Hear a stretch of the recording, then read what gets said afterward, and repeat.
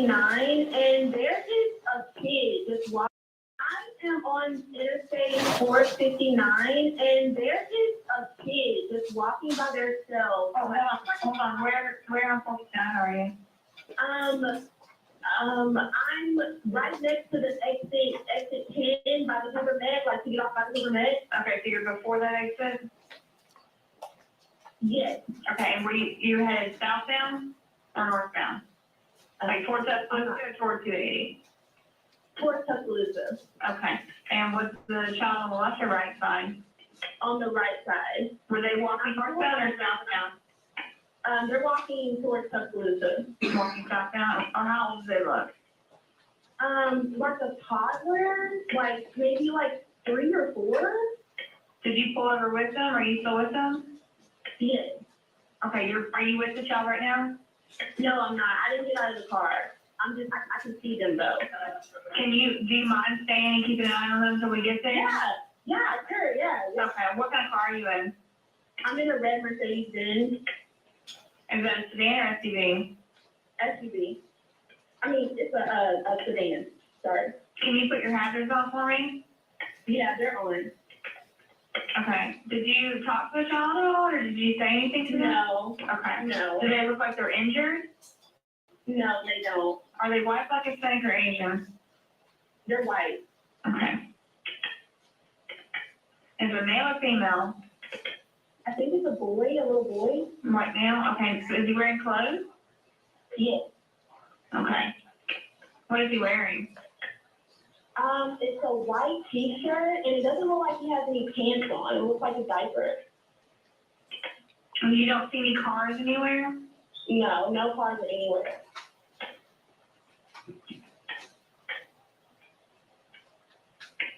Okay. All right. What's your name? My name is Carlee Russell. And you don't see any injuries on the child from where you're at, correct? No, but I can't really see them that good. Okay, try to keep an eye on them for the best you can, because I don't want you to lose track of them. Okay. All right, and do they have shoes on? No, Shoes? not that I can see. I can't really see that. What? Okay. All right, I've got them on the way, okay? Just try to keep an eye on them, but officers are on the way, okay? Okay, thanks. Thank you. Okay, bye.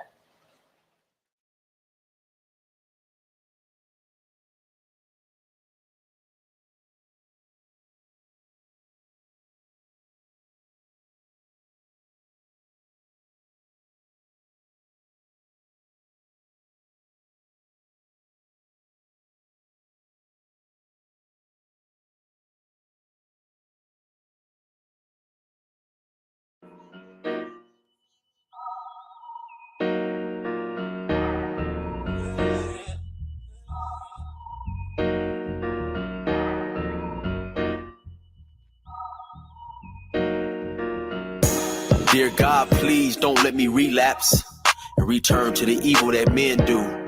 Father God, I pray and ask that you help me to have mercy on others the same way I would want you to have mercy on me.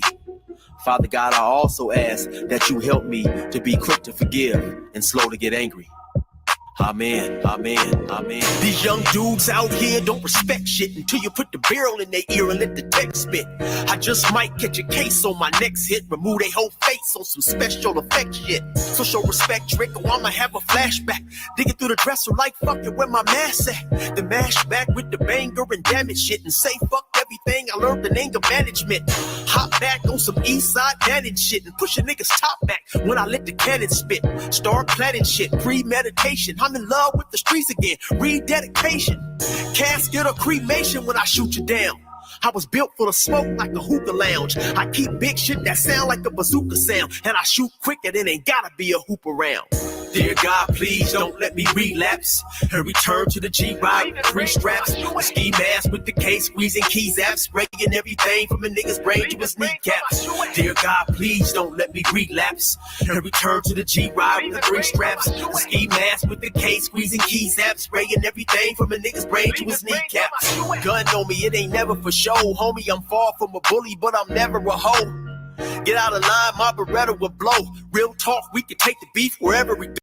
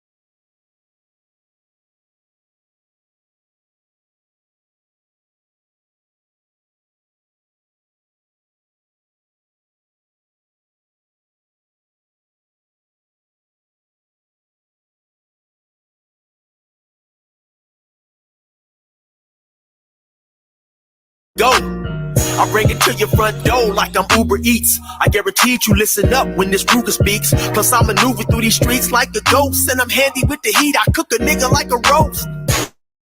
On me, homie, this is not a boast. I will.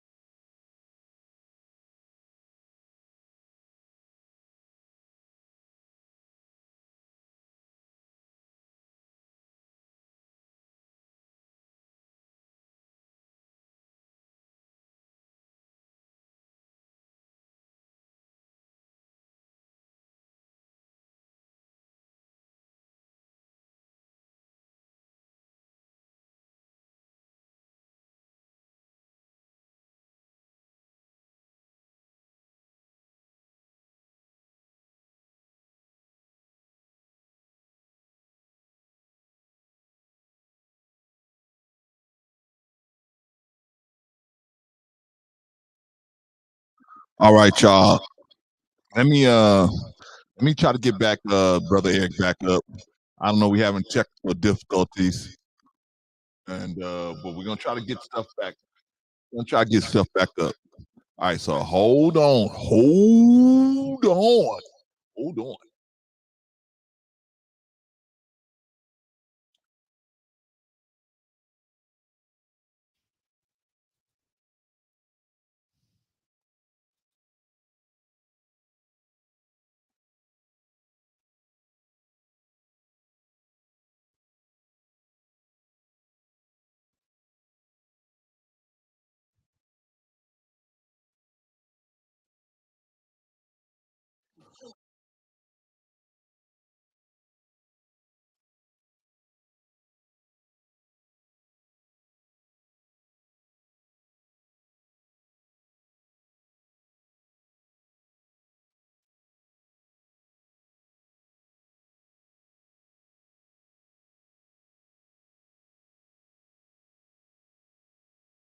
While you hollered and cursing, all that shit you kept rehearsing and put on your live, got you clapped with the big 4-5, you bitch nigga. If you tell me to pull up, I'ma do that. That nigga who was whooping first nigga that I shoot at. Ski mask on my face, bystanders be like, who that? I ain't with the talking, bitch boy, I thought you knew that. Leave his brains where my shoe at and bounce like I'm on a trampoline. Leave you laid out, nigga, like you camping on the scene. If you want something sweet, grab a peach or tangerine. Niggas won't smoke, well fuck it, I'ma let them handle steam. AR with the beam, you see the red dot? Tug on this trigger, nigga, it'll make your head pop. Blood pouring down to your shoes, call it Red Sox. Your brains hanging all over your shoulders like some dreadlocks. Expect the gang of dead off if they ever cross the line. The Lord said in the Bible, oh, revenge is mine. So I'm just trying to find a righteous path between the two. Before I lose control and do the shit I used to do. This being humble shit is new. I'm trying to turn the other cheek, but I ain't never been a bitch, so watch your mouth when you speak. Your mercy's what I seek, so I pray on bended knees. Don't let me get the K with the extended clip and squeeze. Lord, please. Dear God, please don't let me relapse and return to the G-Ride with 3 straps. A ski mask with the K squeezing keys apps, spraying everything from a nigga's brain to his kneecaps. Dear God, please don't let me relapse and return to the G-Ride with 3 straps. A ski mask with the K squeezing keys apps, spraying everything from a nigga's brain to his kneecaps.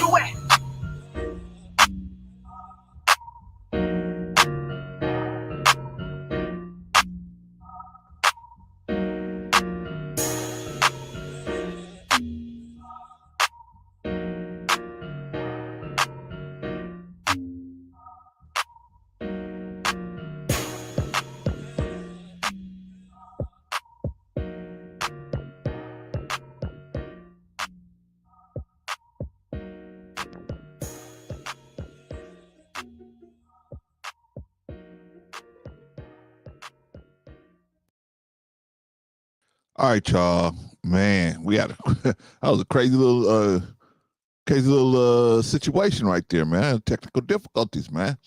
I think probably because I played that Carlee. I played that Carlee. I see you back there, coach. I see you back there.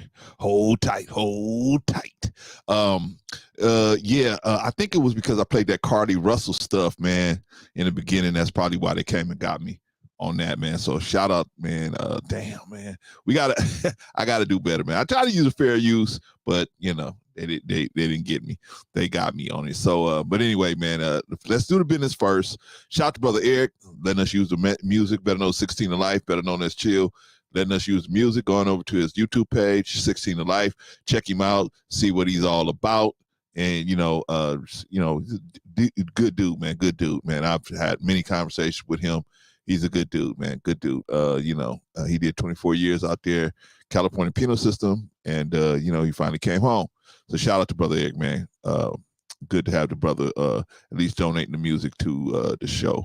Appreciate that, man. Go check the brother out, man. A lot of funny stuff over there. Okay, let me pull brother Eric down. Okay, what's going on today, y'all? What's going on? You see, your brother got a new fresh cut, man. Finally caught up to my barber. My barber was like, he said, "Man, don't retire, Clarence." I said, "Why?" He said, "Man, cause he said I'm retired now, man, and now to make ends meet, I got to work these little side hustles, man. I got to do these little side jobs. So I can't just be sitting here like I used to just get off of work and just come into the barbershop and just work. And then, but he said, well, now I got to do all this other stuff just to supplement my income to where it was when I hadn't retired. I said, got you, boss. I understand. Understood. Understood. But anyway, man, caught up to him, man. Shout out to him. Shout out to my barber, also named Chill. Shout out to him. Anyway, all right, y'all. Let's get to work, man, because we got a lot. Oh my God, man, we got a lot to cover. We got to break down the 911 phone call, but then we got a lot of stuff to cover. Y'all know it's the Sunday show. It's the big show, so we got to do a lot of stuff. We're gonna do the hit parade. We're gonna do the Black History Minute. We're gonna do, now we're gonna also cover today. In trying to help the Black community, we're gonna see where the disconnect is from immigrants and what they call FBA blacks, or just Black Americans who are who descendants of slaves here in America. Why we are in such a situation and how that is affecting us, right? Because a lot of immigrants don't understand. Black immigrants don't understand. Or immigrants of color, they don't understand. They look at it like, man, what's going on, man? You got all this opportunity. What's going on? What's the problem? How come y'all at the bottom of the barrel? What's going on? Oh, it must be intelligence. You're just a trifling person. You just a wicked person. You just got the curse of Ham, right? Well, we're going to get into that. We're gonna talk about that a little bit. Right now, let's check everybody in, man, because I got a special guest back in the back. So I don't want to keep him waiting too long, man, because I know he got a show today. And his channel is blowing up. The Dominican route is blowing up, man. A lot of good content over there, man. If you guys really want to go see something good, man, go over to the Dominican route, man. A lot of good content over there, man, from a very good brother over there. But I'm going to bring him up in a minute. All right, first we got to do the business, and we got to check everybody in. Shout out to brother Anderson the Great, man. Anderson the Great said we black again. That's my Taurus brother. Y'all know I don't mess with them Tauruses, man. Shout out to brother Anderson. Glad to see you in the building, my brother. Good to see you. We black again as always. Who else in the building? OG Patrice. OG Patrice just gave me a call. Said, hey, Clarence.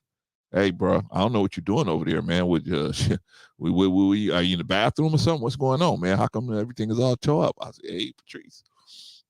We just having technical difficulties. She said, well, I'm your sister. I'm going to call you and let you know when things are a little fugazi. So she called me and said, hey, man, Clarence, that stream you got is getting a little fugazi. But I was telling her, I think they probably came at me because of the Carlee Russell thing, which I'm going to play it again. I'm going to play her 911 phone call again, man. Shout out to Patrice. Glad to have you in the building, sis, as always. She said, let's go, fam. Happy Sunday, beautiful people. Yes, indeed. Yes, indeed. Shout out, man, to each and every one of y'all. And Brother Anderson said, also, Brother C, I went to my first Brentonwood concert last night here in Phoenix. Oh, shout out to you, Brother Anderson. Good for you, man. Good for you. It's always good to just, expand your horizons, man. Yeah, man. I took my, you know what I did yesterday too, Brother Anderson? I took my granddaughter to see the movie, the Spider-Man movie, the latest, Miles Morales movie. And, I didn't want to do it. Right? I was like, man, I want to see a grown-up movie, right? But, we sometimes love is a sacrifice, man. You got to sacrifice. And so me and my wife, we said, hey, you know what? We're going to have the baby with us because I thought it was just originally going to be just me and my wife. But when I'm telling all my business now, when my granddaughter's mother decided for whatever reason, I'm just not gonna pick my daughter up. It's my day to pick her up, but I'm not gonna come and pick her up. I ain't gonna give y'all a reason. I'm just not coming, so I won't be there. Right? So we looked at it like, okay, if we leave my granddaughter here, then my granddaughter's gonna be with her dad, my oldest son. And my oldest son, how can I say it? He ain't the best babysitter in the world, right? He's be on his phone and the girl be like, hey, I'm hungry. He's like, oh, okay, all right. He'd get to it like an hour later. And so anyway, so that's what I did. We decided, hey, man, I said, I don't even want to worry about whether she's going to eat or not. Let's just take her with us. And then we ended up taking that movie in. So, yeah, man, it's always good to broaden your horizon, Brother Anderson. Good for you, brother. Good for you. Good for you. Who else in the building? Brother Von Bryant's in the building, man. Shout out to Von Bryant. Say greetings, peace, joy, love, and abundance, man. Now that is how you in the room. Shout out to Von Bryant. Good brother. Glad to have you in the building as well, my brother. Who else in the building? Let me check everybody else in. Oh, Sister Annie's in the building. Shout out, Sister Annie. Excuse me. I'm up in here. All right, Sister Annie. We see you. That's my other tour sister, man. I'm gonna tell you, man, I'm not going, there's probably 3 or 4 people that I'm never going to get into a dispute with, man. I'm always sit and listen, man. As Patrice, Sister Eddie, Risa, Quantum, a couple of other ones, man. But my Taurus people, especially, I'm not gonna mess with Sister Eddie, man. Especially, man. I leave them alone because I know they walk softly, but they carry a big stick. I already know that because I do the same thing, right? Shout out, Sister Eddie. Glad to have you in the building, sis. Who else in the building? Von Eric, Brother Von Eric. Shout out to you. He said, "Where's your faith?" Von Eric said, "Blessings all. Assalamu alaikum." Let's about that. Now that's how you in the room, man. Giving blessings to everybody, man. Shout out to Brother Von Eric, man. Glad to have you in the building, my brother. We got the double trouble with both Vons in the house. Shout out, man. Shout out to us, man. Let's see who else is in the building. The Dominican route. What? They in the building, man. I'm telling you, man, that is a good channel, man. If you get over there, man, you want to just get the real about the Dominican Republic. You want to get just a good vibe, man. This Brother John got a good vibe, man, going. If you just want to say, man, I'm tired of watching fugaziness. I'm even tired of Clarence, man. Let me go over to the Dominican route, man, and just check him out and see. Well, let me just get some good vibes about the beach, about something. I don't really, because Brother John, what I like about the channel is he brings us stuff. We stuck on the bricks here in America, and everything is from American perspective. But when he talks about the Dominican, man, it's a little different because you can get the Dominican perspective on things. And you can see, oh man, you know what?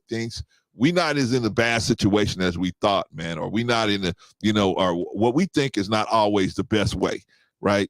You got other people that may not have as much stuff, but they live in a better life. Dig that. All right, but going over to the Dominican round, check that out. Who else in the building? Patrice said, "I hear we got our first Black Spider-Man." Yeah, we do. But that's old, Patrice. Quantum said, "That's right, bro. See, yeah, I don't mess with you, Quantum. I'll just listen. You're right." And then I think about, even if I think you're wrong, I think about it. I say, you know what? She right. This is like I do Patrice, right? You know what? Patrice was right about that. Let me think about that. All right, who else in the building? Y'all? Who else is in the building? Who else we checked in? Etta Reed's in the building. Shout out to Etta Reed. Glad to have you. I'm here for all the important things today. Shout out to my cousin OG Patrice. Shout out to you, Etta Reed. Hope we deliver on that, man. Hope we deliver. Just give us a list. Give us a try. Hope we deliver, right? I don't know about Patrice, but hopefully the rest of us will deliver. Now, Patrice will be up here in a little while, man. When I really get into she knows it's gonna take about an hour for me to get into the actual Carlee thing because we got some other stuff to talk about first. But we're gonna get there. We're gonna get there, y'all. All right, y'all. I think that's everybody that's checked in. Let me bring up my guests. What's going on, Brother John? What's going on, brother? How y'all doing? Doing well, man. I see the Dominican route is blowing up, man, like a balloon, man. I'm like, hey, good for you, brother. Good for you. That's because now, first of all, John, first of all, tell us what the Dominican route is about, man, because I tell people go over there all the time, but I really ain't telling them what it's actually about. What is the Dominican route? What is that page actually about? Man, first of all, I'm going to talk about that, but you are one of the ones, you and Sister Patrice are one of the ones that really pushed the Dominican route and helped me out even with Prime Time for the Truth. So thank you so much, brother. Yes, sir. Yeah. So anyway, the Dominican route, I started the channel after I was assaulted and I can't work anymore. So I'm permanently disabled. So I moved to the Dominican Republic and my kids say, start a channel in the Dominican Republic. So I started one. And I talk about the culture. I talk about the lifestyle. I talk about the good, the bad, the ugly. I talk about everything. I talk about how Haitians are treated. I talk about the how Americans are treated. I just talk about everything, and I show some skin every now and then because the guys like to see some skin. So, but I don't make my whole channel about women and showing butt and chest and stuff like that. But that does bring the money and the views up. I partnered with the orphanage. So as you know, I did a whole bunch of things with the kids when I was in the United States, and I received all those accomplishments and the humanitarian award and NAACP humanitarian award. And I just brought it over here to the Dominican Republic, and I partnered up with an orphanage, and we doing stuff with the kids and giving back. Right on. Mm-hmm. Yeah, man, he's being modest about that, man. The Dominican route, one of the things that they do is they just have a good vibe. And those of us, there's some of us that we don't necessarily come to YouTube to always see drama, right? We want to see, a good vibe. Just have a good vibe, enjoy yourself. And brother will show you the beach. He shows you the trees. He shows you the foods. He shows you the people. He shows you different things. That he does show you all of these other different things. But one of the main things I like about his channel is he shows you the good and the bad, right? He don't show you just the bad. He don't show you just the good, but he balances it off with this is this, and this is what I think, and you need to come here for yourself to see for yourself what you need to do. And I can dig that honesty, man. I appreciate you, man. All right, brother, are you ready to rock with us, man? We gonna rock for a little while, man. We got some stuff we got to get to first before we get to the Carlee Russell thing, and then we're gonna move on, man. All right, man. So the first thing we got is the hit parade, man. I always do the hit parade first, and the hit parade is really just showing like when dudes be doing this stupid creepo stuff, but we got to show you how they're out here, right? They're coaches, they're leaders, they're police officers, they're lawyers, they're everywhere, and we got to watch out for them, especially when we got little children out there, man. So let me go find this one. Oh man, this one is a bad one. Oh my God, this was ugly one, brother. Let's see. I think this was where is it? Here we go. Sheriff got caught. Whew, man. That's bad, man. When the people supposed to be taking care of you are out there doing this kind of stuff, man. All right, let's see. Okay. Let's see. Before we get started, let me look at the chat. Okay, cool. All right. This is holy smokes. I'm waiting for it to pop up. A Mississippi Sheriff Eddie Scott forced inmate to have sex on a hog farm, retaliated against women who accused him of SES misconduct. Holy smokes. Longtime sheriff of Mississippi County sexually assault dozens of inmates and arrestees he dubbed hookers and heifers and hoes. Oh man, let me stop this real quick, man. Holy smokes. Hoes during the 3-decade career, according to an explosive new report. Clay County Sheriff Eddie Scott has been the subject of numerous SEX exploitation allegations since taking office in 2012, but continues to spearhead the department for more than a decade later. Scott's accusers claim that the powerful law enforcement leader coerced them into SEX relationships and retaliated against them when they threatened to come forward with the alleged abuse.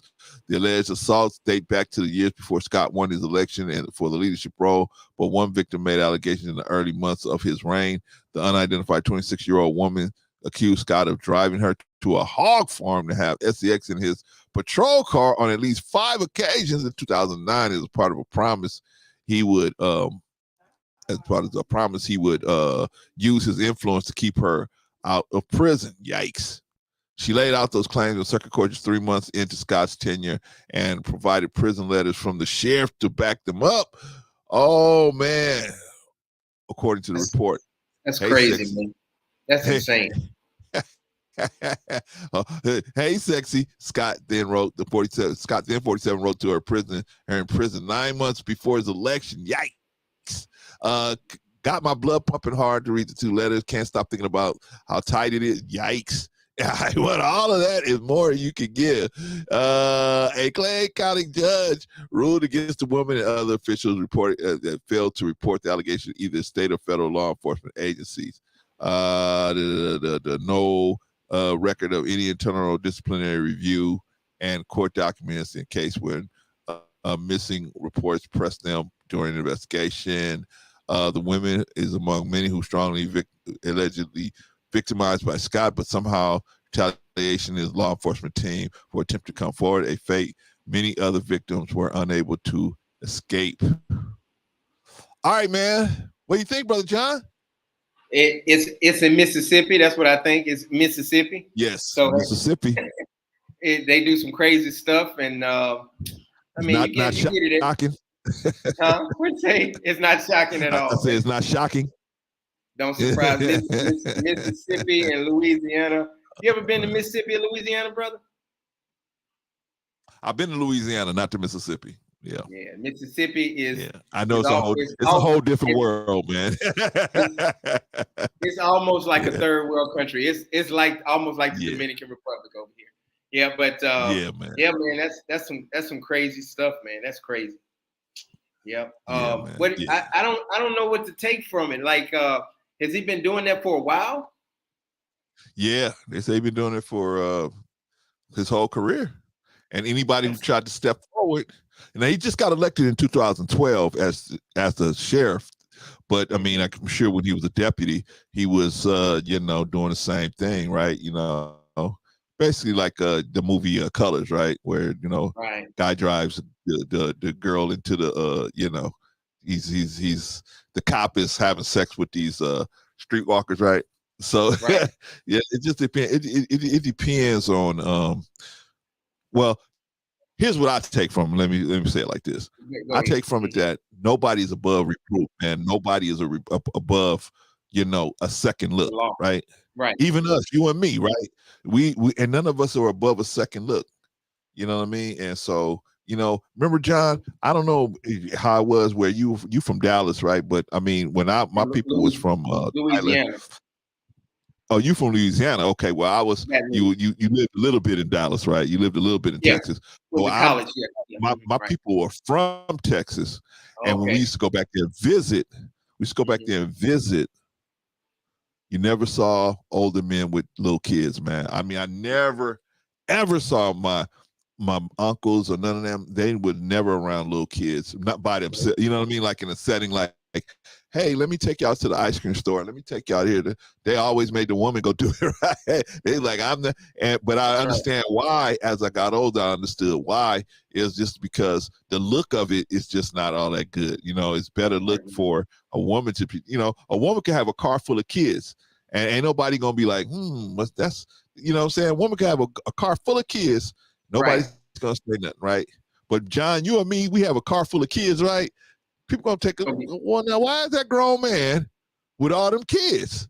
What's Right. going on? They ain't Oh, got no man. baseball gloves. You know what I'm saying? They ain't got no baseball, football helmets or nothing. Where are they going? What's they doing, right? You know what I mean? Man. So That's true. That's true. Yeah, but you know what? With me dealing with fostering kids, I probably fostered over 250 kids, and they never let us foster as a single dad. They never let us foster girls. And I'm glad. I like that rule. Some people don't like that rule. Yeah. I like that rule. I can foster boys. I've fostered. I've had 6 or 7 boys in my house, but they don't let you foster girls.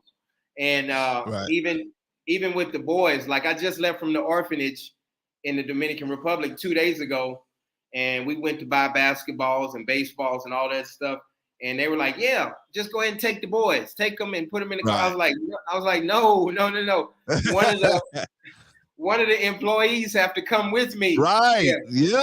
So like, no, I'm not going with 3 orphanage boys and we going to buy some basketballs.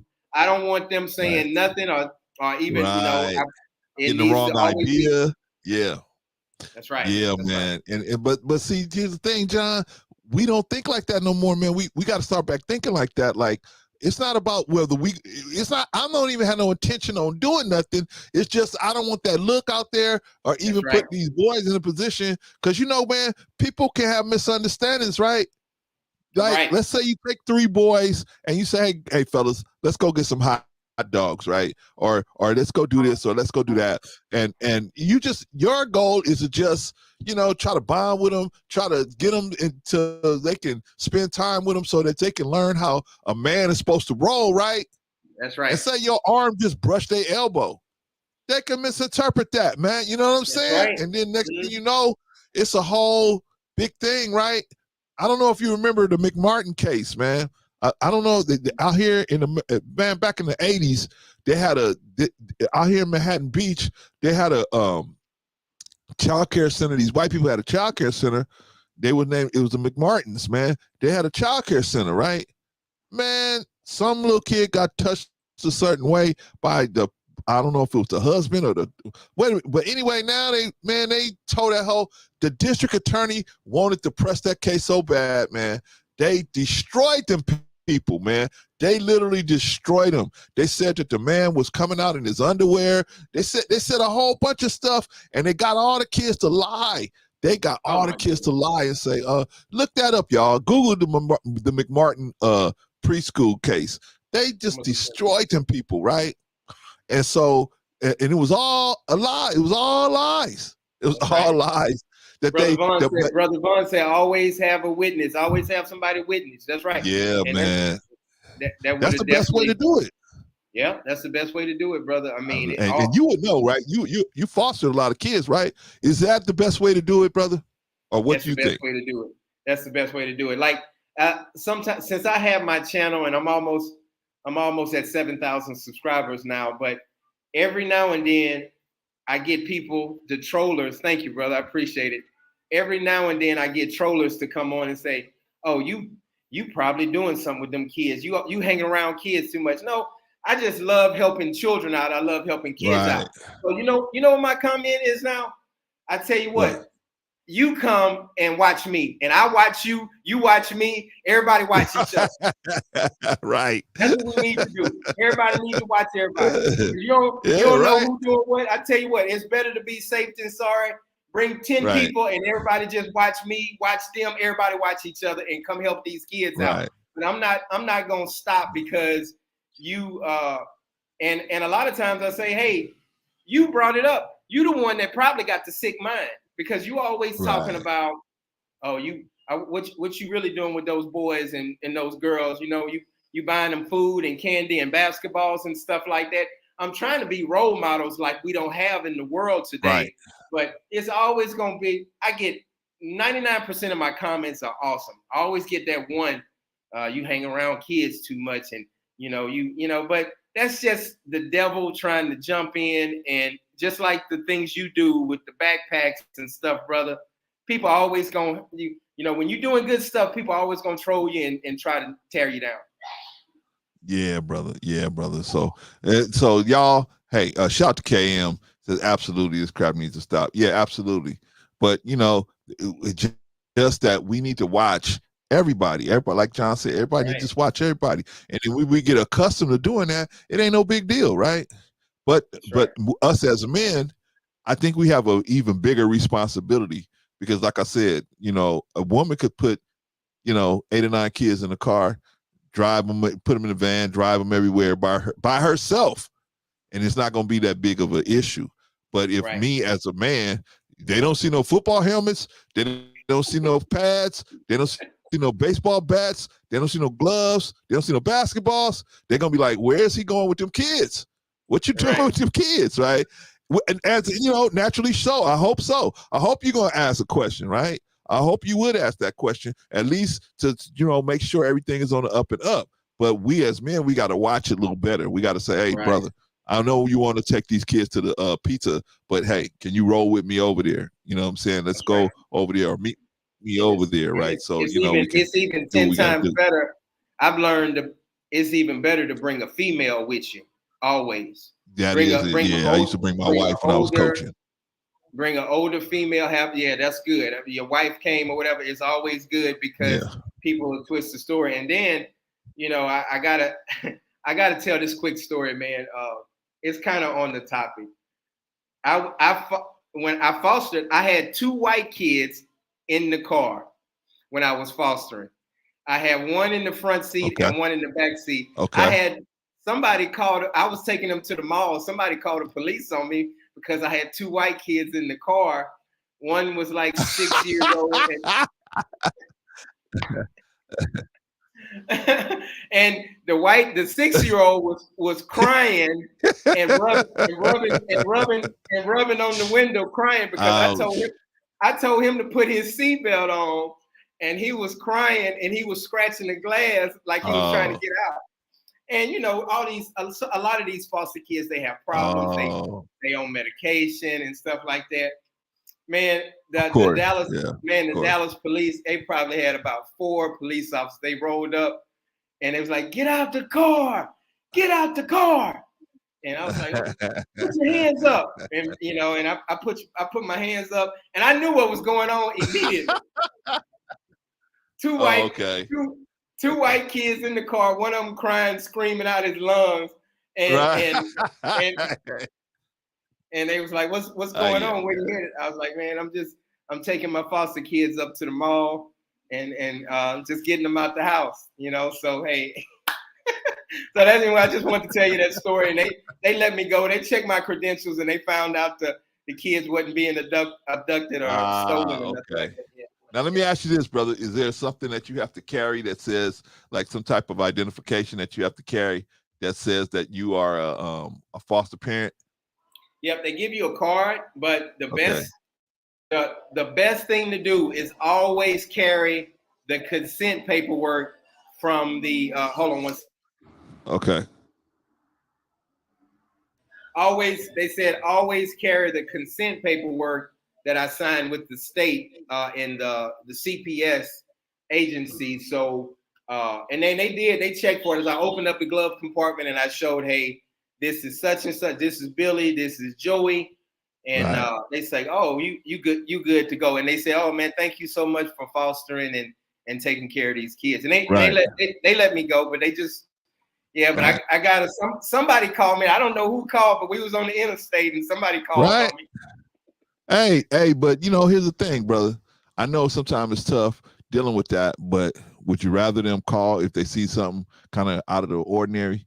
I'd rather them call. Right. I'd rather them call too. I'd rather them call. I wasn't tripping. I didn't get upset and say, "Oh, this is racism" and blah. I didn't say that. Right. You're dealing with children. Right. Yeah. But now what Von Bryan said. What did Von say? Now, if you would have been a white man, they probably would have not even bothered. That's why so many white kids go missing. So, because they just don't think it, man.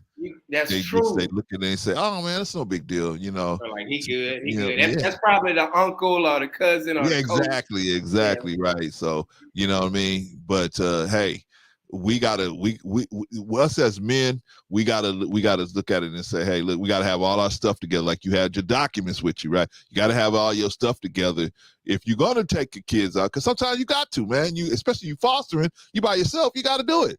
But I'm saying you gotta be prepared, man. You gotta say, okay, what's the worst thing that can happen? Okay, somebody will see and misunderstand this situation. So I need the documents to be able to clear it up if somebody, when the authorities try to stop me, right? Mm-hmm. But my thing is, if you got somebody else that can do it, right. That'd be the first thing. Just let somebody else do it. I mean, excuse me, a woman do it, right. and everything will work. Work better. It wouldn't be right.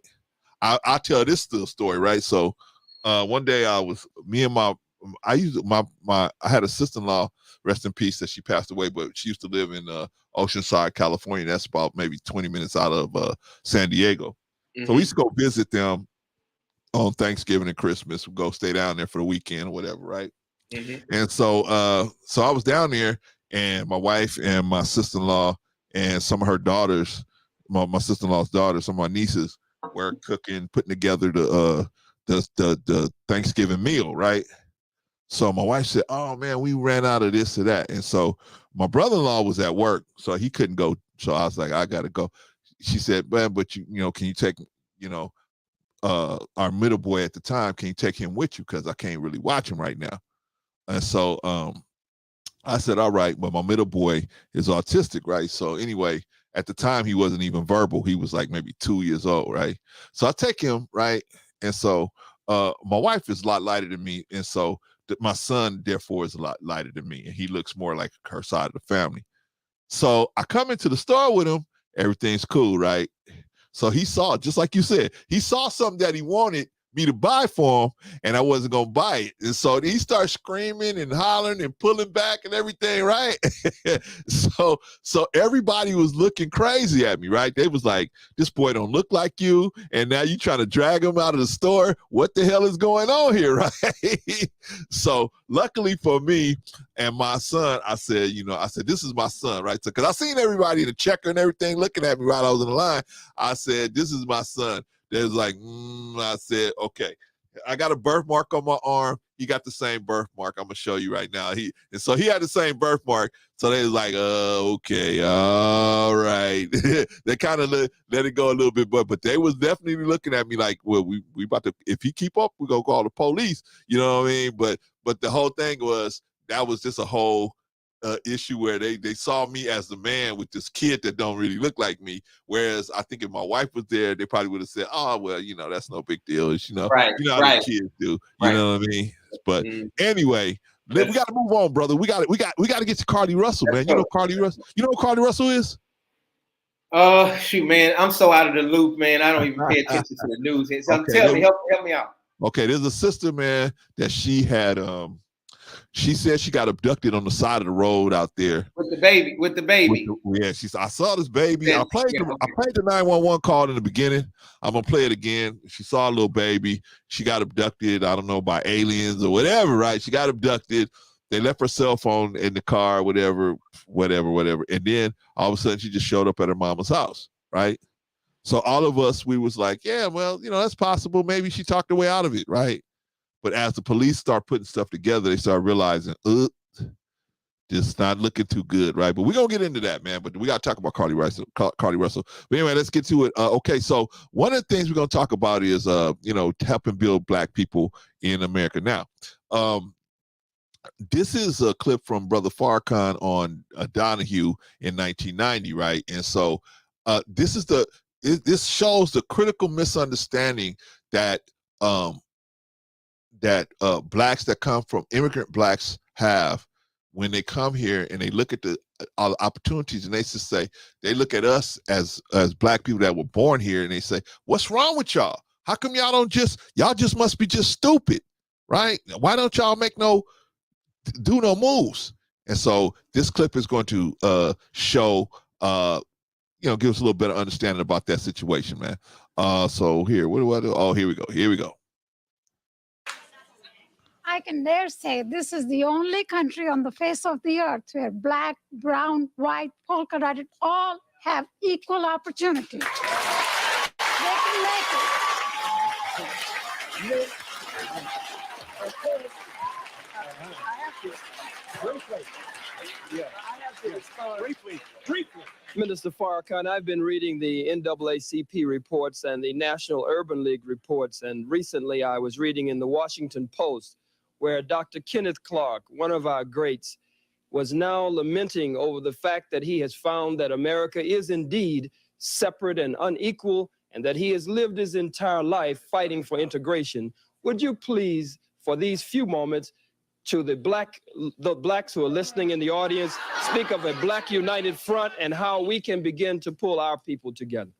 Certainly, the lady who raised the point that America is a great land of opportunity, we can't deny that America has given everyone who has come opportunity.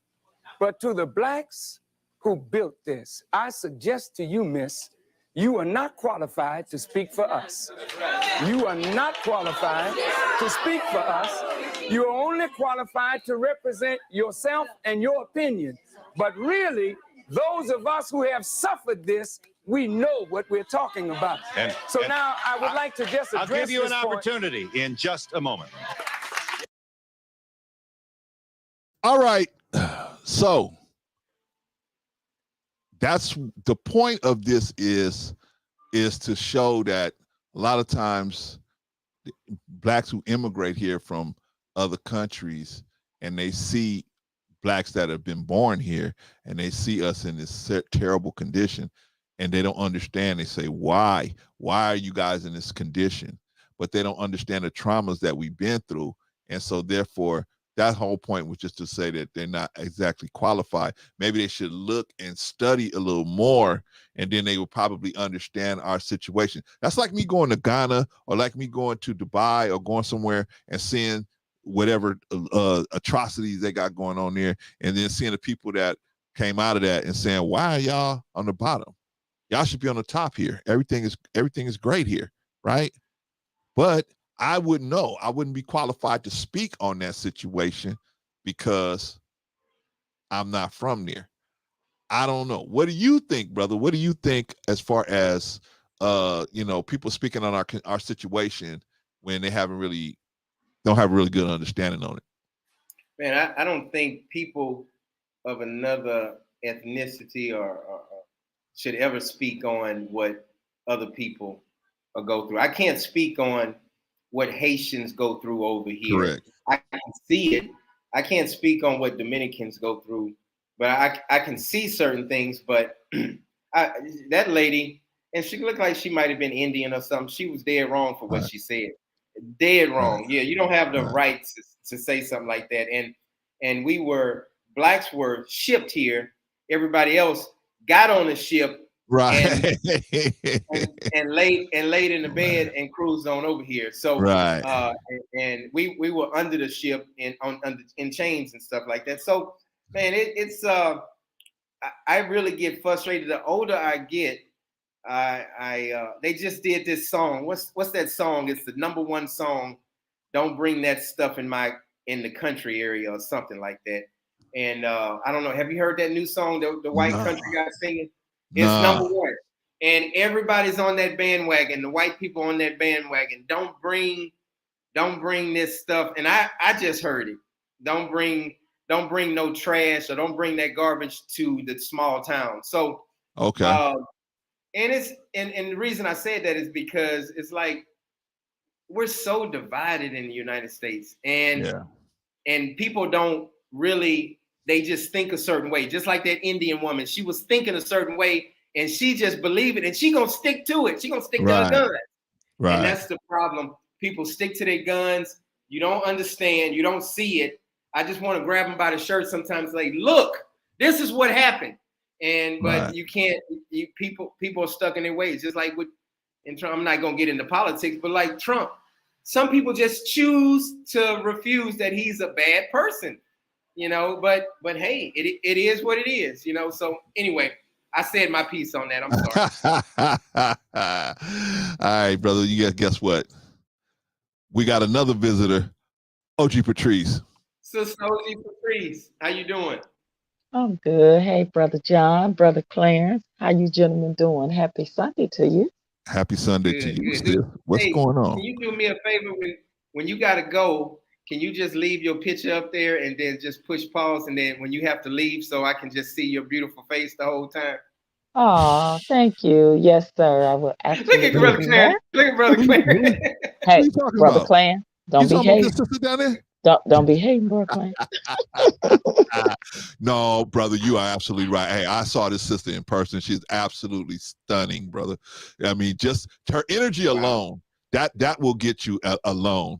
But when you see her beautiful face, man, absolutely beautiful, beautiful lady, man, beautiful lady. Yeah. Well, I But I was just, appreciate I you. was just confused, man. Who you was talking about, man? I was like, wait, what? Excuse me. I am the only female species up here. Hello. Thank you. Ah. I appreciate the compliment, bruh. What's going on, Patrice? What do you think about anything we've been talking about so far? What's going on? Oh man, that whole situation down there in Mississippi. Was he a sheriff or what was Yes, his position? he was a sheriff, but I mean, he was a deputy before that, so he had Right. they said he had 3-decade career. So he's been in there for at least 30 years, right? So, but he just got Isn't that elected sheriff amazing? in 2012. He got elected as a sheriff in 2012. Yes, that's correct, according to the So article. he's been able to get away with doing the nefariousness that he was doing for over 30 years. Variousness, yes, absolutely, Wow. absolutely. You know, I wish I can say it's always these situations where I say I wish I can say that that's very odd or but it isn't. Like that type of thing stuff like that has been happening for decades. And Yeah, they've been able to get away with it because they use the law as power. People in those positions use their power to corrupt, to do a lot of unbreaking of the law because they think they are above the law, right? Because they are the law, they think they are above it. And they're human beings just like anybody else, and they commit crimes. And when they commit crimes, most of the time they commit more heinous crimes than regular criminals do. And they yeah, made the law so they can bend it the way they want to. yeah. Exactly. They bend and curve and break the law the way that they want to, and they think that they are not supposed to be held accountable for when they commit the crime. To me, people like them in those positions need to be punished even harsher because they are the ones that you look up to that made a sworn oath to serve and protect and uphold the law, and then they go and break said law. So to me, their punishment should be even greater than your regular citizens that commit certain crimes and have to face law and have to get punished for it, in my humble opinion, especially when it comes to crimes like this, where you're taking advantage in the system of prisoners, whether they be male or female, and you using that power to corrupt, to coerce, to uh, to make someone feel inferior because they are in jail, they're incarcerated. You use that against them. You threaten them. You threaten to give them more time. You put them in a hole. They've done all kind of crazy stuff to people Yeah, to keep them from talking. And it has especially been black a men. chain of commands of people that know that this has been going on for decades and they say nothing because they're involved in it. They protect them. Yeah, they protect them. Yeah, All right. that's unfortunate. And as far as this situation with what you guys just got through talking about, the immigrant Yeah, situation, I did wanted to just kind of say a little bit about that. And it's not all immigrants, but we know a vast majority of them. Especially, I remember growing up in Chicago, and I remember being neighbors to some of the immigrants that were coming from Africa.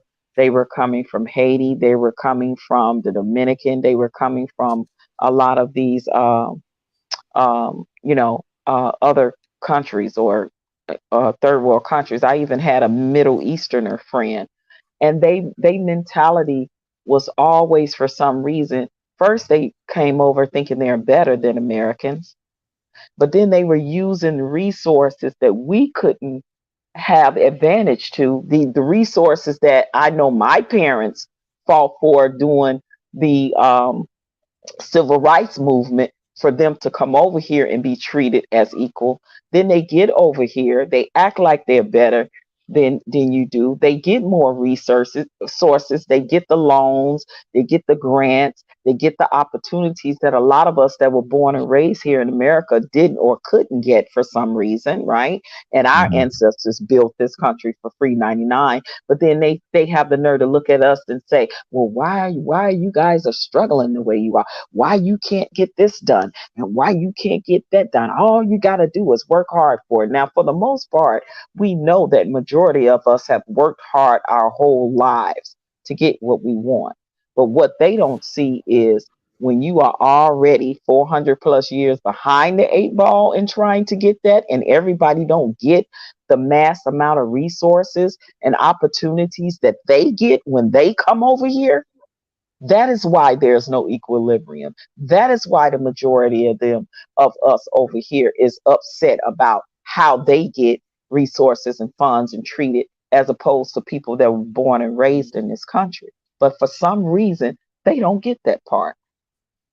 And they act like everybody that is Black over here, we are lazy. We don't Right. really, we are not hard workers. Let me tell you, since the 40s, 50s, and 60s, our parents, grandparents, great grandparents have been dishwashers. They've been maids. They've been bus drivers. They've been bellhops. They've been utility workers. They've been railroad workers. They have bust their asses for decades in the United States. They have cleaned other people's toilets, washed Yeah. other people's clothes, washed Yeah. other people's floors. So when they want to have the nerve to talk about Black people are lazy, well, we have worked.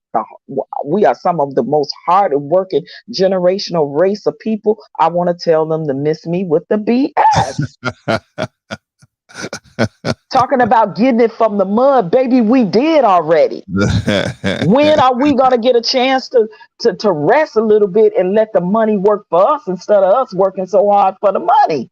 I totally agree, sister. A lot of people, Frank. Yeah, a lot of people don't understand that the darker people don't get these loans like these Indian people and these white people and these people from them European countries and all of that stuff. So you see it all the time. It doesn't matter if it's a bright, light-skinned person or a white person.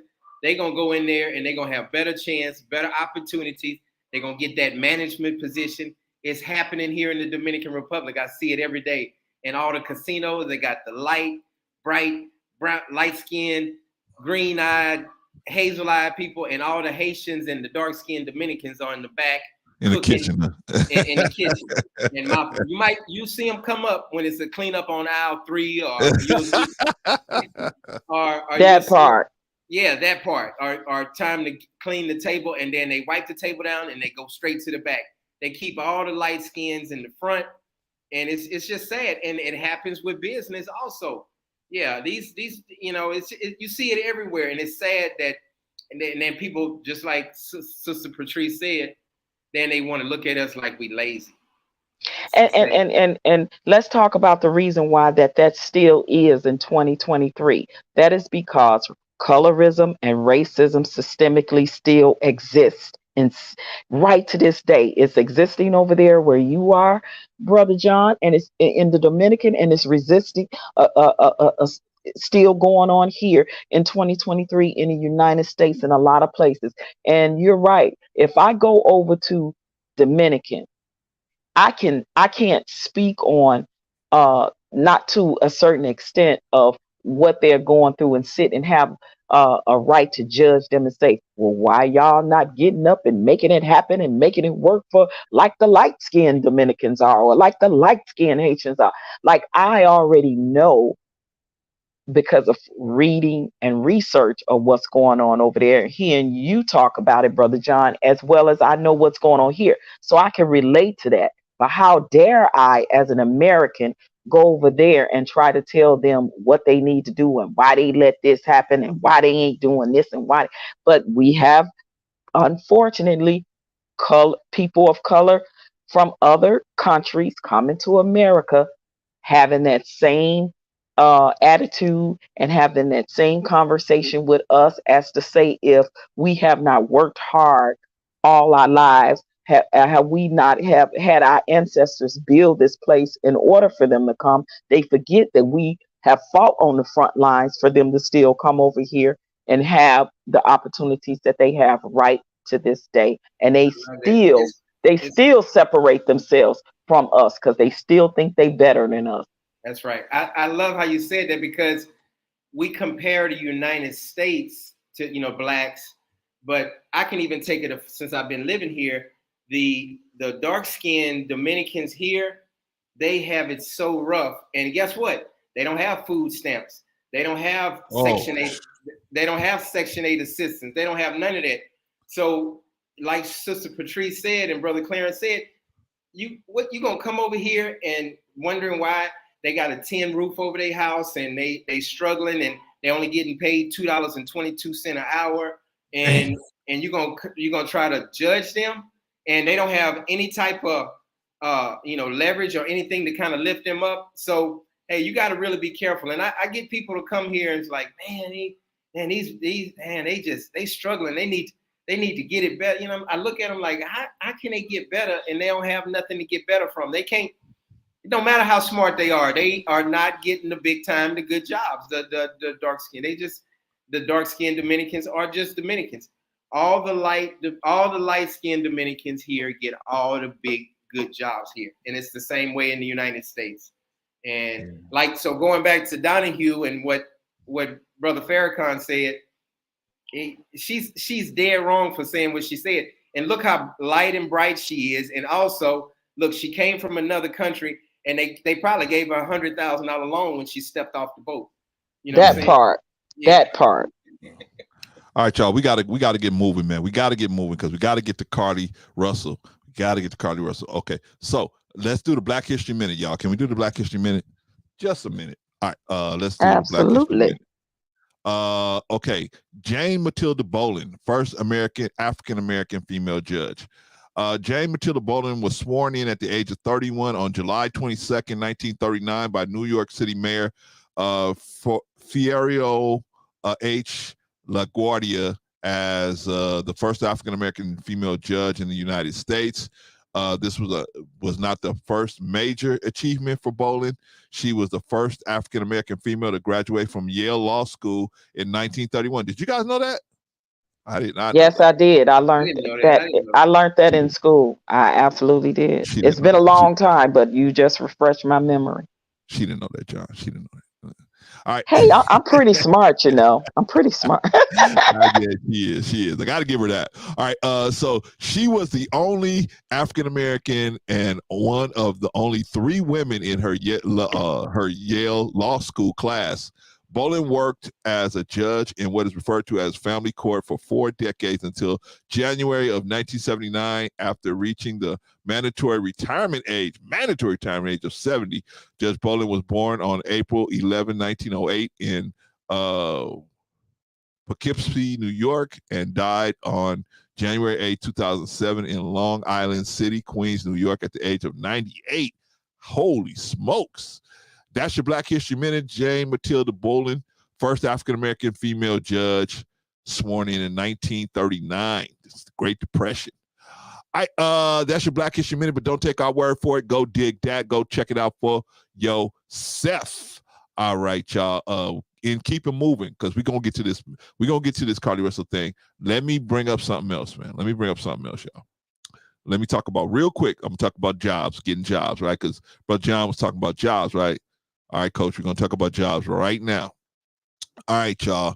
This is the USA Jobs website, right?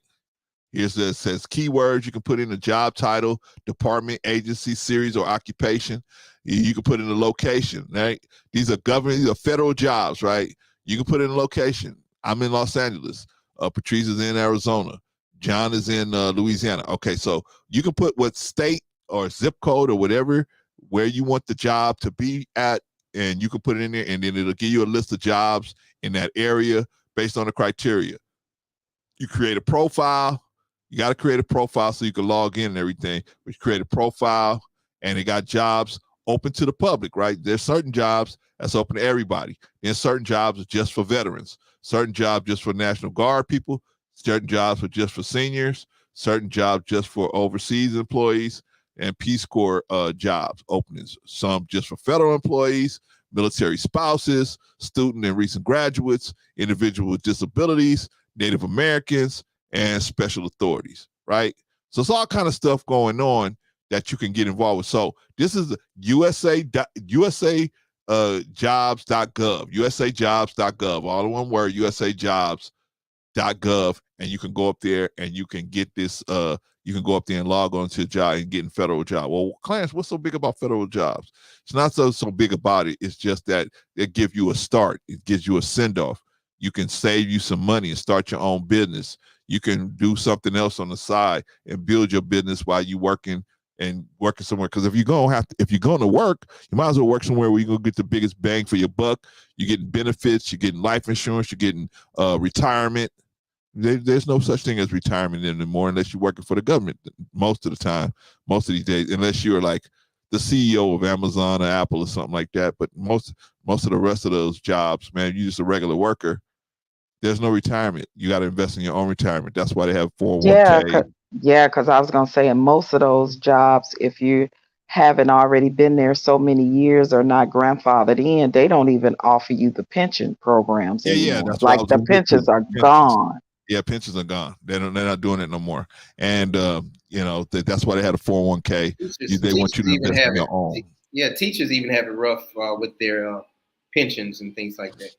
From what I hear. Yeah. So I'm just telling y'all, man, you go to, and by the way, the other website is blackhistory.today. Blackhistory.today. You can go there and find out all of that relevant information about Black history. Okay, so we talked about the jobs, we talked about everything else. Okay, y'all. Okay, now we're gonna talk about. Now we got it. Now we gotta get to the meat of the story here. So let's do this. Let me play the 911 call once again. Let me play the 911 call once. Let me ask you this before you play it. Okay. Is she okay? Is she at home? She came back home. She came back home. That's the problem. She showed up. And hey, where you been? Oh, I was out. I was gone. But I'm back now. That's like one of them Jesse Smollett things, right? Yes, exactly like that, right? Okay, exactly like that. But we're gonna see. Now, first, I want to establish that she's missing, right? So we're gonna play the 911 call, y'all. So let's play that again.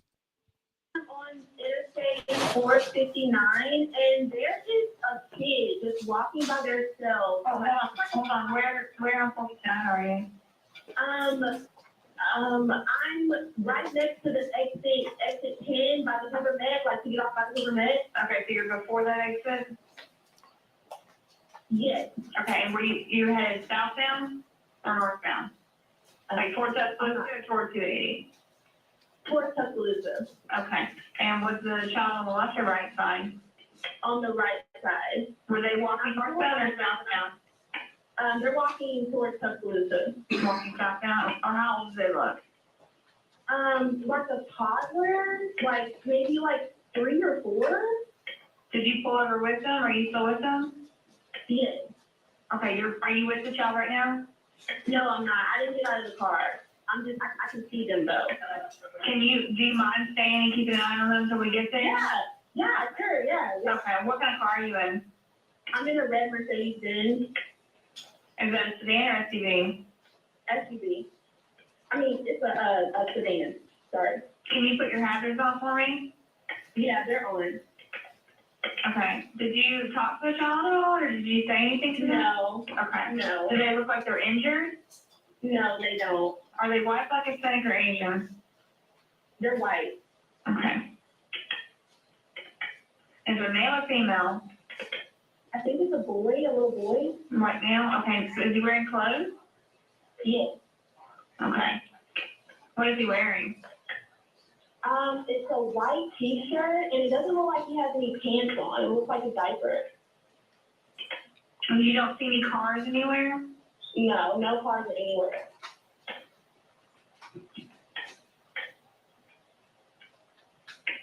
Okay. All right. What's your name? My name is Carlee Russell. And you don't see any enders on the shop from where you're at, correct? No, but I can't really see them that good. Okay. Try to keep an eye on them for the best you can, because I don't want you to lose track of them. Okay. All right. And do they have shoes on? No, Shoes? not that I can see. I can't really see that. What?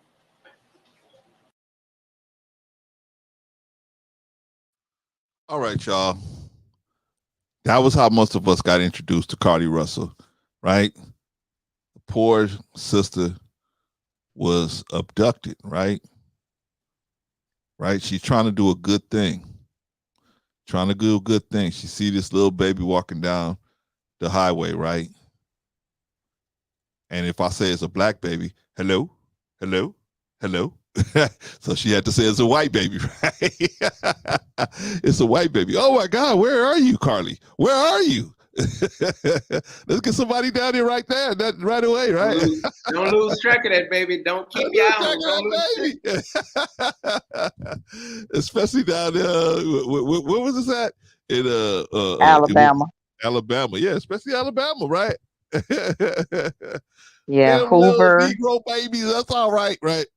But anyway, just joking, y'all. All right, so so she said, hey, look, there's a baby out on the road. A feasible situation, right?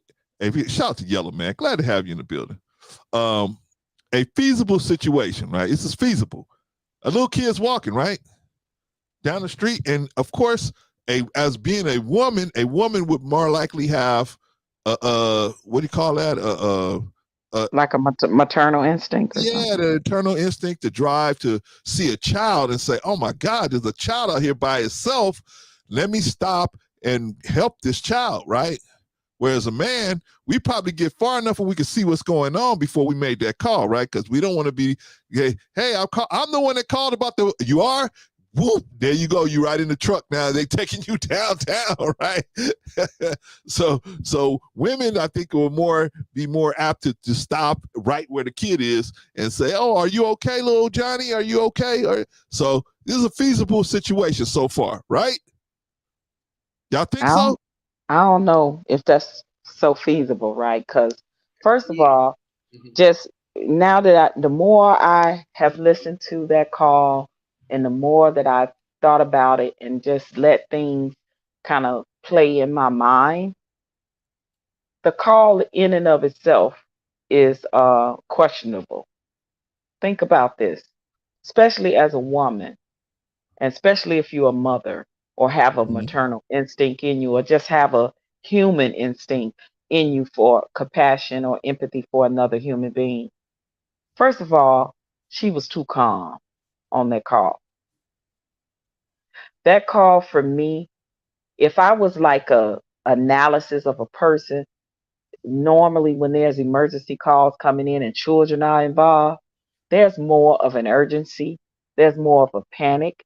I wouldn't look how she's having that call in a matter of factly way, like she's having a general conversation, like we are up here right now, You're relaying to right. each I other. thought about If that. You're I'm right. driving and first of all, and I see a child, oh my God, oh my God, I'm calling that, oh my God, it's a child on the side of the road that is back. Like, come on, come on, come on. Listen to her tone, her texture, and her calmness and her absolute to the point answers and discipline in that call. Like she is very detailed. She's very descriptive.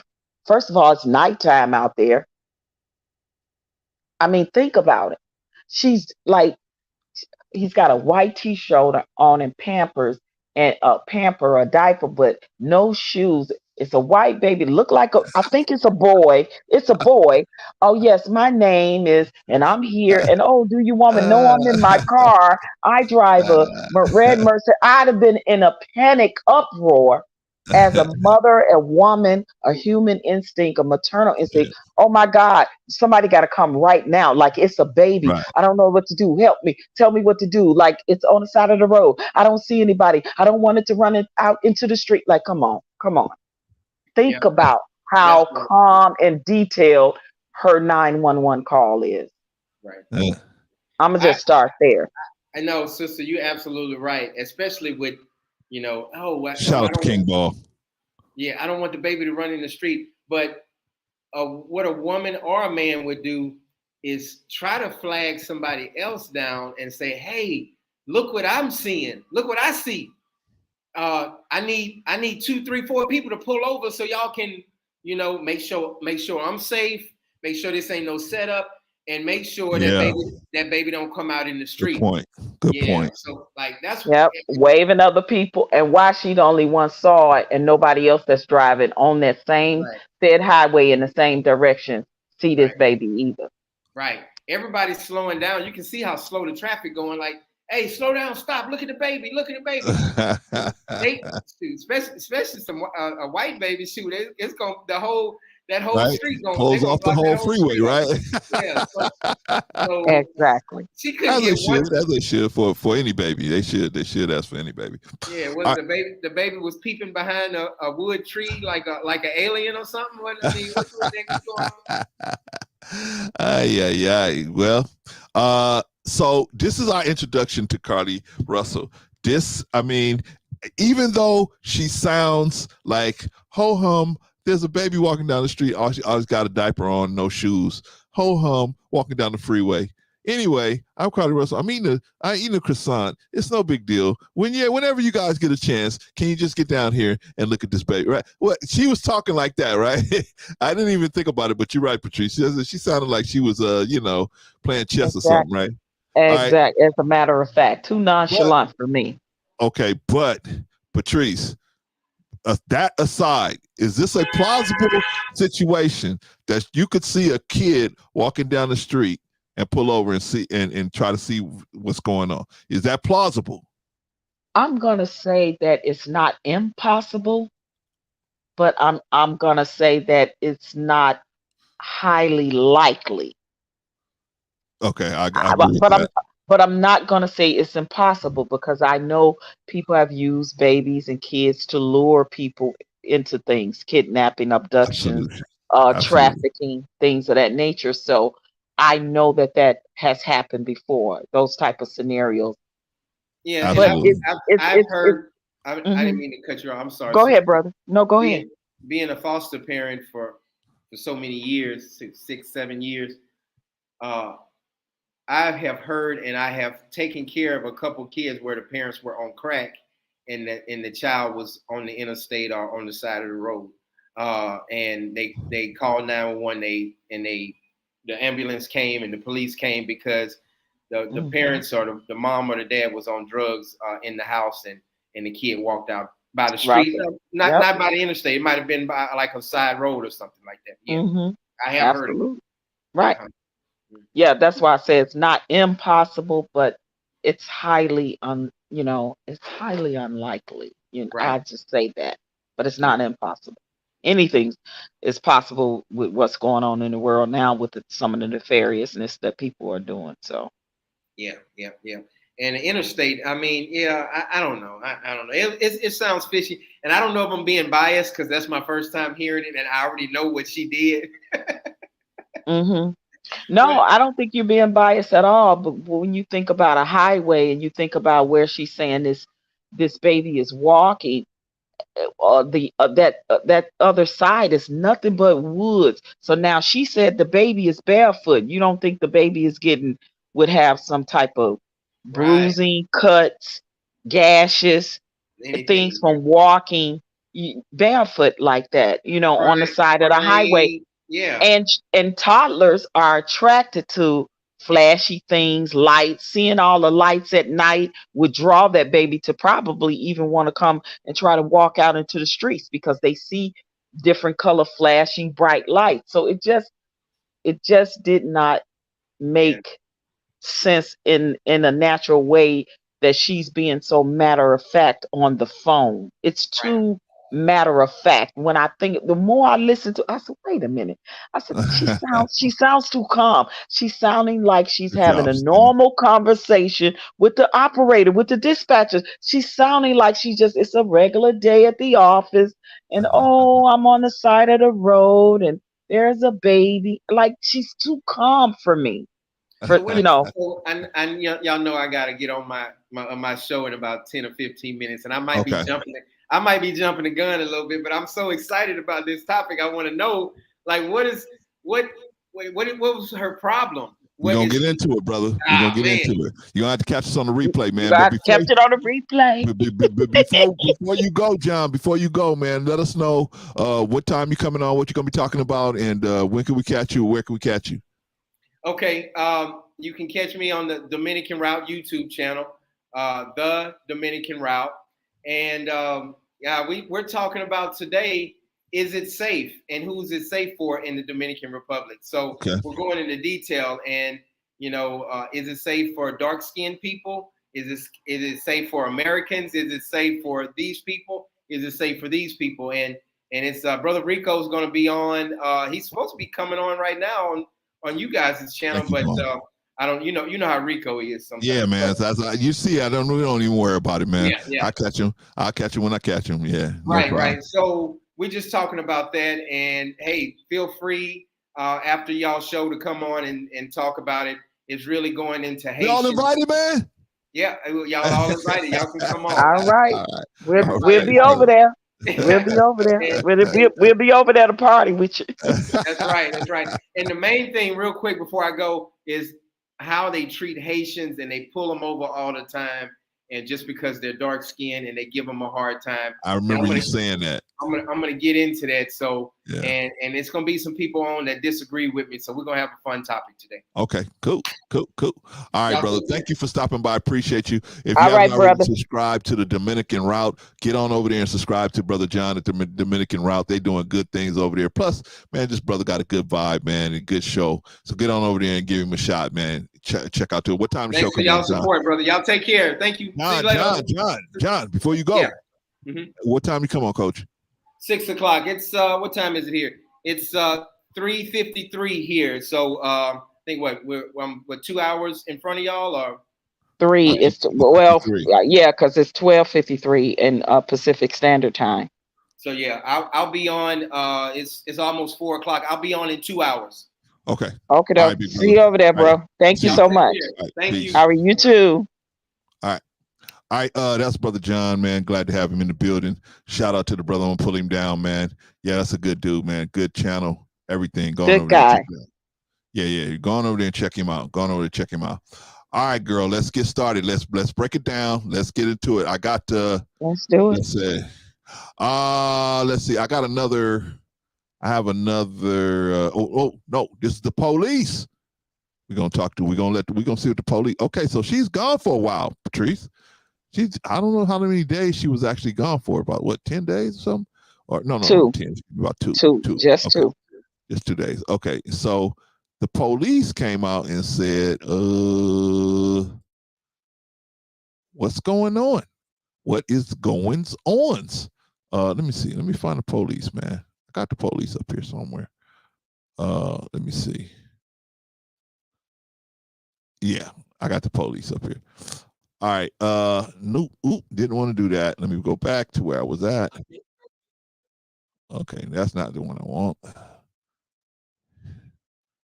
Where's the one I want, y'all? Where's the one I want? I'm looking. Which one are you looking? I was going to say, is it the press conference one? Yes, that's the one we want. Okay. All right. So let's look at the press conference one. Here we go. Well, brother, let's set it up, because the press conference is after she's returned. She's home, right? And they've interviewed her, and then and now they have the press conference a few days later after her return, and after them interviewing her. Right. And to even qualify it even more, they have some questions about some of the things that she's telling them. It's not adding up to, what they're looking at in front of them. So this is the police press conference. Like you said, after she came home, they interviewed her, and some stuff didn't add up with her story. So anyway, let's listen to the police. Friends began looking everywhere that they could to find any trace. These searches took place throughout the day Friday and again on Saturday, yielding nothing. At 10:44 p.m. on July 15th, the Hoover 911 center receives a call from Carlee's residence stating that she returned home on foot. In subsequent investigations, detectives obtained surveillance footage of Carlee walking down the sidewalk alone prior to arrival at her residence. She was conscious and speaking with paramedics when she was transported to UAB. Detectives were able to obtain a brief statement from her prior to being treated and released. During the statement, she told detectives, Can we break down it? the interstate, Can we stop it baby and chop walking it? down the side of the road. Yeah, because I want to talk about, I think if we chop it a little bit as he's having the conversation, we can talk about things that like come to mind. Like he's saying that once she returned home, there's video footage of her just literally walking down her block when she's returning home. She wasn't running. She wasn't looking scared or disheveled. She literally was just walking home. And this is video footage from people's bail cams or door cams or surveillances that they have on their houses in the area. When she was returning home, she just was literally walking home, guys. So just I want because I'm want to set things up to make it make sense as he's talking. So I just want to point that out.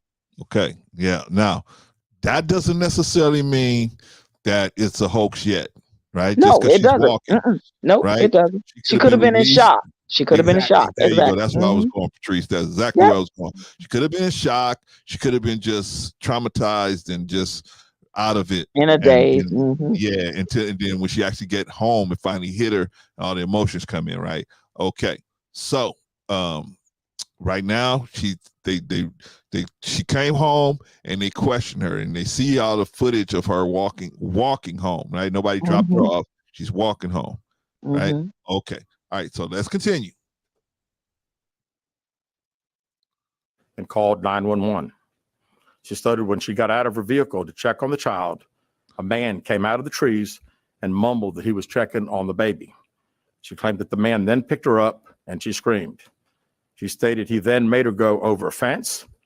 She claims he then forced her into a car, and the next thing she remembers is being in the trailer of an 18-wheeler.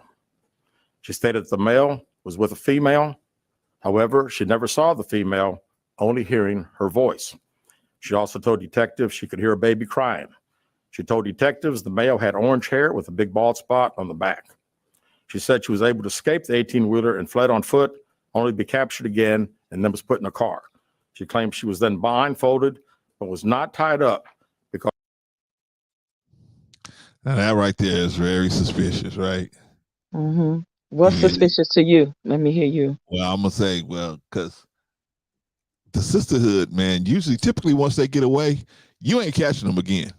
It's probably easier to catch a chicken than catch a black woman twice. I mean, you know what I'm saying?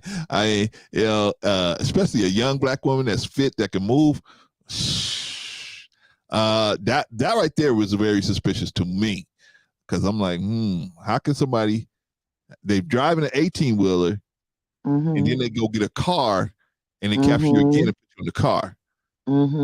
That's I think she's trying to make them think like it was different people involved in transporting her from a truck to a vehicle, like some type of trafficking thing, right? Because they normally tend to do that when they like switching vehicles, when they trying to throw authorities off, right? I think that's where that thought possibly came in. But for me, is she explaining the story about the man coming out of the I guess from the wooded area or wherever, and saying he coming to see after the baby, and then nabs her. To me, think about this. It's very difficult for one person to try to handle a baby and a screaming adult, because I would think she wouldn't be going without a fight, like Of kicking, course. screaming, hollering, Of like, course. and he got the baby and he trying to handle her as well. So to me, that's a little, that's a little questionable. And she said he made her go over a fence. Did they look in that? Yeah. Did they look in that area and see if there's a fence anywhere? Because if it's not a fence, I'm not saying that it's not a fence, so it couldn't be a fence, because it is a fence. It's probably a fence that she went over herself for wherever she was trying to go or get to elude them to, or is it really a fence there at all, and does it collaborate or make sense with any of this story that she's telling? So that's what to me is standing out. That's why I say it's good to like chop things down as he's talking, because I want our people to really think critically when it comes to this whole story. Okay. So now we at the part where she's saying that she got abducted for the second time. Right, she got, I guess it's all in the same day or whatever, right? So she gets she was in the back of the 18-wheeler, right? 18-wheeler. Mm-hmm. Now I don't know how many of y'all have worked around 18-wheelers. I have. I used to work at I used to be a security guard for Target warehouse, right, out here in Carson. I used to be a security guard. So they used to fly 18-wheelers around all the time, right? And then the trailers parts, right? Mm-hmm. And so if you close it from the outside, on the inside you ain't getting out. You are not getting out of that thing, man. Once they close it from the outside, even they don't even have to lock it, just the mechanism how it closes from the outside. Mm-hmm. There's no way you getting out.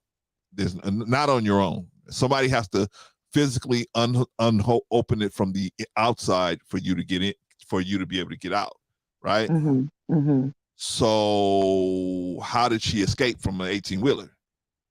Yeah, that's questionable again. And then being transported from the 18-wheeler to a vehicle. Now, at that point, did they all get out the 18-wheeler and get in the vehicle, or did he transport her into somebody else's vehicle and now somebody else is involved other than the man, the woman, and the toddler? Like, see, all these things now I'm now questioning as I'm going, as the more I hear the story, and then I'm chopping it down and trying to make it make sense, and it kind of ain't making sense. But go ahead. Anyway, I digress. All right. Well, Patrice, Experience, shout out to Experience. Experience said she claimed that the abductors painted her nails, fed her Cheez-Its and crackers, and we're gonna get to all that. Experience fed her Cheez-Its, crackers, and gave her $107 and let her go home safe. Bro, she made it sound like she robbed those poor, gentle, kind abductors. Maybe so, but we're gonna get into all that, right? Because there's they have Target receipts for her buying her own Cheez-Its, right? But somehow the abductors knew her favorite dish, right? All right, so let's get into it. So we're listening to the police chief down here, and he is telling he's telling what happened when they finally had a chance to actually sit down and talk to Miss Russell. Because the captor said they did not want to leave impressions on her wrists. She said that they took her into a house and made her get undressed. She believes they took pictures of her, but she does not remember them having any physical or sexual contact. She stated the next day she woke up and was fed cheese crackers by the female. She said the woman also played with her hair, but could not remember anything else. At some point, she was put back in a vehicle she claims was able to escape while it was in the West Hoover area. She told detectives she ran through. Okay, now they put it back in another vehicle, right? Might be the same vehicle, right? But sedan or whatever, right? They put her back in the vehicle and she was able to escape. So now they abduct her, they strip her, They playing in her hair. Right. They taking pictures. So I guess she heard some. Did you hear like something snapping? How do you know they were taking pictures? I guess she was looking at him, Patrice. No, Right? she was blindfolded. Remember, Oh, that's right. She's she was blindfolded. blindfolded. Think Oh, about this. So now, most of the time, if you taking pictures, unless you got an old school Polaroid where you hear that click click, you don't hear right. nobody taking pictures on your cell phone. So if they're snapping pictures, if they're taking pictures, most of the time, modern technology now, you're taking pictures off your cell phone. Correct. So how does she know that they're taking pictures of her? Unless because she didn't say, they say let's take some pictures of her or take it for. How do she know once they allegedly stripped her? Unless it's was it an old school Polaroid picture where you hear that click click when they take the picture? Because if I'm taking pictures on my cell phone, I don't hear a click or anything to let me know that I'm snapping the picture unless you got your camera light on. Then you Well, will see a flash, but you still won't hear anything. But maybe Patrice, maybe they told her. They said, we're going to take pictures. This is what I'm saying. So the the question is, abductors are unless they going to take said that, pictures. how does she know they was taking photos of her unless they said that? And it's highly unlikely if you're being abducted for some type of trafficking. Normally, when they take pictures of you, they're taking pictures of you to send to people that they're about to ship to you because they want them to see you and how you look and how your body look and all of that. That's known in the trafficking world, right? So if they're taking photos of her, it's for a reason. And normally, a lot of times they essay those girls before they transport them, And and they drug them. But these are some nice abductors, see, because they was able to feed her the Cheez-Its that she bought, and they probably gave her some water, and she was playing in her hair. See, because if it was a white woman, she probably wanted to see how black people hair feel and stuff. So yeah, okay, but I digress. Patrice, maybe they said, hey, we the abductors want to remember this momentous occasion. Can you take all your clothes off so we can take pictures of you? Hey, maybe they explain the whole thing to her. Now, my thing is, in a trafficking situation, they usually don't abduct people that have ties to other things, right? Jobs, family, because they know they're gonna come looking for them. So they usually abduct people that have a minimal ties. They don't have really family that's looking, the good close family. They especially don't live with their family. They usually abduct people that are on the outskirts of the family, outskirts of society. Runaways, yeah, and exactly. I know People what you're that saying. not Yeah. going to be missed, right? People that are not going to be missed, because one person that's missed can bring the whole organization down. So they don't want people that's being now. That's how it typically looked to me, right? And then I saw this sister. She's not a small sister to get over a fence, right? She looked like she would have it would be really difficult to get her over a fence. Without her help, it was really going to be difficult, right? And like I said, and it's him, and it's a baby, and you're trying to do all that. Yeah. Probably, and then still have a weapon, because you're going to have some force other than just your two hands to try to force her, because she can try to fight you, even though you may overpower her, but I would still put up a fight, right? If you didn't have a weapon. I feel like it's a baby. He got two hands, I got two hands, 2 feet. I'm going to try to fight my best, way to not be abducted and get captured, right? But the thing also that's really killing me too is, now if you try to escape one, how am I not gonna bound and gag you? There you go. I mean, she said that they made a choice to not tie her up because they didn't want marks on her. Like they give a crap about you having marks on you. I'm abducting you and you tried to escape. Like, I'm really going to tie you up now. Like, it's just not making sense, bro. They didn't want no marks on her, Patrice. Yeah. They didn't want no marks on her. Obviously. Wow. All right, Patrice. All right, girl. Let's continue. Go. Let's continue. Let's go. Through lots of woods until she came out near her residence. During this interview, detectives noted that Carlee had a small injury to her lip and she claimed that her head was hurting.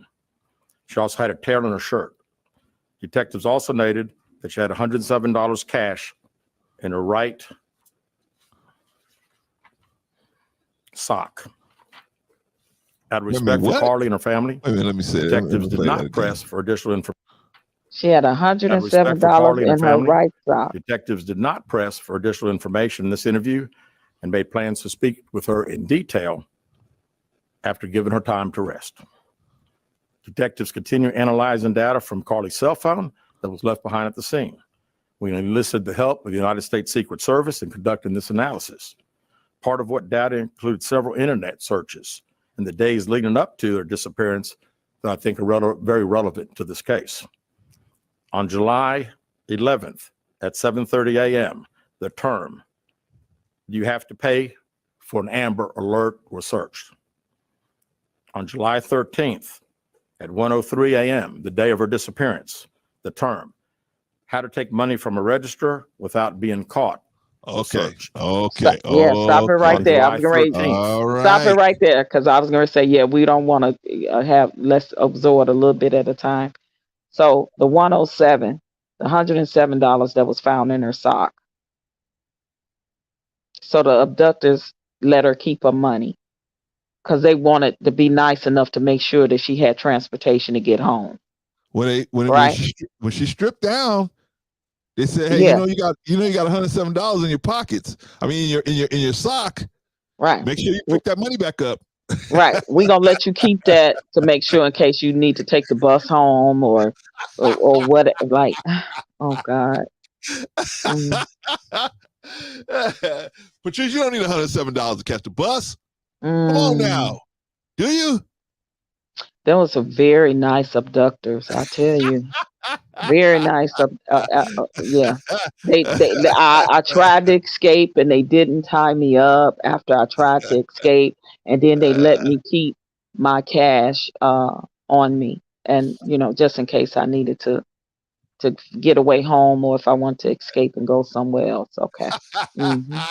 Hey, and this is another thing like normally if you try to escape, they're going to do something to put the fear of God in you to not try that again, right? They'll bop you on the head or bust you in the mouth or whatever, right?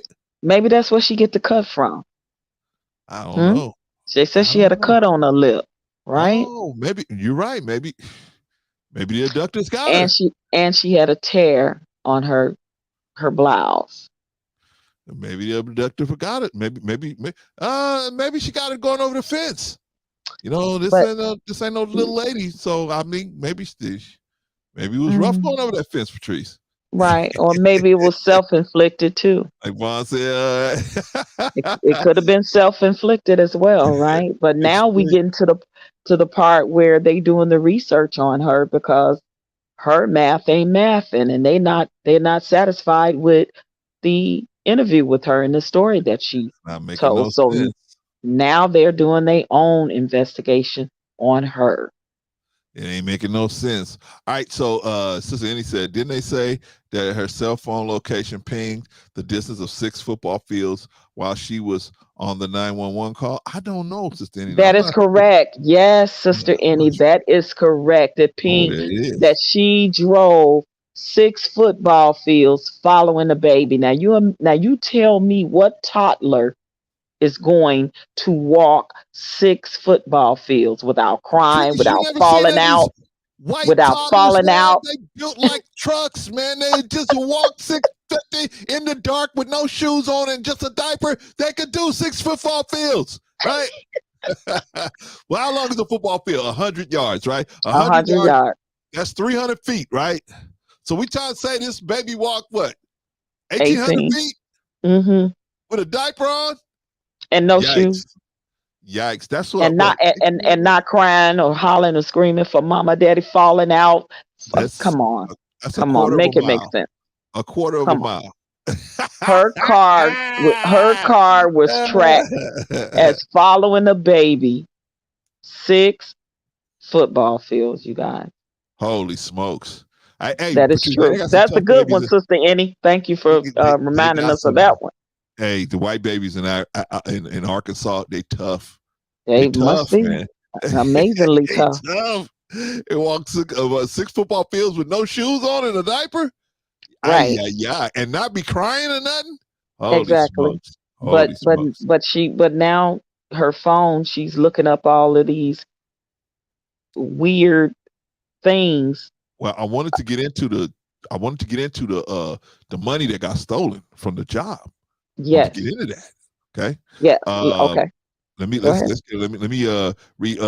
Experience says she escaped 2 abductors in 48 hours, but she couldn't escape her mother's house to go talk to the police till now. Well, Experience, like Patrice said, she may have been in shock. And the whole thing, this may have really happened. The way she said it, right? So the whole thing is she just in shock. She comes home, walking in the house, right? The abductors let her go, right? Because every once in a while, even people that these ARPists and stuff, every once in a while, they will let somebody go. It's on their heart to let them go. God will touch their heart and let them go, right? So we thinking, well, maybe this is one of those times, right? But it's looking real bad for Carlee Russell right now, right? Experience said the toddler pulled a magic trick on her. He went behind the trees as a baby, and in a few seconds came out as a grown man with orange hair. I don't know, maybe. All right, y'all. So now let's talk about the money that got stolen from the job, right? Now as we get into this story, we're going to find out that she stole some money from the job. Not only money, she stole a robe and she stole some toilet tissue. Okay, so now where was she working again? A spa. A spa. Okay, She so she's worked at a working at the spa, and she stole some stuff from the spa, but she stole the most notable thing she stole was the money, right? She stole money from the register, right? And she did a search how to steal money out of a cash register, right, and not get caught. She did that search, so the police are starting to put 2 and 2 together and say something's wrong. Now the question becomes, why did she steal this money? Why did she do this? Why did she do this whole act of even attempt of looking like she was abducted? What is going on? We're going to get into that, y'all. But we just want to clarify, she actually stole money and other items from the job. And she was about to be let go. Anyway. Well, she's been fired. They officially fired her. Yep. Yeah, then she's been fired now. But at the time where she came up with concocted this situation, she was about to be let go anyway. She was about to be let go anyway. Exactly. Yeah, she knew the hatchet was coming. Because they had found out that she was stealing. Yeah. Yes. And it's to my understanding, it was part of tips of some of the other employees as well, or something to that nature, allegedly, I would say as well. So yeah. Yeah, it's starting to get ugly for Carlee. Experience said, I want to find those abductors. I'm broke. I need $100. But hey, Experience, they're going to make you take your clothes off. So I don't know, man. I don't know how good a shape you're in, but they're going to make you take your clothes off to get that 100. All right, let's get back to the police. Police say something kind of fishy with Carlee Russell. At 2:13 a.m., the day of her disappearance, the term Birmingham bus station was searched. On July 13th, 2:35 a.m., a search for a one-way bus ticket from Birmingham to Nashville was conducted with a departure date of July 13th. On July 13th at 12:10 p.m., a search for the movie Taken, a film about abduction, was conducted. There were 2 searches related to Amber Alerts on a computer at Carlee's place of employment, including one regarding the maximum age of an Amber Alert. There were other searches on Carlee's phone that appeared to shed some light on her mindset, but out of respect for her privacy, we will not be releasing the content of those searches at this time. We've asked to interview Carlee a second time, but have not been granted that request. All right. Because I'm trying to keep up with the list of things that she Googled. Okay, so after the Amber Alert, the age, I guess how old? What's the oldest age for Amber Alert? Because we all know that they do Amber Alert for children. So I guess she was wondering, was it a cap on the age limit that you had to be for Amber Alert to go out about a missing person. And then what Right. was the other one? The Taken, the movie Taken. We all know Yeah. that Taken with Liam Neeson. One of my favorite movies, actually. I love both of the Taken. Was about his daughter being abducted, right? So all of this is kind of showing signs of some type of premeditation planning of something, right? Yeah. And then the whole bus fare to, what was that, Tennessee? Yeah. So obviously she was thinking about going somewhere, maybe planning or possibly. So all of this is a premeditation of some type of plan or something or thoughts that she had for something. Nefariousness. And then he said some other things that he would not expose at this time because it leads to the mindset possibly that she was in. Now that could be something mentally, that could be something criminal and diabolical, that could be anything. But that right there, that search of whatever, whenever that comes out, that's gonna be probably the icing on the cake of this whole scenario, right? Of this whole planet. Like Yeah. he said, whatever that is, that other two things that she Googled Yeah. speaks to the mindset of her. Oh man, it's So it's that really right it's there bad. speaks volumes for me. That's a big question mark that has to be questioned, and the answer has to come out too, right? But we know that Yeah. all of this is leading to some form of premeditation. So Yeah. usually people that are mentally ill that do nefarious things usually don't plan things out. I would just say that that's not usual. Right. Anybody, they just, people that mentally ill do stuff pretty much just out of the illness off the top of their head. They're not planning stuff. Usually it's kind of spur of the moment with someone that's mentally ill. From my experience, I would just say, I'm not saying it's not impossible for somebody that's mentally ill to plan something, because it is. Right. But I'm Right. saying it's just not likely for them to premeditate and research, descriptively, so much stuff like that from A to B to C to D in that order, if that makes Uh, sense.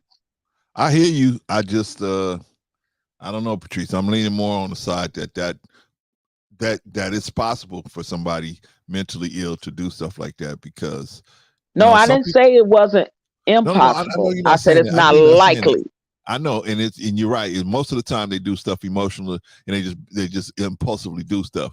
But I'm saying there's some of those people are good at hiding their illness, right? They're good at hiding it, so they seem like they're True. normal. They can get a job, they can get in relationships, and then and then the only thing that kills relationships or kills the job or kills any kind of interaction with people is when people start seeing the that illness or that whatever they got going on mentally starts coming out, right? Where they start Hmm. not dealing with people in a straight line, they start dealing with people crazy.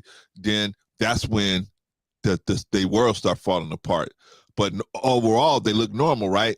They can That's drive a true. car. They got a driver's license, right? That is true. They can do different things, right? But in certain areas of their life, when it get too pressurized or they feeling too low, they just Hmm. start losing a grip on reality and start doing stuff like this. And in my opinion, now everybody don't think this way, Patrice, Hmm. but in my Hmm. opinion, that has a little bit to do with mental illness as well.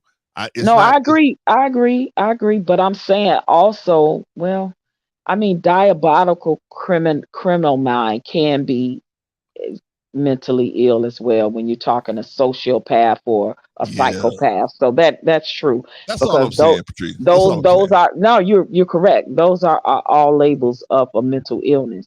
So for him to say that, though, that's one of the main answers that I'd be glad when it comes out and we know what it is. Because if it is, depending on what she Googled, did she Google some form of, like, what did she Google to make them even think, oh, wow, her mind was here or her mind was there or that was her mindset at the time. So whatever it is that she Googled speaks volumes as to their saying the mindset of behind her planning of this. And I definitely want to know what that is.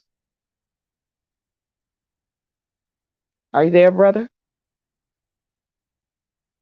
I'm just talking. I forgot I had You're the mute on. talking on mute. You're Yeah. talking on mute. Yeah, I forgot. What were you Okay, saying? so I was saying that I think all of that's gonna come out in the wash. The more they talk to her, right? Right now they letting her, because they're giving her the benefit of the doubt. They say, oh well, you had this traumatic experience. We're gonna let you kind of get your feet under you a little bit, and then we're gonna come back and talk to you again. Or are they? What? Well, That's the thing. they're requesting. This is the thing, right? They say, you've been through an ordeal, whether it was farce or not. We're gonna let you chill. Go ahead, chill and chillax. Yesterday was her birthday. She made 26 years old yesterday. Oh, good We're for gonna her. let you enjoy your birthday. But guess what? We want to talk to you again, baby girl. Are you gonna come holler at us? Because we really want you to They come definitely holler at gonna us. talk to you. Because believe me, just like all of that other stuff, they got off her phone. This whole thing about the mindset, they gonna talk. That's got to come out. And trust and believe other stuff that they have not talked about. They're allowing. To me, it seems like they trying to allow her to come clean with Yeah. everything. Because if she don't, they gonna slap her in the face with some more stuff. Well, Oh yeah. this is what else we got. This is what else we got off the phone.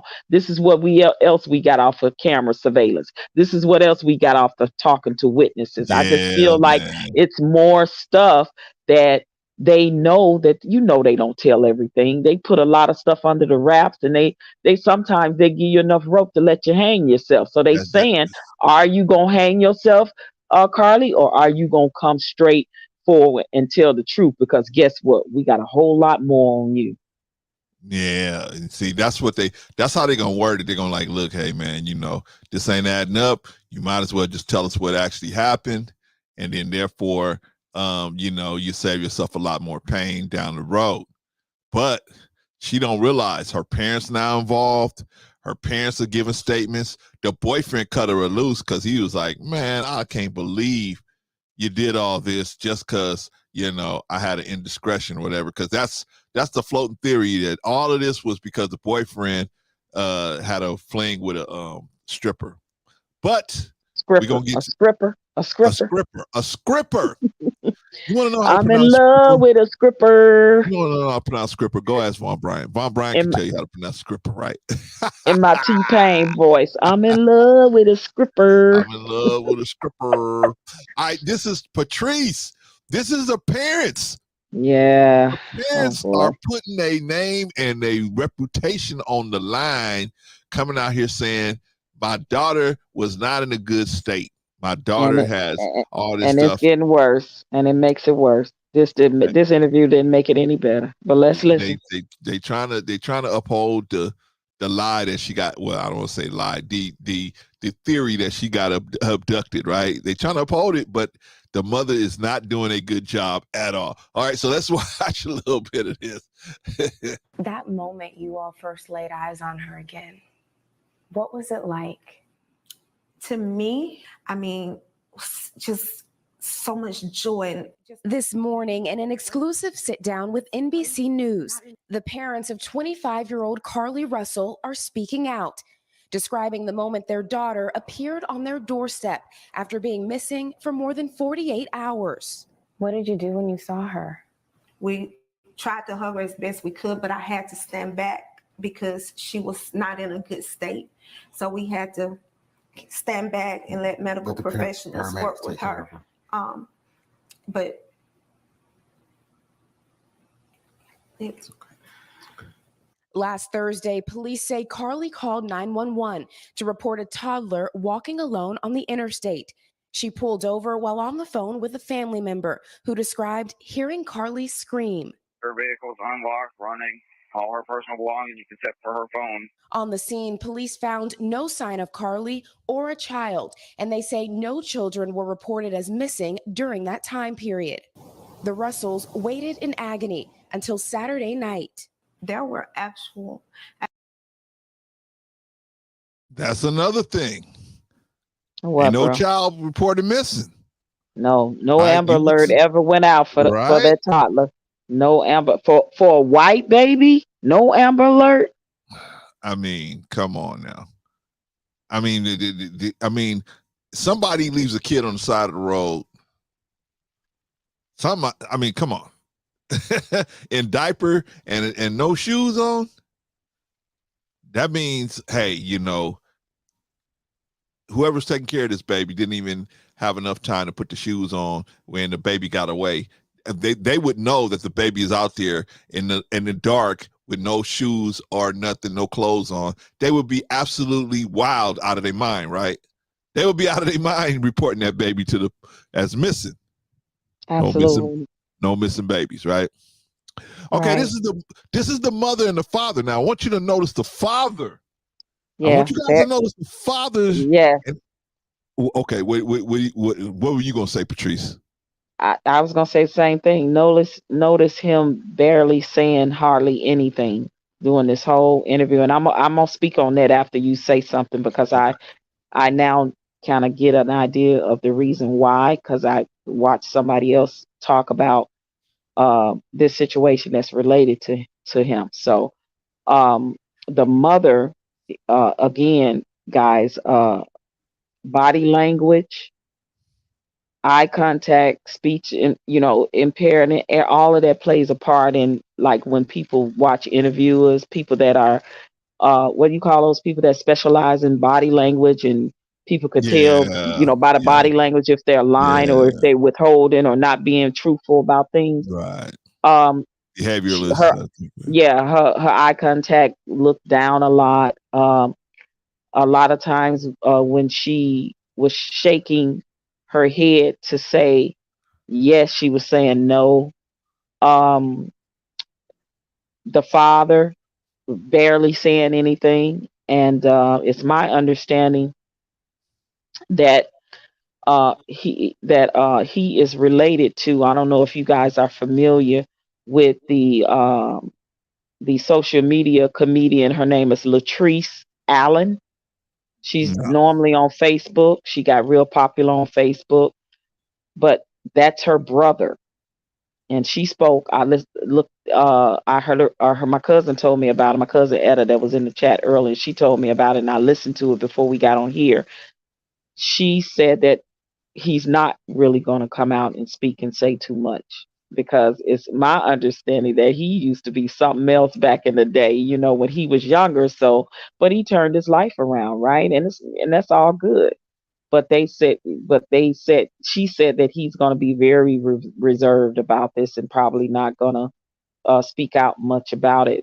He turned his life around. He used to be something else out in them Alabama streets, but now he is actually, I think he's the president or CEO of a bank out there in Alabama. So he really, he really turned his life around, right? To go from, from doing nefarious things to now, doing, holding the position that he holds. But and I think for good reason, him saying less could be more for him seeking the position that he was in. I don't know. Somebody was saying that he was talking about running for a political office there too. My point of view on that is that now this has blown up nationally, and some people even, internationally know about this case. Like, this is a reflection not just on her, but this is going to affect her family, possibly her dad's job and position, being a president or CEO of a small bank there in Alabama. They're going to be looking at, I'm sure they're looking at this case with a fine tooth comb, and who knows, Alabama is an at-will state.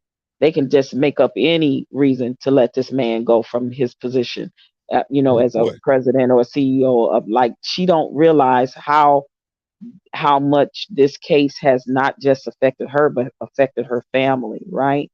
in her with her dad holding such a high esteem a job. You know, what if the board members or whoever decide to have a meeting and say, hey, this is shining a negative light on our bank, on the organization, or on us as a whole, and now people don't want to bank here no more. They want to withdraw their money. They don't want to do business with us. Hold on, Patrice. I'm just okay. Hold on. I'm gonna let you finish. I just want to acknowledge Cooking with T. Shout out to Cooking with T. Glad to have you in the building. Oh man, Cooking with T said the donations added up to over $60,000. Hi. Okay. Yeah, that was the that was the Crime Stoppers donation. But yeah, absolutely. But I'm speaking on the validity of how this can literally affect her whole family, meaning her mother, her father, I think she has a brother. She has a brother and her or something to that nature. But like the position that her father holds, and I know he's a Mason, so I know he's politically and and socially connected as well. So we're gonna see how that's gonna fall out. But just even with herself and the history of this and validity of this case, her trying to go get her licensing, with her trying to uphold a job, and they're actually hiring her and trusting her. She is known now, it's been proven she's been fired from stealing from her job. She's going to have a problem possibly getting employment down the future. The trust is gone. You know what I mean? She is so much that she has to atone for, right? Yeah. And not realizing the snowball effect of her actions and how it can cause such a detriment to her immediate family. That's all I want to say. Yeah, man. I think she just really didn't realize. What it reminds me of? As a matter of fact, I'm gonna search it up and I'm gonna give it to you. I'm gonna show you guys what it reminded me of. Where another case that was even worse. It was worse than this because it ended in some really serious deaths. But I'm gonna play you because a lot of these situations they have some similarities, and one of the similarities is that she did not know that this case was gonna get blown up like this, man. It was gonna go nationwide and it was gonna blow up like this, and it was gonna have such an effect on herself, her family. Like Patrice was saying, how many dominoes was gonna fall just from you doing some of the stuff you did, right? But we're gonna play more of the parents, but I want you guys. Cooking with T said Cook International. I want you guys to watch the father. I want you guys to pay attention to both of them, but especially the father. He is going to be really kind of like, I'm not in this. I'm supporting you. This is your thing, mother, that you're going to do this, right? Because I would think that the father would have said, I don't think you should do this until all the facts come out. I don't think you should. Exactly. This was a bad time to do the interview. They should have never done this interview. Right. And I think the mother, they said, hey, we're gonna give you this money if you do this. And the mother said, okay, well, let's do this. let's do the interview, right? So now, I don't know if they got paid to do this interview or not. I'm not sure, but either way, I mean, she's already back, Patrice. See, they don't pay them when they're still out there, but the girls back now, so they may have. You're right. You might be right. Yeah, that's what I don't know that part if they were paid to do it, but yeah, it was no other reason why they would do it. It was just well, they come from money. It's my understanding that they are affluent family. So how bad did they need this money? Like her father probably make about $300,000, $300,000 a year as a bank president. You know what I'm saying? So like, how bad do you need this money? Well, you know what I mean? So yeah, I hear you, Patrice. Okay, if they don't need the money, what other reason could they possibly have went and did this at this particular time? I think, and I'm gonna say because all money ain't good money, right? So if not for the money, I think they think that they were trying to be smarter than everybody else and thinking that they were getting ahead of the story, but they actually did more damage than good. They did more harm. Maybe you're right. Then Maybe you're good right. with this situation. That's the only thing I could think that the mother is thinking, oh, no, let's talk, and then make us, she's home, so we'll just tell him, yeah, she was abducted, not knowing that all of this was going to unfold after the fact.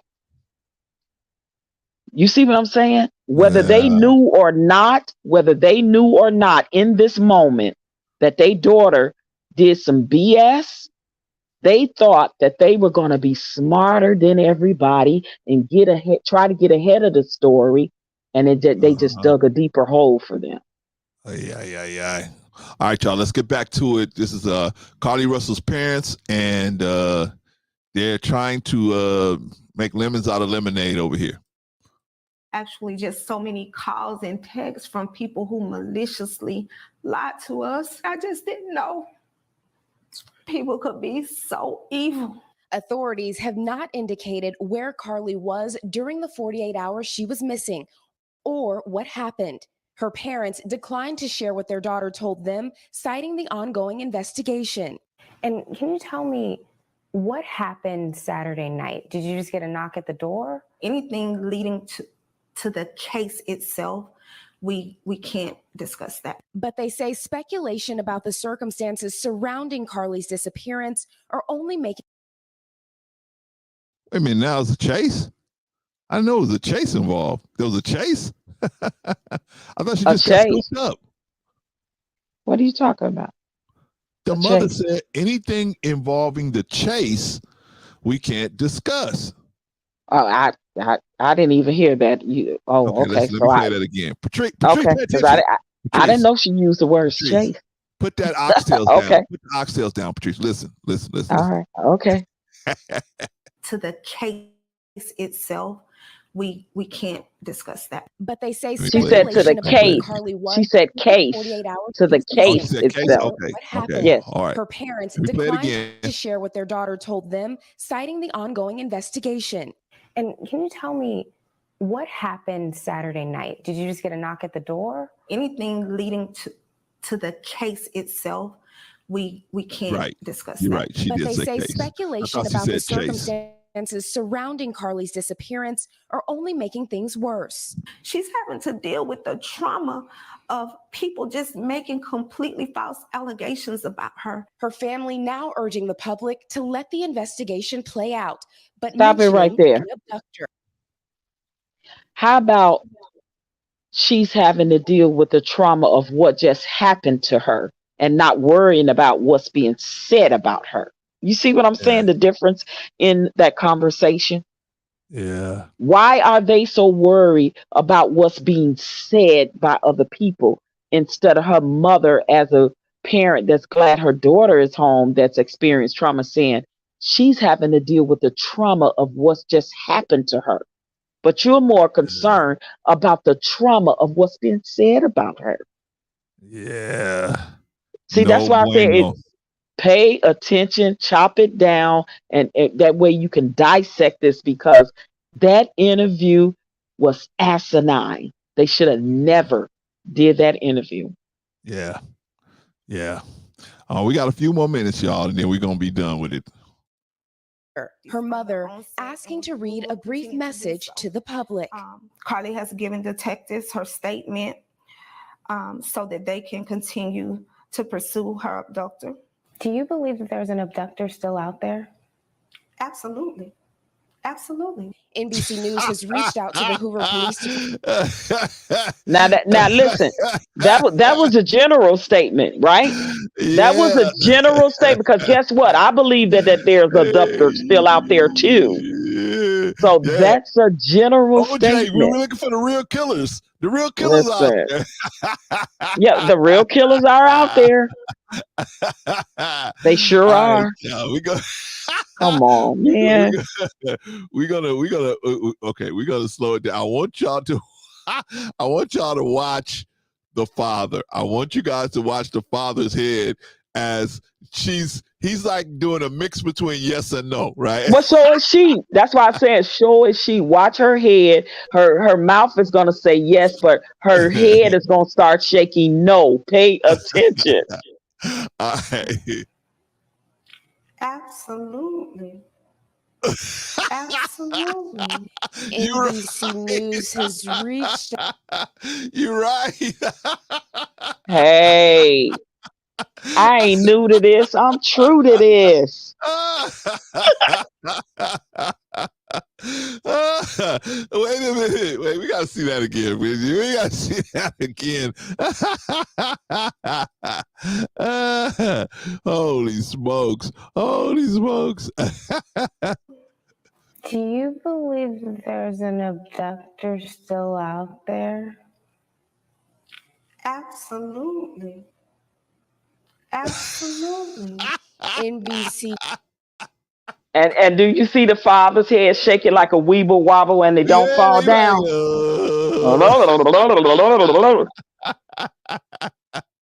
ay, ay, ay, ay, ay, ay. Oh, no good. No bueno. No bueno.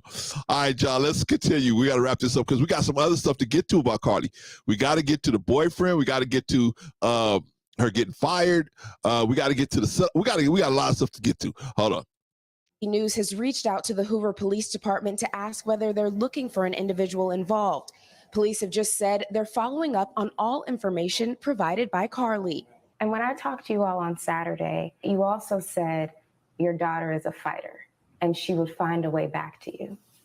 I felt that in my heart. Is that what happened? She did. She found her way back to us. However, we can't discuss the details.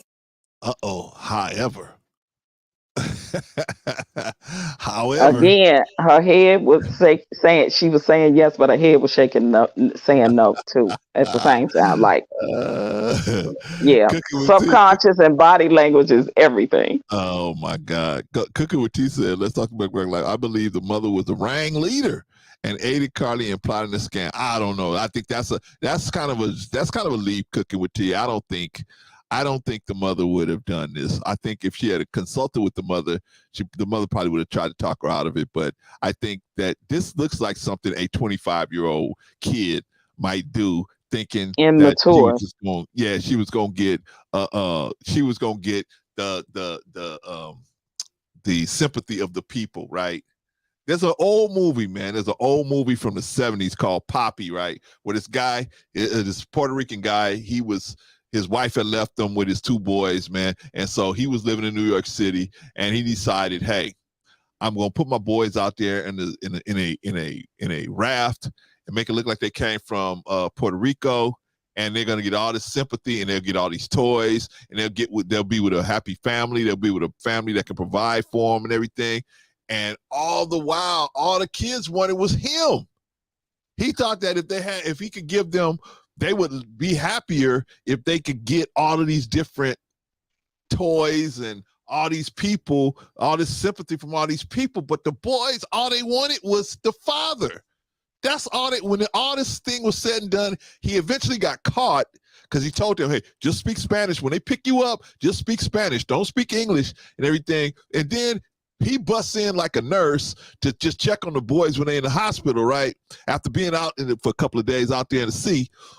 He busts in there and they say, who are you? You know, you're not a nurse. And then they find out he's the father. And then the whole thing blows up in their face. But the whole point at the end of the movie, the kids were returned back to him and they were walking down the street and the kids were just as happy as hell, right? Because all the while, they just wanted him. I don't think but he didn't realize that, right? He didn't realize. And I think that the same thing happened with this chick. She just didn't realize that her family loves her, right? But because go ahead. Go ahead. No, you go ahead. Okay, but because this world teach us that you ain't loved unless you got a G-Wagon in the driveway, or you ain't got no Louis Vuitton purses, or you ain't got no Birkin bags or whatever, right? Man, it's sad that we need stuff to think that people care about us, or we need clout, or we need views, or we need clicks to think that people care about us. And even then, what if they do? You got a lot of clicks. That don't mean people care about you, right? True that.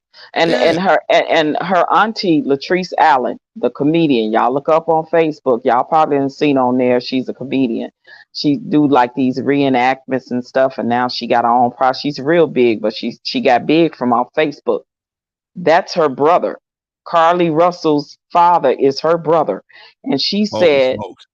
yes, and she said that that they are very strict on Carlee, right? They don't, they got a strict loose, tie around her, and because Latrice said that she is has barely been in her niece's life because her brother, now that he's gotten away from the streets and got this prestige about him, he don't even mess with her no more, Latrice, anymore, because he thinks that he's above Latrice, even though Latrice has come from nothing to become somewhat of a successful comedian. She don't have no relationship with her brother, and she said that he was always strict on Carlee, and that's probably why you know, she was trying to sneak and do one of these things. I guess she was trying to sneak to be with this guy or whatever, from what Right. Latrice is saying. So listening to a family member come out and speak and say something like this, Latrice Allen says something else is going on within their family and house. She said, "This is my brother. I'm telling y'all, this is how we grew up. We grew up from the streets. He used to do some nefarious stuff back in the day. Yes, he Right. straightened his life up. He's a considered elite now, in Alabama, in the community. But now all of a sudden he's that way. He wants nothing to do with Latrice, his own sister, who they grew up in the same household together. And now all of a sudden I'm here and you're still there and I'm beneath you. So I don't want you around my daughter." So yeah, go watch her interview on Facebook, because I did right before we came on here. And she says all of that about her brother, which is Carlee Russell's father. Yikes. Yikes. Yikes. That is terrible. That is terrible. All right. Let's finish up with the parents. Let's finish up with the parents, because it's an ugly situation. But they say one thing is clear. Do you believe she was fighting for her life? Oh, she definitely fought for her life. There were moments when she physically had to fight for her life, and there were moments when she had to mentally fight for her life. But she made it back to you. She made it back. Yeah, she did make it back. All right, Priscilla, so investigators are obviously busy on this case. What are they looking into going forward? Yeah, Hoda, right now they're analyzing that initial 911 call and also that traffic cam video showing that car driving on the interstate very slowly with its flashers on, believed to be Carlee's car. And of course, they're looking at the evidence from the crime scene, including the car and her cell phone, which was found on the roadway nearby. Police say that they have been able to account for all of her steps leading up to her disappearance, but those 48 hours when she was gone still remain a mystery. Hoda? Yeah, leaving behind her phone, her pocketbook, and all those things, a lot of things that investigators are looking into. Priscilla, thank you.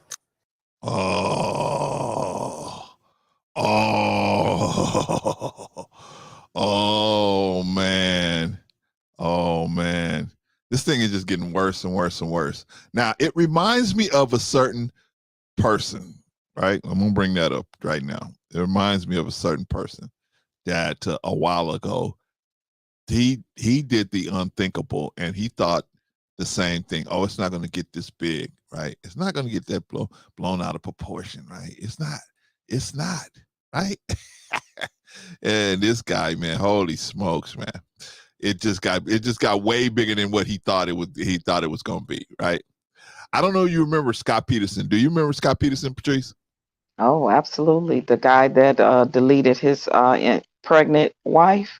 Yeah. Absolutely. And unborn Absolutely. child. Absolutely. Absolutely, right? Now, this is a phone call from him to his mistress, right? This is him saying, "Hey, I'm in Paris." He actually was at the vigil. He was at the search party looking for his wife at the time, right? Which he already had known. He murdered and put out and put some weights around her and threw her in the water, right? All right. So anyway, let's hear this phone call, because he obviously thought that, hey, and the thing just got away from him. Baby? Yes. Amber? Can you hear me? Yeah. You can? Yeah, hey. Oh my goodness. What's I found a quiet place. Pretty good, huh? That's really good. Oh my god. It's like been all this crazy static and stuff. I'm like, so frustrated. I know, I've been trying to solve it. It's working. Amber? Yes. Amber? Oh. Oh, stop. Amber? I'm right. Amber, are you there? Yes. Amber? I can hear you. Hey. Yes. Okay, there you go. I'm talking. Okay, I'm like, stay still or something. I know. I was making it work. How was your New Year's? What's that? How was your New Year? It's good. I'm just, everyone's in the bar now, so I came out of an alley. Quiet alley. Is that nice? Yeah, it is. I can hear you. Very good. It's pretty awesome. Fireworks there for the Eiffel Tower. Now, he just told her he was around the Eiffel Tower, right? He's in Modesto, California, but he's telling her, I'm at the Eiffel Tower. It was Sociopath. Straight up sociopath. Now, that's a narcissistic sociopath for you, if I've ever had known one. Now, listen, but bro, the case I thought you was getting ready to bring up, do you remember the case in New York, the one that Al Sharpton got involved with the chick? Tawana Brawley. Tawana Brawley. That's the one I thought you was going to bring up, where she said that the what was it, the 6 white men abducted her and did all this nefariousness to her, like, and that was a hoax. What was that, in the 80s or 90s? Yeah, late I think it was late 88, 80s, early 90s, somewhere around it. Yes. Yeah, it was 88. I remember. And we never got an apology from her or Al Sharpton. I think one of those guys in turn turned around and sued her or something. Yeah, man, I remember that. The city. I think they sued the city for unlawful detainment. What is it? What is it called? Arrest, and right? And something like that. Entertainment, something with his civil rights and all of that. That was big back in the day. Too. I think they got a little money too out of it. That was for Tawana Brawley. So for those of y'all that don't know, Tawana Brawley was a sister. I think she was going to was it Duke? No, let's look it up. Let me stop guessing. Tawana Brawley was because I'm sure she's probably making the rounds now too. Yeah, they've been comparing this case to Tawana Brawley. I seen on a couple of platforms. That's why I thought you was gonna bring it up. Oh no. But let me see here. Tawana Brawley case here. Tawana Brawley. Let's see. Tawana Brawley is an African American. Oh, okay. Tawana Brawley, African American woman who gained notoriety in November 1987 at age 15, when she accused 4 white men of kidnapping and raping her over a 4-day period on November. Oh, 4. It was 4. Okay. Yeah. On I November said 6, 28. so I stand corrected. On November 28, 1987, Tawana Brawley was found in a trash bag after having been missing for 4 days from her home in Rappings Falls, New York. She had racial slurs written on her body and she was covered in feces. Yikes. Brawley accused 4 white men of having raped her. The charges received widespread national attention in part because of the appalling conditions in which she had been left, her young age, and the professional status of the person she accused of the crime, including police officers and a prosecuting attorney. Brawley's advisors, Al Sharpton and Alton Maddox and Vernon Mason, also helped in bringing the case to national prominence. After hearing evidence, a grand jury concluded on October 1988 that Brawley had not been the victim of a forcible sex assault, and that she herself may have created the appearance of such an attack. Stephen Pagonis, the New York prosecutor whom Brawley had accused of being one of her assailants, later successfully sued Brawley and her 3 advisors for defamation. Brawley received considerable support from the African American community. Some academics have suggested that Brawley was victimized by biased reporting that had credited racial stereotypes. The mainstream media's coverage drew heated criticism from African-American press and from many Black leaders who professed to believe the teenager and her narrative. The grand jury's conclusion decreased support for Brawley and her advisors. Brawley's family have continued to assert that the allegations were true. Okay, see you later, sis. Holy smokes. So yeah, Tawana Brawley, man, she accused these guys of doing all this stuff to her, but it was just, I guess it wasn't enough evidence for them to say that she had actually done this stuff. But and it was said too, Bro Clarence, because during that time, it was, the crack epidemic was running rampant. And they said that Tawana Bradley had been getting high with these guys.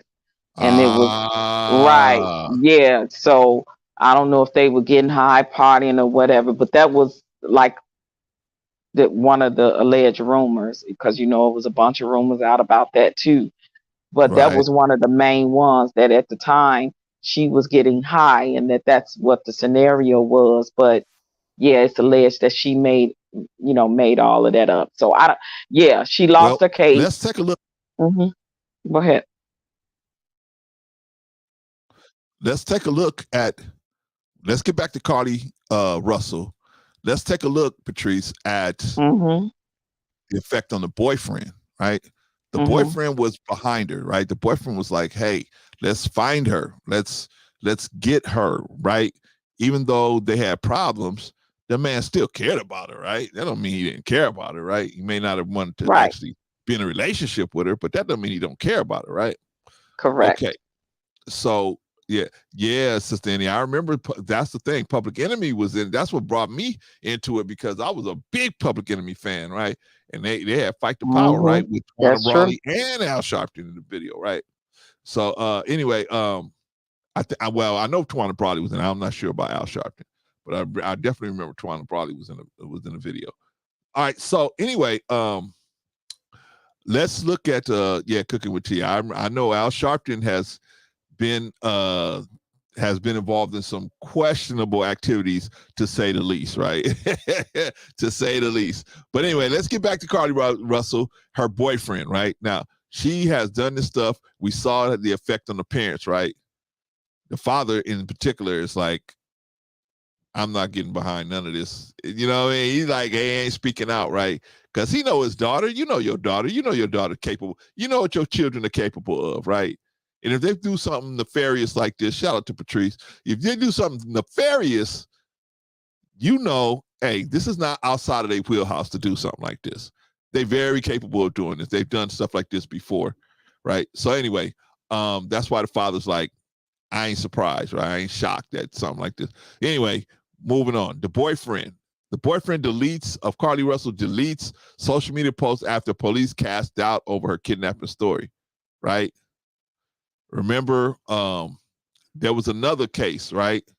There was another case where, you remember the case of Susan Smith, Patrice? I do. Okay. And Susan Smith was a white lady who said that some Negroes Black men murdered her children. She was at a stop sign, and they carjacked her, and they took her minivan from her, and they took the minivan and drowned the children by driving the minivan off into this lake, right? And that's what her story was, right? The ex-husband came out and said, oh man, I'm with her. This is terrible. We want to find my children. I want to find my children. I want to find my children. He was like, he was behind her all the way 100%, even though he wasn't with her. He was like, I'm behind her 100%. Kind of find out, she took her own children and drowned her children in that lake. She drove them into the lake. Yeah. And she drowned her own children. Think about that for just a minute. Think about how mentally disturbed you got to be to drown somebody else's children, let alone your children. Or just pure evil too. now I have to, that one I have to agree with you, just pure evil, right? And just something happened in her head that allowed that evil to come forward, right? Yeah, Okay. I mean, didn't it come out later with her story? It's because her husband had left her and he was with another woman or so. Oh, no, No, her new boyfriend didn't new want any boyfriend children. That's what didn't it want was. no children, Yes, the new and boyfriend. and Mm-hmm. and he wasn't going to leave a relationship that he had already. He wasn't going to do that because he realized, man, this girl's crazy, right? So Yeah, that's now crazy. she said, oh, well, he don't want no children, because he said that was reason why. He said, I could scratch your back, but I don't want to be in a relationship with somebody with children. It's crazy, like that, those are the type of crazy things that women have been known to do for a man, for the Yes, man's attention or affection or whatever, right? When it's the yes, opposite for the man, he just tends to uh delete the woman because he can't take rejection, or there he you go. stalks her, and There that's the you go. difference. It's all sick. It's all sick. The men can't take rejection, so they end up stalking and end up deleting the woman Yes, eventually. Or the yes, women, they do things like this Carlee or the Tawana or the Susan Smith. Yeah, yeah. absolutely. So what's the denominator, the common denominator? The common denominator is you got to be able to recognize character issues in people, because they can cover it up. And what people usually do is they cover up character deficiencies by raising the sexual tension in the relationship, especially women. They will raise the sexual tension in the relationship so that they get your mind off of the deficiencies and bring it back into, well, they get your mind on sex. And so when they keep you focused on the sex, you have time to look at the character deficiencies. And then once they get you to a certain point, now you all wrapped in. You're all Yeah, wrapped and it's in. funny that this Carlee case, like it has went so, worldwide, because you even had celebrities tweeting, on the Instagram talking about it, praying for her, all of that. So Yeah, last night, but now she's the butt of jokes, right? She's the butt yeah, of many jokes. Last night I went to see some more. Last night, some more even joked about this case, and I was wow, like, "Wow, look at this," because we don't realize like the things we do and the effect that it's going to have, and how long that this is going to take effect on her and her family in her life, because they are now, bringing up old tweets that she tweeted. She tweeted sometime, I think it was last year, she did a tweet that's suspicious too, that said, I just need to get away from my family, if it's nothing but for 48 hours. I just need to get away from everybody. She tweeted that, yeah, literally. And then they pulled up an old video of her with her grandparents, and her mother was in the back cackling, and just this crazy behavior that they expounded. She made made up a story, sort of like how she making this story up. Made up a story about back in the day, and now her grandparents literally are sitting there laughing and joking about it. You hear the mom cackling in the back about how back in the day granddad sold drugs and grandmama was a hoe. I was like, oh my God. Yeah. So they're bringing up all of her tweets and videos and stuff on her social media platforms, but making it conjure up this case to say this is her behavior. And even okay. though she think these type of things are fun, and she's making up stories and all of this stuff, but this is the type of personality we shouldn't be surprised by coming from somebody like her. Now, see, here's the thing, and I'm gonna let Vaughn get in after this. The thing is, we gotta see that when you enter these relationships with people, man, you gotta recognize these character flaws, because they may be a good person, but they need work on their character.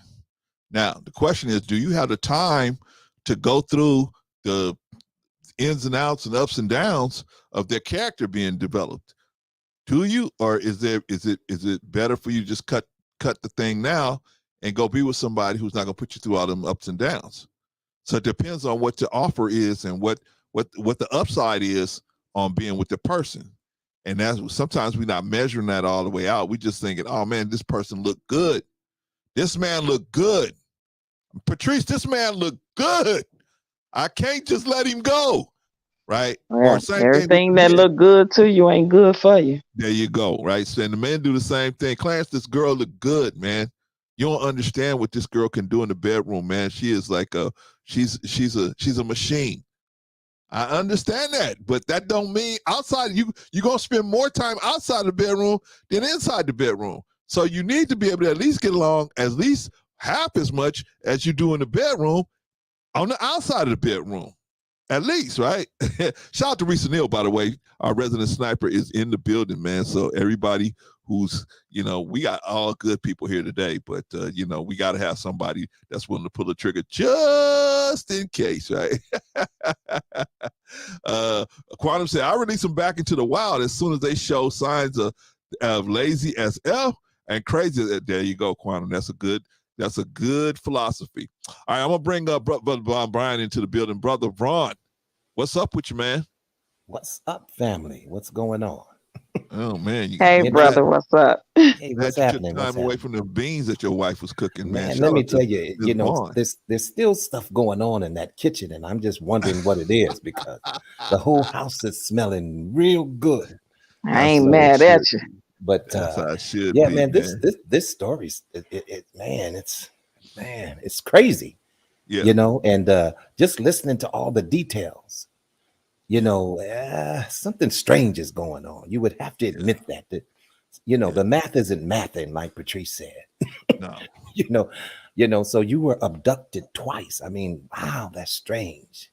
Very strange. And then you follow a toddler down the road.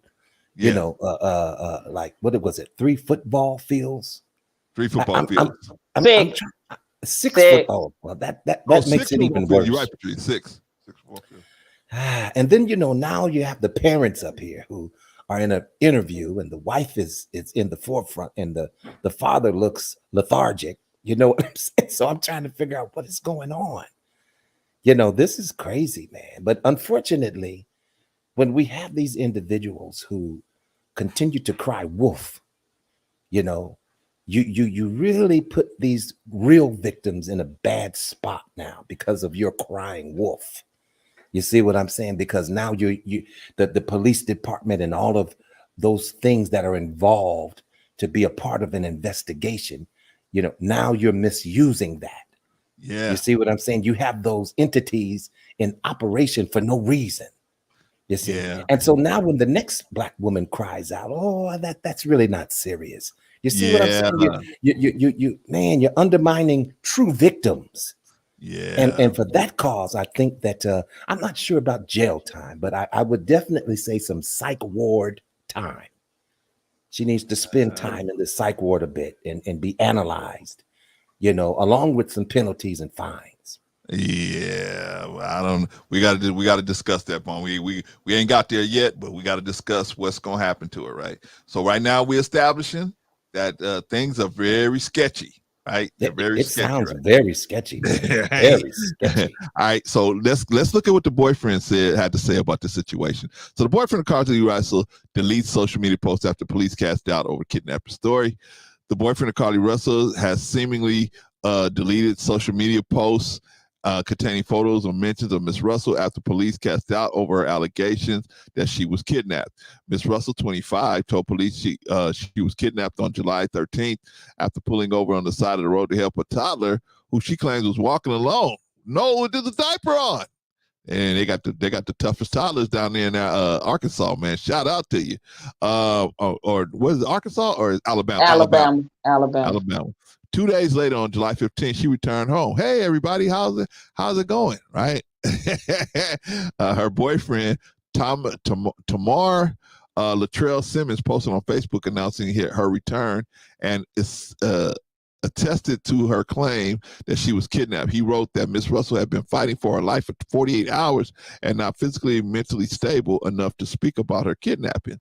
I don't even know how to start off this post, but only to say thank you to my Lord and Savior Jesus Christ for saving my girlfriend's life, he said on Sunday. The post included photos of himself and Miss Russell. Although, also, thank you to everyone who shared the picture and came out to the Hoover Met to help us with the search parties, and we went to and proceeded to tell other people about Carlee to bring more awareness to her story. I have been going nonstop since I received the call that she was missing on Thursday night. I know she would have done the same for me, so I wasn't going to give up until I saw her face again. But Hoover police revealed that they were unable to verify most of Miss Russell's story on Wednesday. Mr. Simmons deleted his posts from Facebook and Instagram. Ouch. Mr. Simmons did not make any follow-up posts indicating he deleted his content of Miss Russell. The Independent has reached out to Mr. Simmons for comment. Now, this lady don't look like an easy lady to get over a fence. But let's continue, y'all. Let's continue. Miss Russell's boyfriend is not the only person who publicly claimed she had been kidnapped. Her parents sat down with Today on Tuesday to attest that her daughter had gone through a great physical and mental ordeal in the 49 hours she was missing. But after police contradicted those statements, neither Mr. Simmons nor Miss Russell's family have come out with any official statements. Miss Russell told her family that the police she was kidnapped by a man with orange hair after she pulled over a car on the Interstate 459 to assist a toddler who was walking by herself. That must have been Donald Trump, the orange hair man. Maybe it was Donald Trump. I was just getting ready to say that. Patrice, don't make fun of Donald Trump. Don't make fun of Donald Trump. Donald Trump is a serious politician. Don't make fun of him. All right. She said the man was a man held a captive for 2 days before she escaped. Holy smokes. However, Hoover police have no evidence that a toddler was walking unattended on the side of the road and cannot verify claims of being kidnapped. Police Chief Nick DeRizas said that Ms. Russell's internet search history gave investors a peek into the middle state in days and hours before her disappearance. Ms. Russell searched for things like information on Amber Alerts, one-way bus tickets out of Birmingham, and movie Taken. Yikes. All right, y'all. The boyfriend said, hey, this chick, man, I'm done. What do y'all think the boyfriend knows that we don't know? Well, I think after all of this stuff that has come out, of course, he probably was advised by a family member or his attorney to take it down, right? Just to be on the safe side, posting stuff on social media, can come back to haunt you because you can use it in a court of law for whatever. But they say now again, I just saw something yesterday that said he tweeted something or posted something back in support of her. So I don't know. I just, if this thing was allegedly all about him sleeping with the stripper girl, and it was supposed to have been nasty messages going back and forth between Carlee and the stripper, basically, Carlee saying, I'm this privileged girl. I look better than you. I got more money than you. I got a better car than you. You ugly. You a stripper. You this, you that, because they're intel fighting over this man allegedly that he slept with this stripper or whatever. And then the stripper ended up texting the boyfriend or something with all of this going on now. It's like I think she said something to him like, yeah, now try to get your girlfriend out of this fine mess she's gotten herself into or something. But that's young people stuff, but it's all crazy. Yikes. Yikes. Yikes. Well, go ahead, Vaughn. Oh no, I was just saying yikes. I was agreeing. Holy smokes. Okay. We're going to see what the neighbors got to say. Carlee Russell has neighbors. Let's see what the neighbors have to say, y'all. Oh, the neighbors got something to say. Okay, let's see that. Neighbors got something to say. Carlee Russell's neighbors got something to say. 160 on your side. New perspective from neighbors of Carlee Russell about the appearance is having on their neighborhood. Yesterday, the Hoover Police Department released some new information in the Carlee Russell case. Our Shelby County reporter, Anjanae Robinson, out to talk to some neighbors today about their reaction, their opinions to what they heard. She's live with that. Anjanae? Well, Jonathan, Sarah, many of the neighbors I spoke with today say they're very happy that the Russell family is reunited despite the recent news from the Hoover Police Department, but they want their quiet streets back. Anna Parker has lived in this area for quite some time now. She says she wants her neighborhood to go back to the way it was. I would love our street back. We've had a lot more traffic, and I don't want to say that I'm saying that bad about the family. It's just, we just want our neighborhood back. I want my quiet street, my quiet neighborhood. Parker says as a parent of 2 young adults, if that was her kid who went missing, she would be in agony, praying every day for their safe return. That's what it's all about. That's what we prayed for, and I can't be upset when God answers our prayers, and He did. So I'm very happy for them. I'm happy that she's back and they know where she is. Now, other neighbors agreed with Parker and said this was the most traffic and attention their neighborhood has ever seen, but they realize as time goes by that things will go back to normal. Reporting live. All right, y'all. Neighbors say we want our street back. We need our street back now that that black girl is being found. Because I mean, you know, it's disturbing our peace, and we quiet folk over here. See, we don't bother nobody and don't make no noise. So we just want our street back because this is too much for us to handle. Spoken like a true Karen. Spoken like a true Karen. Street back. I don't know what you guys are talking about. We need the street. We need the street back. We need the street back, y'all. We need the street. We can't drive our golf course down the street because all of these news cameras are all over the place. We need to drive. We need to be able to drive our golf course down the street. Exactly. As a matter of fact, let me see who I can call about this situation. I need to get on the phone. I need to get on the phone. Who can I talk to about this? All right, y'all. That's. I think we kind of made our point on that. Let's open it up for everybody. Y'all want to talk to some people? Let's open it up for people to talk to people, and they can join our conversation if they want to come up here and they got something to say about it. And if not, man, we'll take about 15, 20 minutes and then we'll just start wrapping things up. But sure. Let's put it out there. Let's put it out there. Now let's get to my question. Oh, go ahead. Okay. Yeah, no, because I think it pertains to your question, but I did want you to show that, if you can, that little clip that Dr. Umar did, because I think we need to have a discussion about that, because I think it's going to be perhaps, maybe, possibly a little difference of opinion of how people feel about her, what her punishment should be, or who feels she should be punished. Should we feel that there's jail or no jail or whatever? So, but listen to this clip. All right, let me look it up. I'm looking it up. Okay. I actually, while you looking for it, I actually agree with most, like 95% of what he's saying, except, you know, he don't think, and don't get me wrong, everybody's entitled to their opinion. He don't think that she should do jail time, and he's going to tell you why he thinks that. And he has a legitimate stance in that. And I understand totally where he's coming from with that, with his point of view and his opinion on that. I'm at the point where I say that if the punishment does include jail time, I'm not against that, because I don't think she's going to get a lot of time anyway. I think it's going to be a slap on the wrist. I think that her father's going to use all necessary power, you know, that he has within that city, you know, to use, being a Mason, being a business person that, you know, I'm pretty sure he's a heavy hitter.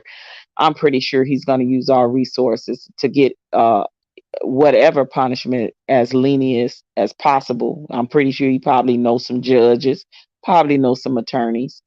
But I thought that Dr. Umar's point of view was very prominent in his stance and what he said, and speaking to her as if he was actually having the conversation with her.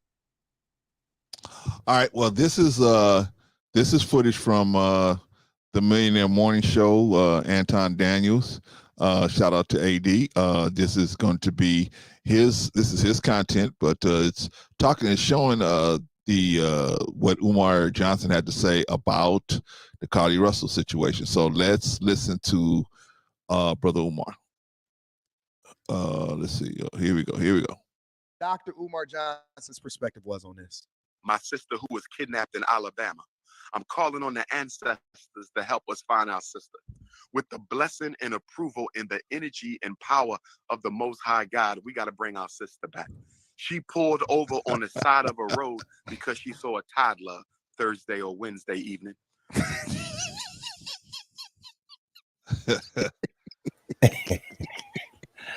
Where is this going?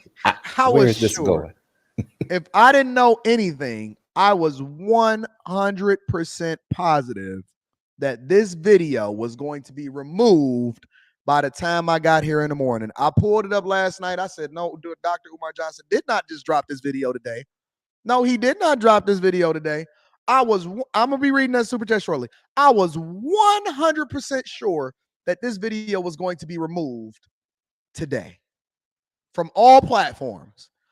And to my surprise, I wake up this morning and this video is at the top of the YouTube algorithm on Dr. Umar Johnson's channel. He said this woman was looking for a toddler on the side of the road. Peace and Pan-Africanism, ladies and gentlemen. Peace and Pan-Africanism, y'all. Let's continue. We getting serious now. We talking about Sister Carleesha, is it? Sister Carleesha kidnapped. She pulled over on the road in Alabama the other night. She's home? Is she home, brothers and sisters? Is she home? Can somebody says she's home? Is she home? I'm trying to find it. Bro, Clarence, that's not okay, because I was going to say this is definitely not what I sent you. I'm in the background. I'm actually in the background trying to find it. I texted to you. I texted. Oh yeah, that's right. That's right. Okay, let me. I texted to you. Yeah, because this I don't send this content belonging to him to nobody. So I want to be clear. I did not send that. Okay, but did he call her Carleesha? Sounded like he called her Carleesha. I think he said Carlita or Carleesha or something. Her real name is, I think, Carlethia or Carlita. It's one of them. Oh, okay. And they call her Carly for short. But yeah, it's close. Got it. Okay. All right. Wow. But the one I sent you is the after all of this has come out. That's the one I sent you, and I texted to you. Yeah. I'm about to put it up. I'm trying to get it over now. Yes, sir. Yes, sir. Let me see. Okay, yeah, let me send it. And I can pick it up here. Send it off my phone here, and I can pick it up here, girl. I know you watching Anton's content all the time. I know you do. Like I said, you will never get anything sent from me from that platform, okay? Oh, but you just a hater. You're a hater. You gotta get in the million. Get into the $1 million. What is it called? Millionaire Mornings Club, Boys Club, or Girls Club, or whatever it is called. Oh, whatever. Man, it's not coming up too fast on this one. Not coming too fast. Let me see if I can bring try to email it to you, and then I did. Okay, here we go. Oh, okay, I did. This computer's kind of old, so it doesn't go too fast. Okay, here we go. Let me push it, and let me see what's going on. Started at, I think it's the 1 minute mark where he actually started talking to Carlee, because it has other content on it. Wait a minute, Dr. Umar talked to Carlee? No, yeah, it's like he's talking directly to her, but not to her in that sense, not physically. Yeah. Okay. Let's see what we got. Okay. Say you want to start the 1 minute mark, huh? All right, let's see. Let's do this.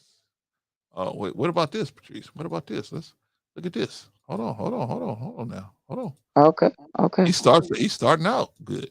Look like he's starting out. Okay, go ahead. Okay, let's see. Do your teen. Okay. Do my teen man. All right, here we go. This is Dr. Umar, the great Dr. Umar, talking about Carlee Russell. Traffic. There's a war on Black women, Sister Carlee Russell. You owe your sisters an apology. I do not want my sister going to jail. So for all y'all saying she need to be prosecuted and persecuted, I disagree with you. Don't no Black woman belong in there. You got 60 and 70-year-old grandmoms, twerking on Instagram and TikTok, 60 years old, shaking your loose goose in front of the whole world. Can we have a little bit of class? You got elderly black men, 60 and 70, talking about the art of fellatio on social media. 60 and 70 years old talking about the art of fellatio. You old enough to be you are a grandfather and a great grandfather. Wait. Hold on. I'm a grandfather, but don't get it twisted now. Don't get it twisted. If you open up the right conversation, Brother Clarence can jump in on almost any conversation. Okay, see, that's why I didn't want it to go left, because that's why I wanted you to start at the 1 minute, because this had nothing to do with the conversation you should have with Carlee. Patrice, that's why I said, oh God, here we go. This is a whole nother show, Brother Clarence. That's a whole nother show. All right. That's a whole nother show. Once again, I need to listen to Patrice. Okay, I'll listen to her. Jesus, Joseph and Mary and all the disciples. All right, we at the 1 minute mark. Is that good enough, Patrice? Or you got a specific number where you want? No, that's cool, because I think that's when he starts to, like he's talking to Carlee. Okay, here we go. It's waiting for it to load up here, and then we're gonna move into it. Fair use. I want to talk to my sister Carlee Russell next. I want to go down to Alabama one time and talk to my sister Carlee Russell. Sister Carlee, I need you to hear your brother right now. I'm not here to beat you up, Sister Carlee Russell. I'm not here to beat you up, Sister Carlee Russell. You are my young sister, and I love you as a young sister. Much respect to your mother, much respect to your father, a strong black family, still married, still together. I appreciate that. I applaud that. But Sister Carlee Russell, I got something I need to say to you, my beautiful Alabama princess. I understand that you had some issues with your baby daddy, your boyfriend, soon-to-be father. I understand that you was going through some relationship issues. And I know sometimes when the sisters go through some relationship issues, y'all can get a little out of pocket with the strategies y'all employ to get your significant other's attention. I understand that. Agreed. I understand that. I understand we can all be a little immature in the way we address romantic issues, Sister Carlee Russell. I can understand that. But Sister Carlee, I need you to understand something, sister. In 2020, 250,000 women went missing in America. In 2020, 250,000 women went missing in America, Sister Carlee Russell. Of that number, 40%, more than 100,000 of them were black women. Sister Carlee Russell, are you listening to me right now? Sister Carlee Russell, I need you to listen to me right now, sweetheart, because I need you to understand what you just did. I need you to understand what you just did. I'm going to say it again, Sister Carlee. In 2020, 250,000 women were kidnapped, abducted, sex trafficked, raped and killed, sold away. And of that 250,000, 40% were black women. That's more than 100,000, Sister Carlee. That's more than 100,000. Sister Carlee, don't you ever again in your life play games with the kidnapping of black women. Don't you ever do that again in your life. Don't you ever again play games with the sex trafficking. Okay. Is he making sense so far? Oh, yeah. He's definitely, he's definitely making good sense to me. Okay. Because, a lot of people jump on Dr. Umar because of other issues, right? We all have issues, but is he making sense right here? He's 100%. He's making sense. He's dropping data. He's dropping statistics on as of 2020 and the number of women in general of all races that are missing since 2020 is 250,000. And out of those 250,000, 40%, which is 100,000 of those women are black women and girls. Absolutely. Making sense so far. Okay. Just want to see, want to stay Mm-hmm. on track. Want to stay on Yep. track. Because a lot of people try to discredit Dr. Umar because of other issues. But that doesn't mean that just because he got issues in other areas, he can't be telling the truth in this area, right? Yeah, that this has nothing to do with anything else that somebody may not agree with him on. This is strictly this, and that's what I want to have the conversation on. This. Okay, it's just the truth. All right, let's continue with Dr. Umar. And let me You just tell say me when to this stop. before you can I Oh, just go say ahead. this Go ahead, before you Vaughn. start? Go ahead. You know, when it comes to anybody, I don't care what preacher you are or speaker you are, you still have to, chew the meat and spit out the bones. You see what I'm saying? Just because you may disagree with him on some things doesn't mean that he may not hit the mark on other things. Right. You see what I'm saying? So Exactly. we need to be able to have an open mind when we listen to people. Some people you just choose not to listen to because you know what plane they're on. You see what I'm saying? But even with that being said, I still know how to listen with an ear, and I can like sift and decipher through the BS. You Okay. see what I'm saying? And I can always hear the true parts of it. So Right. Okay. All right. So I don't know. One of y'all did something. Not me. I've been being good. I've been good, Sister Annie. I've been good. Well, No, I'm actually, just kidding. me and Sister Annie Patrice will has come a up here testimony, regardless but of we'll what talk we about did it or not. later. Sister Annie will come Yes, up here we whether do. we being good or not, Yeah. right? Whether we being good or not, Sister Annie will come up here. I'm just kidding with her. But shout out to you, sis. You have anything to say before I start back up with Dr. Umar? Hey, sis. Hey, and I didn't come up the fuss. Y'all doing really good. Y'all just were having such a good time. I said, wait a second, the family. Wait a minute. Let me just say, phew. Excuse me. But you know what? Since I may not Listen. be able to stay Exactly. I actually have I went and picked up my 6-year-old niece and my 4-year-old nephew. And I took them to the park, and I was just thinking, I was thinking about this story.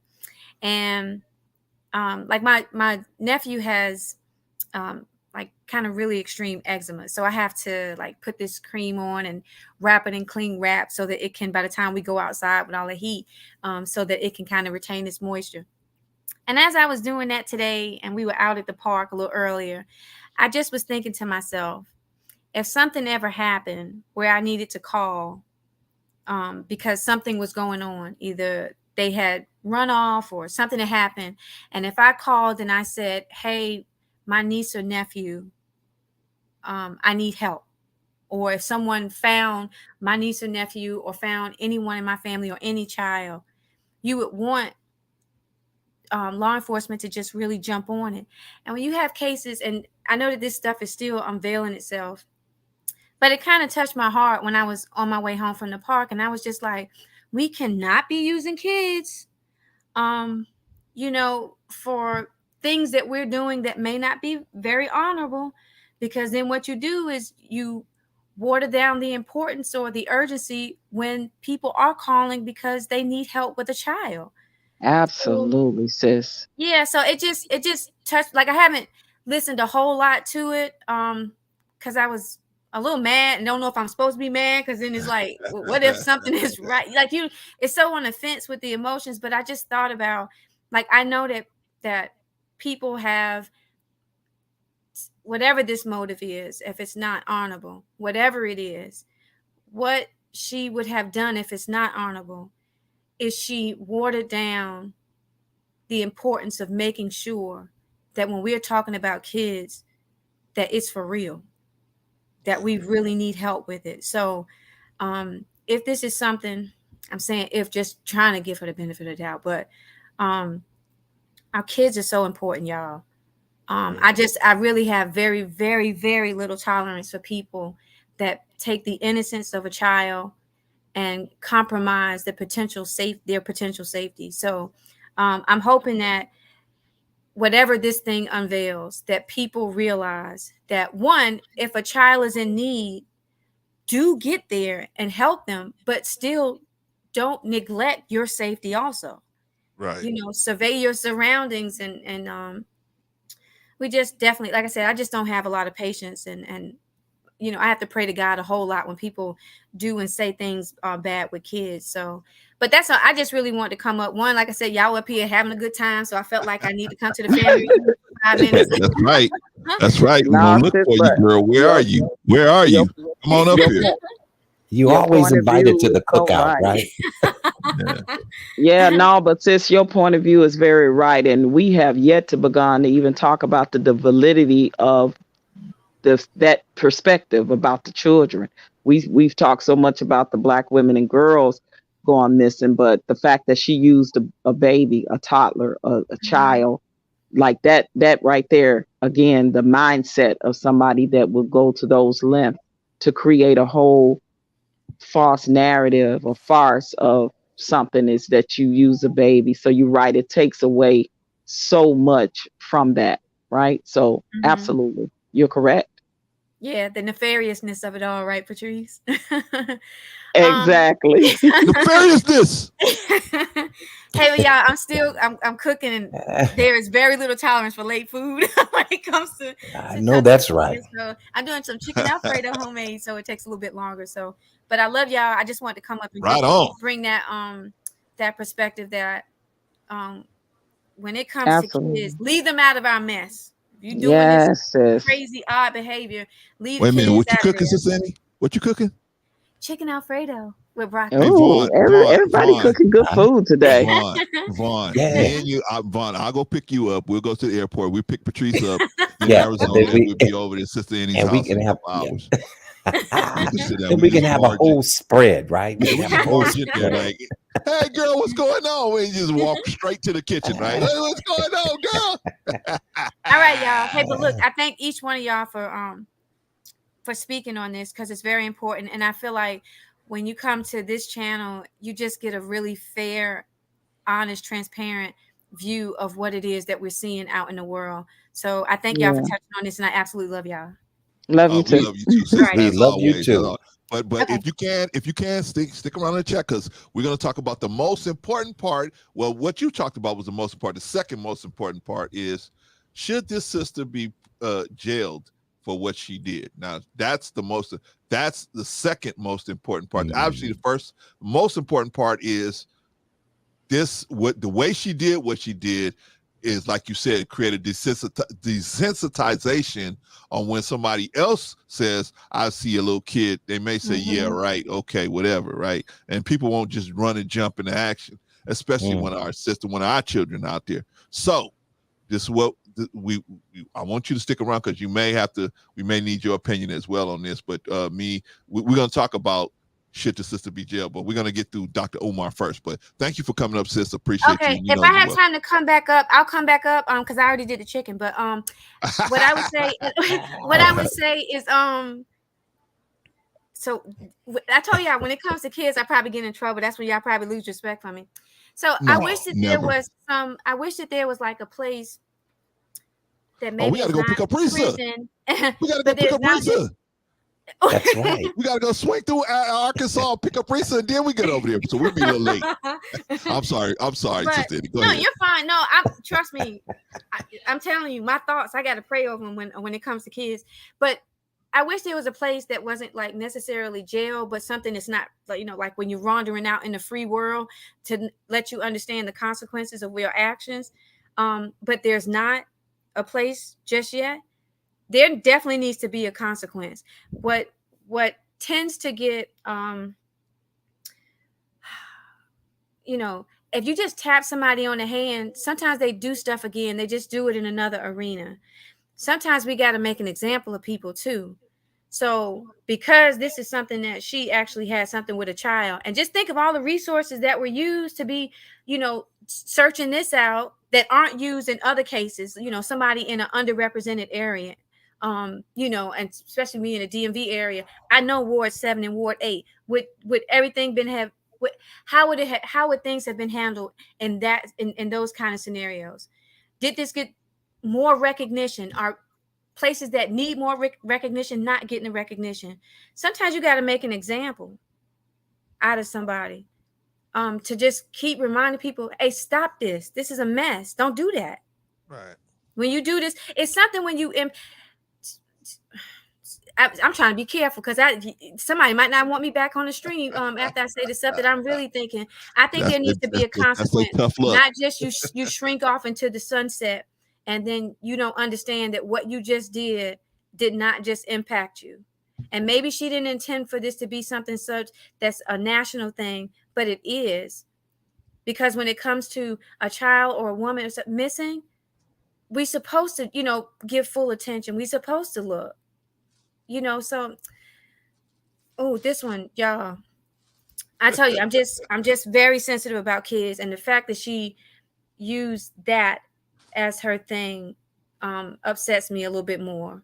So right now, unless y'all say something that has me to switch over, there needs to be a consequence, a record of some sort that she has because of this. If nothing else, to just reiterate to her. I like when I'm saying stuff. Okay, now I'm gonna start rambling. When I'm saying stuff to like I took my niece and nephew to the park. I told them I need to be able to see them both, but they're not going to both want to play on the same thing. But I got to be able to see both of y'all in my peripheral at least, right? Because I got to be able to grab one, run if I need to.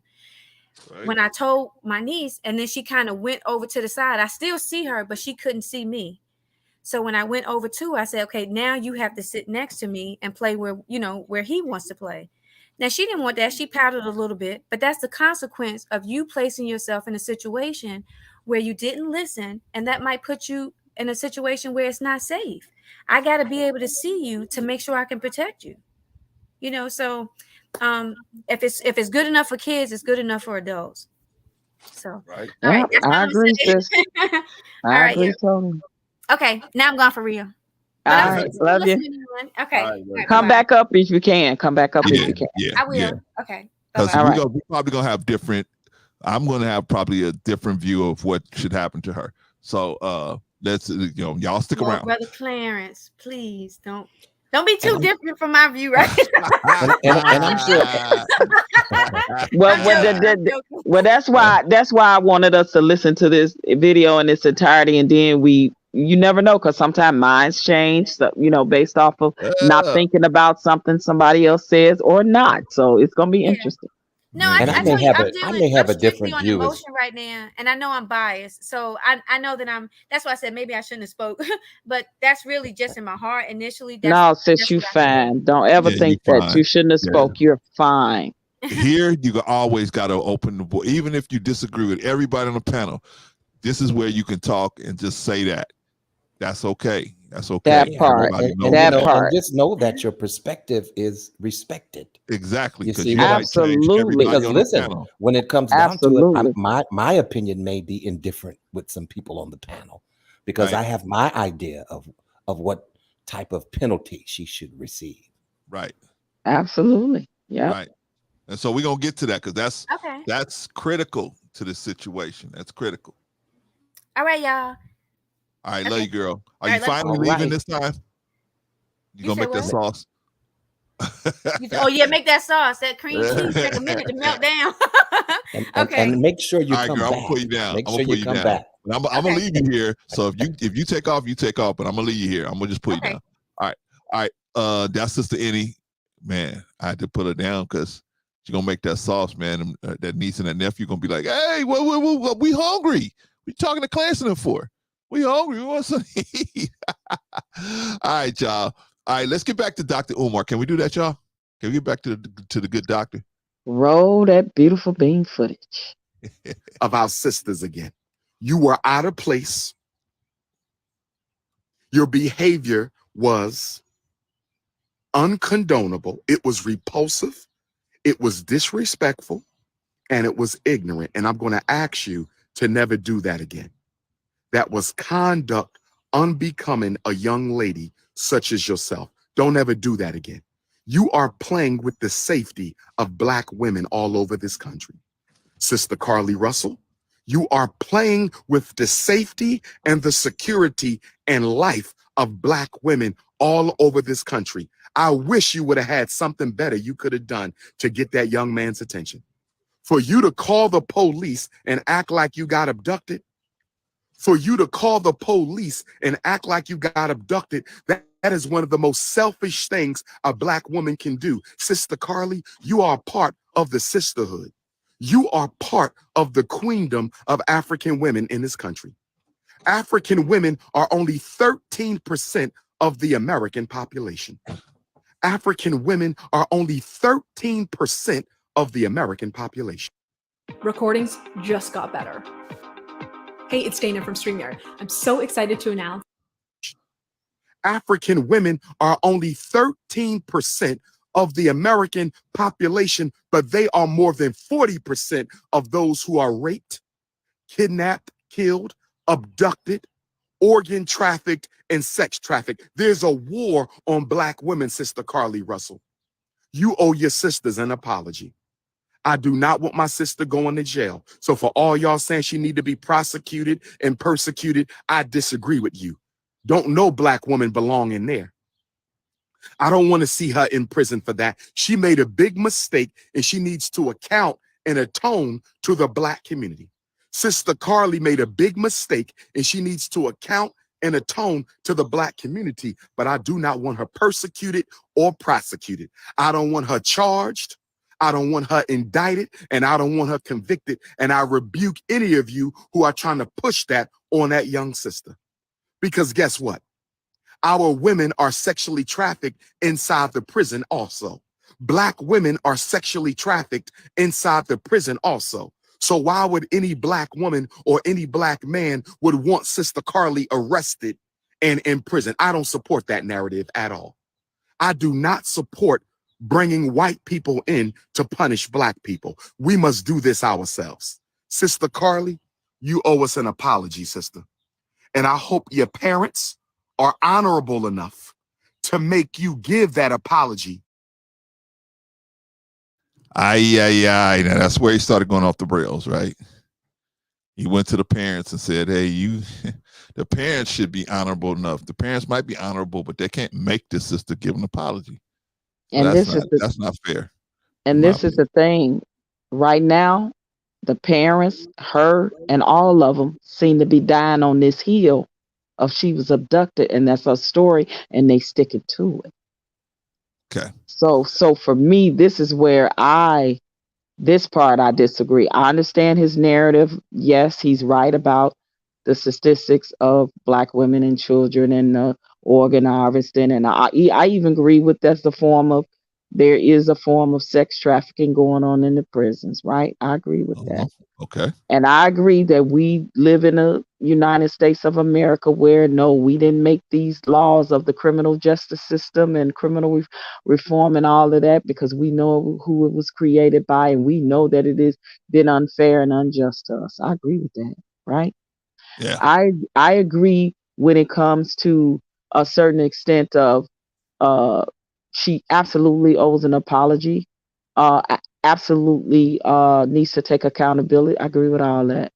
But I also agree with that at some point, if we just keep letting a lot of the younger generation get away with certain things with the story that she created using a baby. Did y'all notice he didn't mention the baby? Did you notice that?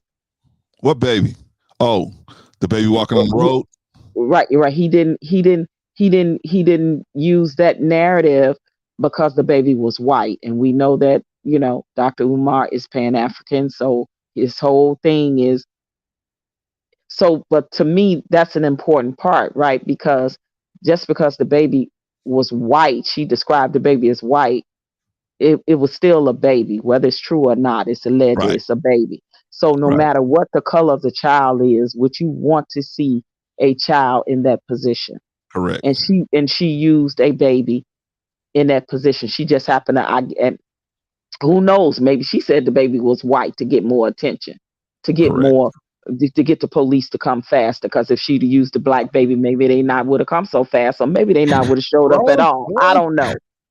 So, but I just noticed that he didn't mention that part at all. He said that you called and you were abducted. He didn't say that you used a baby who also children are being doing the same thing are being done to babies and toddlers. They are being used for trafficking. They are being used for being SA'd and molested as well. But he didn't use that narrative because it's a white baby in the picture. So that's why I disagree with that part of what he's saying, because he totally ignored that part, right? And then I understand his, like I said, the point about the system. I get it.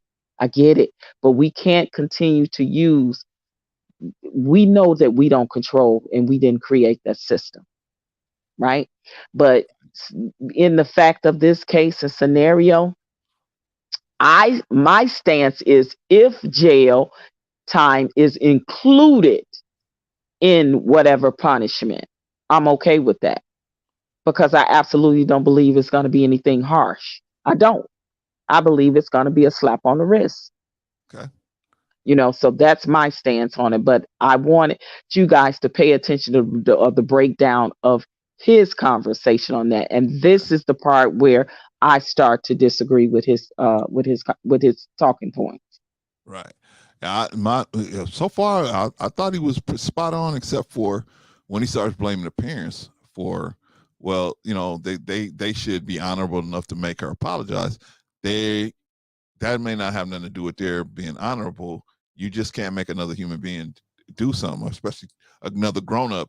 You can't make them do it. You can put pressure on them to do it, but you can advise them. They can advise her. They can give her advice, and because she's 25, and whether they have a strong hold on her or kind of control her, that may be play a part in it as well, because it seems like they do have an influence. It seems like they do have an influence on her. So perhaps maybe their influence can persuade that. But I was going to say that you brought that up earlier. You said your friend said that, and I agree that may have been another factor in all of this happening. That may have been another factor in all of this happening. So I just and seeing, being, like I said, the fact right now they are dying on this heel of this farce. They are dying on the heel. She was abducted. She's telling the truth.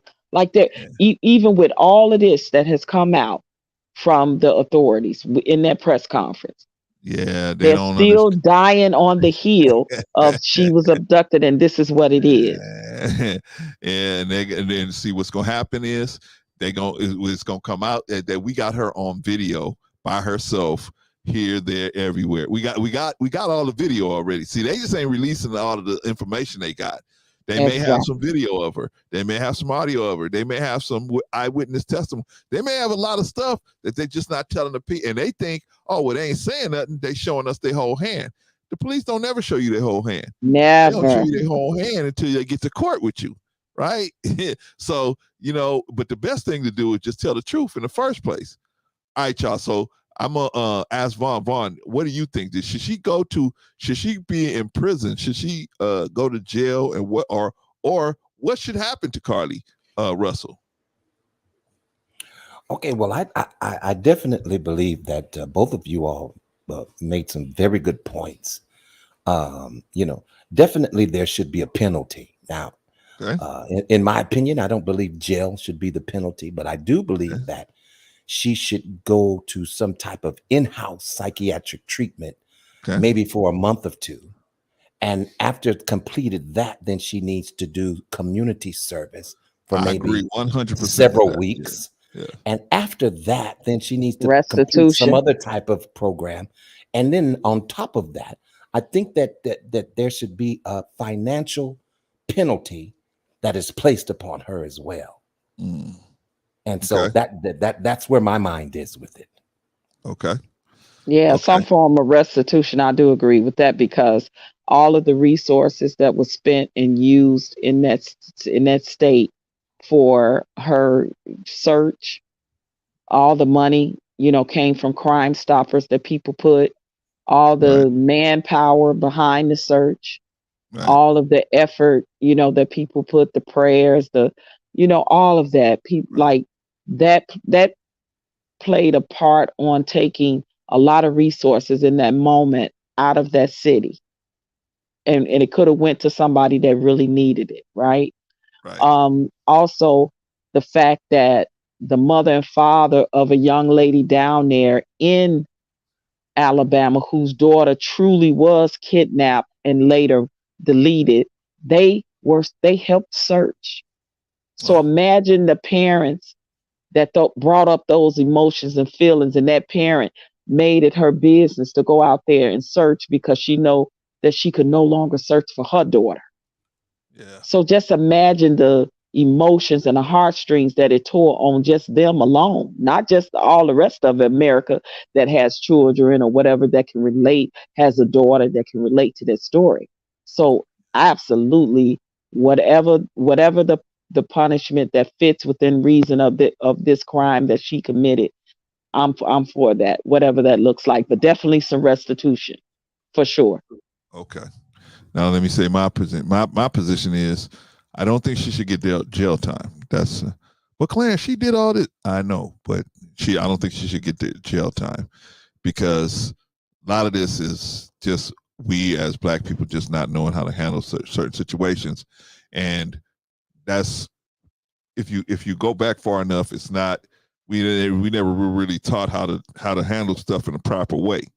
So therefore, we need, America is going to have to give us time to learn how to be people of thinking and of where we can get over this trauma and get past the trauma and start thinking, all the way, thinking things all the way through. Because for the last 400 years, okay, hold on. Before I go further, let me let Patrice get some words in here, because I think Patrice got to go step away for a minute. Patrice, do you want to put some final words out here? No, you go ahead. You give your perspective, and Okay. I'll try to listen as much as I can, but I'll come back on the panel. Okay, cool. All right. So anyway, I don't think that I think because of the stuff that we've been through, I think we have passed down irrational ways of thinking. Because now I'm gonna get into it, but see, we've been irrational for the last 400 years. What do you mean, Clarence? Irrational? Our survival depended on our thinking being irrational, right? What do you mean, Clarence? Well, to be a slave, that's irrational, right? That's not a rational person would look at themselves and say, I'm free. I was born free. I'm gonna die free. I'm free. Irrational is you've been captured, right? Your number one job after being captured is to free yourself. That's what a rational person would be thinking. I need to free myself. I need to free myself. I need to get free. If I get free from this tormentor, then I can be a free person, and that's what I should be doing, right? But when you thinking like you accept captivity, when you learn to accept it and say, this is better for my survival to be a captive than to be free, then that's where the irrational thinking comes from. And so we had to always think irrationally, right? When a master did something to us, or one of the people that represent the master did something to us that was unrighteous, a rational person would demand justice. But as irrational people, we couldn't demand justice. So we have to think irrationally and say, I have to accept this immorality. I have to accept this unrighteousness. That has been passed down. And so now we get to a point where we can't handle major upsets a lot of times. And we will do stuff like this, right? We have major upsets that we can't handle. And so we have to, we might, get involved in stuff like this, but it's not our fault. America made us be this way, put so much pressure on us, physical and mental viciousness on us to think this way. So now you got to give us time to get over that. And sometimes we're going to do stuff. Now, should there be some punishment? Yes, there should be some punishment. One of the things that should happen to her is she should have to do 6 months to a year working, what's that thing? The Center for Exploited Children. She should have to work there. Oh, missing and exploited children, or the one for trafficking of, black women and girls. Exactly. She should have to work there and see what goes into actually trying to find some of these children, trying to find some of these women, trying to find some of these missing kids, so that you can see this ain't no joke, man. This ain't nothing to play with, right? Then I agree with you guys about the restitution. Okay, there's a dollar amount. Every cop you got out there is getting paid a certain amount of money per hour, right? That's just the cops. We ain't even talking about all the volunteers that's going out there. We just And talking the about private search parties, because I think they hired. Yep. Yep. Right. And those, who are those people? The necro people that go out and they find dead bodies. They go out and try and sniff around and find dead bodies. We ain't even talking about how much you got to pay those people. We just talking about the cops. That's an arm and a leg right there. All those people that volunteered, they sacrificed time from their family, sacrificed time for this, for that, because they believed in the situation. She got to see the real effect of all of those things. And she should have to spend some time with all of those organizations so she could see that. Then on top of that, some restitution, you got to pay us.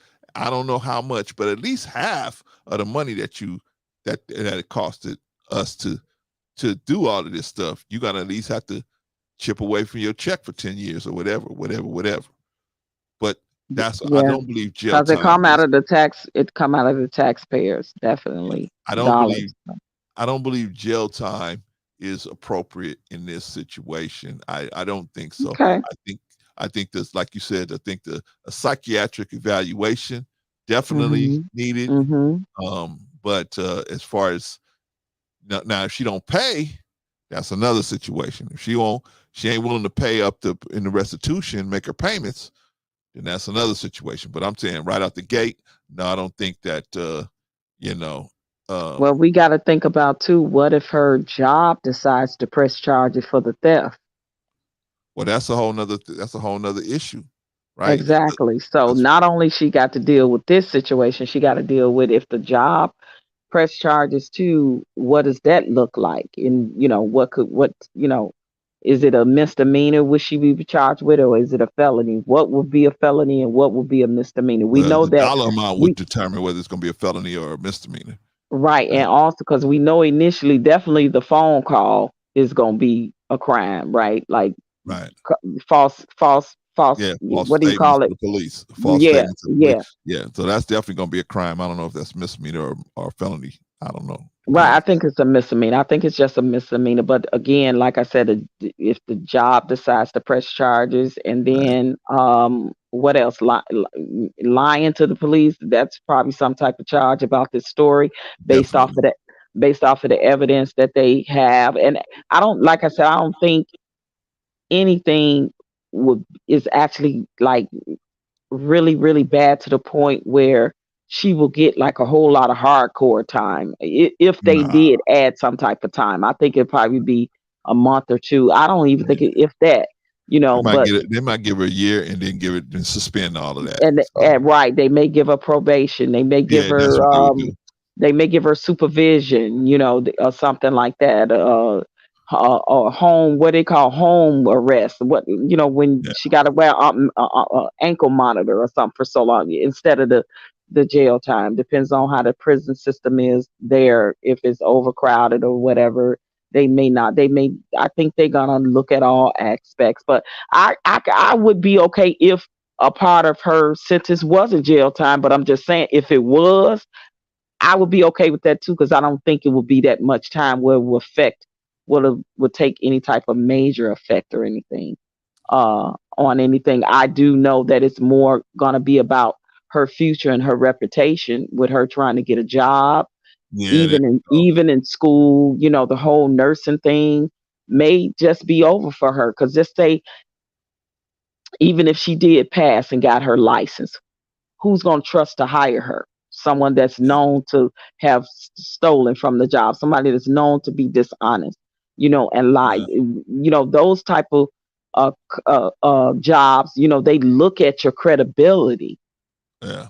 You know what I mean? When it comes to things of that nature. So that's the only reason why I said that. It's going to affect her for a long, long time. She's going to be that girl for a long, long time. But she can get out of it if she's willing to work hard. She could put that.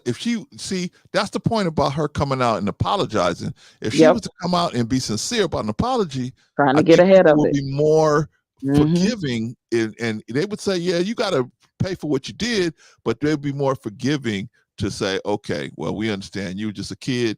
You didn't know how to handle that. She ain't situation. no kid. Stop it. She ain't no kid. She's 25. I understand the people would say that she's not a kid, but they would say, well, she's only a kid. She's 25. You know, I made mistakes when I was 25, 23, 27, whatever. So people would have more understanding if she was sincere from her heart and come out and apologize and say, I'm sorry, I didn't realize that I was I was wasting all these resources and I didn't realize what I was doing. So please forgive me, right? And Quantum, you're right. That she should go searching. They should make her search for some of these people, right? She should go out and have to do some of this searching so she could see or answer some of the phone calls. As a part of the community service. Man, some part of community service, Man, I'm telling you, ain't nothing worse. I've been at some of these meetings where the mother just breaks down crying because justice was not sincere. Justice has not been given to the person, right? Shout out to Jill, by the way. Glad to have you in the building, Jill. And I think she should have maybe a private, maybe her family attorney can have it set up where she have a private conversation with that woman, the parents of that girl in Alabama that was abducted and end up being deleted because that woman literally went out there and searched with that search party. I think she should privately talk to her and do apology to her privately because I can't even imagine how that woman feels now knowing that it tore on her heartstrings and took her back to the time of her own daughter, and then to know that that this girl did something like that. I believe she does owe one publicly, and I don't believe that it should come from or be read by her family member or her lawyer. It should actually come from her. I think that would be the best thing. Yeah, definitely be the best thing. I mean, as far as helping her to be able to walk it off and be able to go get a job and go do something. Because like you said, I think she's going to have a little stain on her for a minute. And the fact that, like you said, they're trying to die on that hill, they need to just come on down, wave the white flag and say, hey, look, we were sorry. And, I did all this. And I was ignorant when I did it. I didn't know. I was in my feelings about it. And so that's why I reacted this way. Please forgive me, everybody. And, and just do an apology to her. And then I think the people would be more forgiving. And then, somebody out there will give her a chance. Of course we will, bro, Claire, because we so forgiving. We are. Us, right? We so forgiving. Ain't nobody more forgiving than us, man. We forgive my God. Exactly. We are so forgiving. We're too forgiving sometimes to our own detriment, right? We shouldn't forgive, right? Exactly. Right. All right, y'all. Let's start wrapping up because I don't think anybody's gonna come up here. I think pretty much everybody feels the same way, man. Did Dr. Umar? Did he finish? Did the video finish? Oh no, I didn't finish. I saw let it play out. No, just let it play till he stopped talking about that because he go into something else, and then we'll get closing remarks and stuff. Okay. To Black women and the Black community all over this country, you owe an apology to the Queendom. That's all I want is a public apology to the Queendom. I want a public apology for the sisterhood, Sister Carlee. You owe Black women that. Don't you dare play without safety like that. Because what you did, Sister Carlee, and I'm not beating you up, I love you. When I see you in Alabama, I'm going to give you a big hug and just say, baby, don't do that no more. Don't you play with the safety and security of Black women like that. Because what you did, Sister Carlee, is you just gave the white media an out. What you did, Sister Carlee, you just gave the white media an out. What you did, Sister Carlee, you just gave white media an out. You just gave white media an excuse not to cover the kidnapping of Black women. You just gave white media an excuse not to discuss the sexual abuse of Black women. You just gave the white media an excuse to not print stories and publish stories on the kidnapping, the abduction, and the sexual trafficking of Black women and Black girls. They can say Black women are not serious. They play games when it comes to abduction. Black women are not serious. They play games when it comes to sexual trafficking. They can say Black women are not serious. Look what we did with Carlee Russell. We covered her. We pushed her. Black people had you on every social media page. You was on our Instagram, Sister Carlee.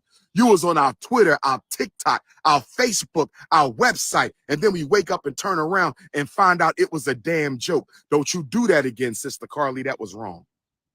Don't you do that again, Sister Carlee. That was wrong. You owe Black women an apology. You owe Black women an apology. 13% of the population, 40% of those who are being abused, raped, abducted, killed, kidnapped, and sex trafficked. Sister Carlee, how dare you play a game with the sexual abductions and abuse and sexual trafficking of Black women? You was wrong. You was wrong. Sister Carlee, you owe Black women an apology. You were wrong. Let me move on. Yep, that's it now. Our good 'Cause brother he in going Philadelphia. into something else. He going into something else. So that was it. Yep. Yeah. Y'all, all of us feel like she was wrong, and all of us feel like some should have. I think we're all on the same page with that. I think. Oh yeah, definitely. We all on the same page for sure. Right. So I feel like, we covered it. I think we did a good job of showing it from a lot of different angles and showing it and then, bringing it out and opening it up, because a lot of people are saying she should be jailed. I disagree with that, and they said, well, why, Clarence? Why do you disagree with that? Because I feel like we unfortunately, as Black people, unless it involves in the death of a person or the death or the violent attack of another person, we got to have a little more patience, right? Now, if it involved the death of a person or the violent attack of another person, then that would add a little more what can say, that'll add a little more weight to the situation, and then we could start talking about incarceration. That might be something that we have to put on the table.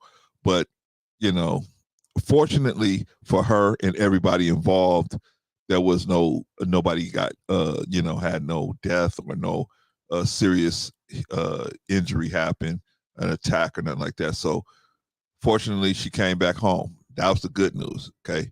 Now we got to figure out what we're going to do. How are we going to deal with this situation and deal with her, but at the same time send a message to other girls or other women that might be thinking, I'm going to do the same thing and get some attention, because, or I'm mad because the boyfriend don't want to be with me no more. So I'm going to do X, Mm-hmm.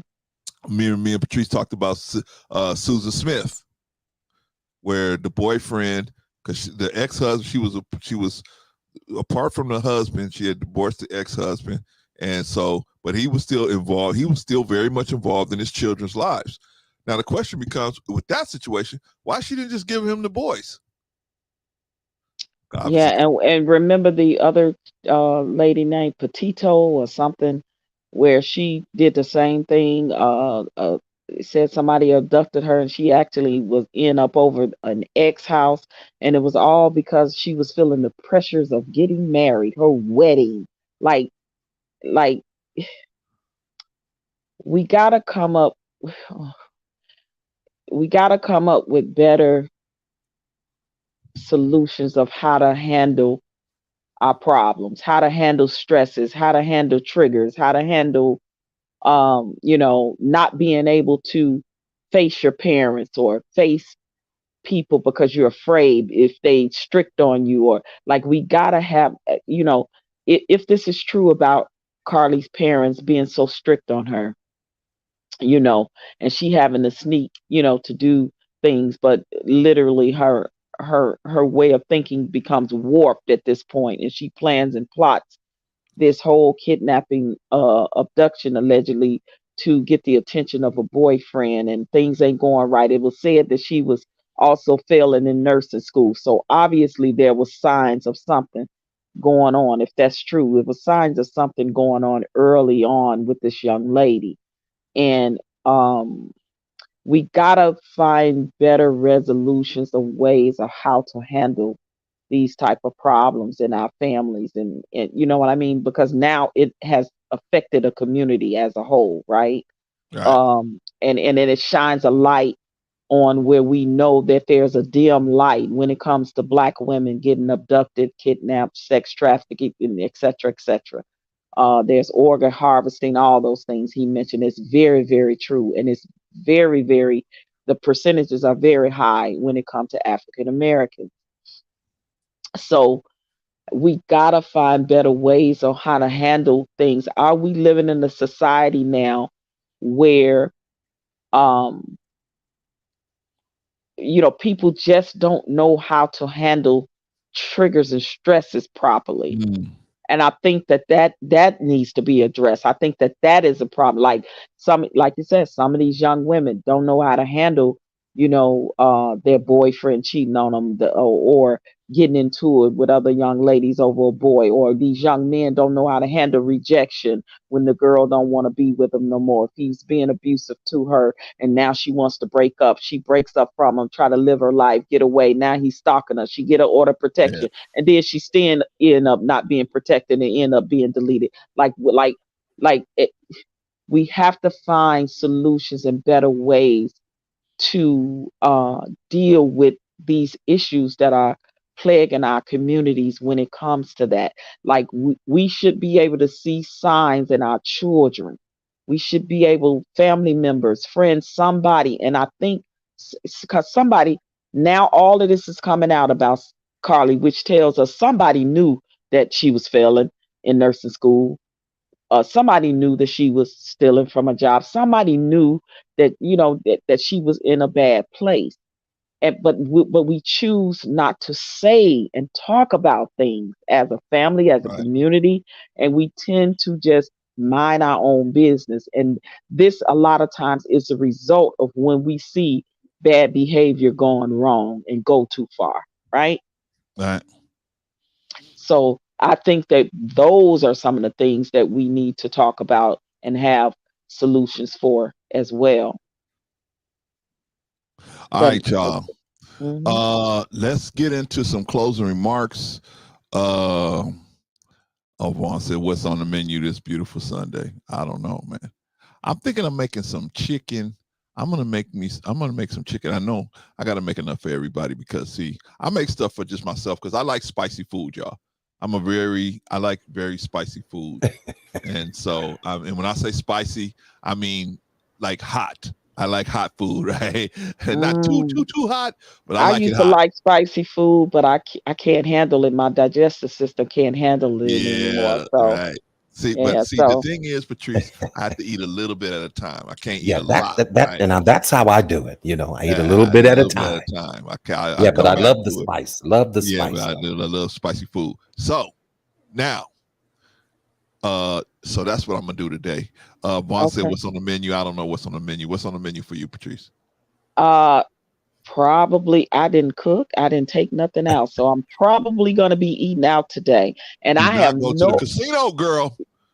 I said eat out. What are you? I said eat out. What are you talking about? Hey, but check this out. If I can get a free meal there, I'll go there and eat too. Amen. The You know, buffets. they have Listen, the some. I heard buffets that. ain't no joke I now. heard Them that. Exactly. buffets. They have some nice buffets. So hey, Yeah. bro, Clarence, don't hate on the casino buffets. Don't hate on that. If I go there and eat, Don't hate. Don't hate. Oh, wait a minute. I'm Wait a gonna minute. stop being a hater. By I'm the gonna way, stop being a Patrice hater. All but right, by because the I'm a way, brother Patrice Clarence, lover. brother Clarence, What you got on the menu, Vaughn? What you got on the menu? Oh, well, it looks like my wife made some beans and rice and oh, probably that's what's up. some fried That smells chicken and good, man. probably some I'm smelling it. cornbread. I ain't even there. Hey. Some cornbread and something else. Oh, I think All right I now. think she made a peach cobbler, so that's in there. Oh, But nice. yeah, but no, I just wanted to bring this up, briefly because I've been looking at different platforms, and I noticed Patrice was somewhere, and Wow. Did you just rat on me? Like straight up, did you just trick on me? No, wait, hold on. Now listen, I noticed that she Houston, was off the porch. we're about to have a problem, Houston. Wait a minute, Brother Clarence. I noticed she was off the porch. Now she was off the porch. Wow. She was. I have She proof. was. Wow. But listen, was because good. I She saw was. because I saw her. See what I'm saying? I left the porch too. So it's the woman's fault. Yep, you're right. Both It of you was the guys was off woman's the fault, porch. see? That's right. I forgot Yeah, about but she you, did Vaughn. it first, You so was- it's definitely yeah. she coerced me into doing it. Yeah, Oh, I did. wow. I was I'm good. gonna put all the blame on the woman. You know you sound like Adam right now, right? Blaming all the you blaming it on Eve, right? You blaming it on Eve. That's just like you, Adams. It's right. Just I like saw you, the both of Adams, in this y'all. YouTube streets. Wow. But I did end up taking a little bit of a tour, because you had brother Mandrell had started his channel. And of course I wanted to go over there to congratulate him. Normally Yeah. I don't go me in too. different spaces, but I definitely wanted to get up and congratulate him and Yeah, and me too. let encourage him Vaughn? and things Vaughn? like that. Oh. And that particular conversation, kind of went left just a slightly, and Patrice had a lot to do with that. But anyway, so later on that evening. Definitely. She definitely did. Oh my God, you are such a rat. Hey, Vaughn. Tricking on me. I can't was believe like, you hey, snitching. Vaughn, it was like watching somebody try to stick the square peg into the round hole. They try to keep sticking that square peg in that round hole. They just wasn't gonna take it. They just wasn't gonna have it. Wow. So listen. Oh my God. Later on that evening, I ended up on Bolo's panel. Oh, okay. And so, Okay. Shout out of course, to Bolo that was TV, good. brother. That was wonderful. That was great. And then Saturday, I said, well, I better get back on the porch and stay. I noticed that Patrice again. Tricking again. No, Here let we me go. quit.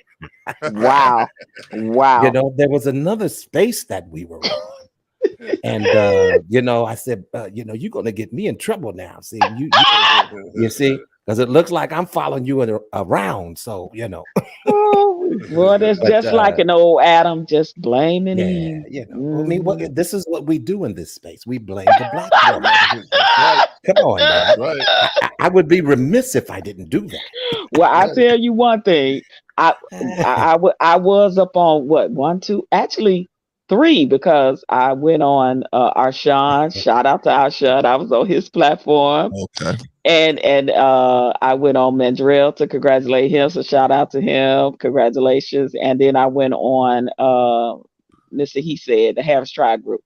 I actually like we all both were 3 over there. platforms, right? But of course was I got great. a little Discord Yeah, you on got a little Arshawn. pushback over there. Yeah, on Arshawn's channel, Oh, was that Mandrell? Was that No, Arshawn? It was that was Mandrell's channel. Mandrell's channel. Arshawn played it. Yeah, Mandrell's channel. Got a little, they ask for a woman's perspective, and then when you give it, it gets totally twisted, convoluted, it gets diluted, it gets dissected. It's like We thought I you was was gonna like, give the other women's perspective, right? right. I was like, okay, okay.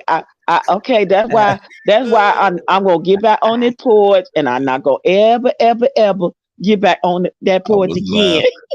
I was laughing at Patrice so much, man. I was laughing at her. You like, man. yeah, brother, this is how you could. She like, literally, this is how you can win. See, this is how you can win. And they like, nah, we don't want to win. She was trying to give them good advice, but they just didn't want to. They didn't want to receive it. Oh my God! And but some did receive what you said. And For the most part, for the most part, I just got. I for one was in agreement with what you said, but I know that you're full capable of standing up for yourself. You know what I'm saying? Of course, if it had got too topsy-turvy, I would have stuck my head in there a bit. But for the most part, I knew you could handle that. Oh yeah, and if it would have got too much, I would have just pulled myself down from the platform. And I don't mind opposition, but I don't like when my words get twisted. I don't like when they don't give the whole perspective of things. Like you know what I mean? Like I literally gave them scenarios based off of the question, but they turn it into what they want to hear. So it's and again, the conversations become convoluted like that, and you can't have a legitimate back and forth if you're not acknowledging. Now, I sat up there and I acknowledged everything those men said and what they were saying, and I knew it was a lot of validity to what they were saying was correct. I can agree on that part. They just can't agree on the part when it comes the other way. That's the problem for me. Or either they take it and they twist it, or either they will say an opposite narrative to what I just said. Because when I said that, the world class guy came up there and he said, you know, you see, OG Patrice just came up and said, but what about when men were staying in the homes and you know, and we did it? Okay, we know there is a certain percentage of men that did stay home. There was a certain percentage of men that did walk away because women were toxic. We know that. So when I speak in general, I'm not speaking in totality. I'm speaking in general. So when I'm saying in general, I'm saying I know it's not all, it's some. But they take what you say again and they twist it. They twist it for their own narrative because they only hear what they want to hear. And then some of them deny what they heard at all and still come back with the defense of, but women, okay, you asked for an answer and a solution, bro, and I just literally gave you that, and you still, but what about? It's like, oh my Well, God. let's make it plain. Let's make it plain because, you know, Mandrell, I thought that he did a very exceptional job. That was his very first stream. It wasn't listen, no problem we with can't that. always contribute the guest, you know, that's on a panel to, you know, the exactly. content creator, you know, because see, Right. I'm pretty sure Mandrell had a different way that he would have preferred Would have the liked show for it to go. Yeah. But Yeah, because he but kept this was trying a to bring it back best he right. could And to you know the what? It was a very good way to the topic. So it was a very good way of initiating him because these are some of the things that you're going to have to deal with. Yes. You know? Oh yeah, absolutely. But I definitely can tell that I believe that his channel is going to be very successful. If you haven't subscribed to it, it's called The Big Over Picture. there and It's check out called The Mandrell. Big Picture. Yeah. What is it called? What's the channel called again, Vaughn? It's called The Big Picture. I don't know. Can you hear me when I'm talking? Because I be saying it, but I don't know if you can hear me. Picture. It's the big picture. the big picture. Yeah. And so I believe he's going to have a lot of good content coming out of there. You know, some things concerning health and you know, workout stuff and you know, just well-rounded stuff, you know. So but that was his first show, you know, and I thought he did an exceptional job. The conversation was very good. It was. It was just that little glitch right there that, you know, kind of put a little monkey wrench in there. But it was a great and it's only when and it was certain Patrice's fault. It was perspective. Patrice's fault. Yeah, Vaughn. Here we go again, blaming me. Patrice's fault. Wow. Definitely. You know, I love you. Definitely. Now your new name is Adam, okay? That's your new name. Because you literally trying to blame Eve over here. You literally Vaughn Adam. Okay, that's what they Vaughn Adam. Hey, Vaughn, I think Patrice tried to say it in about 7 different ways, right? Well, see, if you come at it this way, and this way, and this way, they was like, nope. Exactly. Nope. I'm gonna lose as best as I can. I'd rather lose than listen to you. Wait, you know, but basically what she was saying was, if you're in a toxic relationship and you see that it's going to continue to be toxic, you need to remove yourself out of that situation, lest you fall into something bad that puts you in a bad position. Because if not, is not a toxic relationship a abusive relationship? Yes. And so I got exactly what you were saying. You know what I'm saying? But a lot of times when you know, I guess that the guys in these spaces get a little sensitive when a woman's talking as if God doesn't use her or spew truth out of her mouth. I don't understand that. Well, if you if you're talking about woman and say you want the opinion of said woman, and then woman gets up there and give it honestly, stripped down, untamed. I'm telling you from a perspective of how toxic women move, how toxic women think, and the manipulative, conniving, cunning things that toxic women do. I just told you what you need to do about that. And then I hear, did you see she just told us to leave. Okay, what do you want? What do you want from me? I was Do like, you want me to yeah. tell you to stay?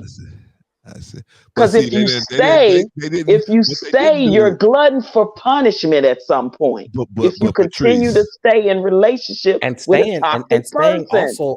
and staying also could put you in harm's way, because we are not Absolutely. all do not as men, we do not all have the temperament of dealing with certain issues, and but we're see, most likely to fly off the handle And that and was do a whole, something I that's think that was the inappropriate question. Wasn't and that do the something question? that's inappropriate and cause Uh-huh. us to be incarcerated, or you see what I'm Yes, saying, that was in a bad Mandel. light. Wasn't that Mandrell's question? Some about men with their emotions, or how to handle their emotions, or something. I think that was the original question or something that he was asking. And you yeah, absolutely why right. should they not get emotional? Yeah, that was the Yeah, question. because overly emotional man, yes, can possibly physically hurt himself or a woman or someone else that he's into this toxic relationship with, or just in general, and I listen, there's some overly emotional men in these YouTube streets. Let's just be real about that.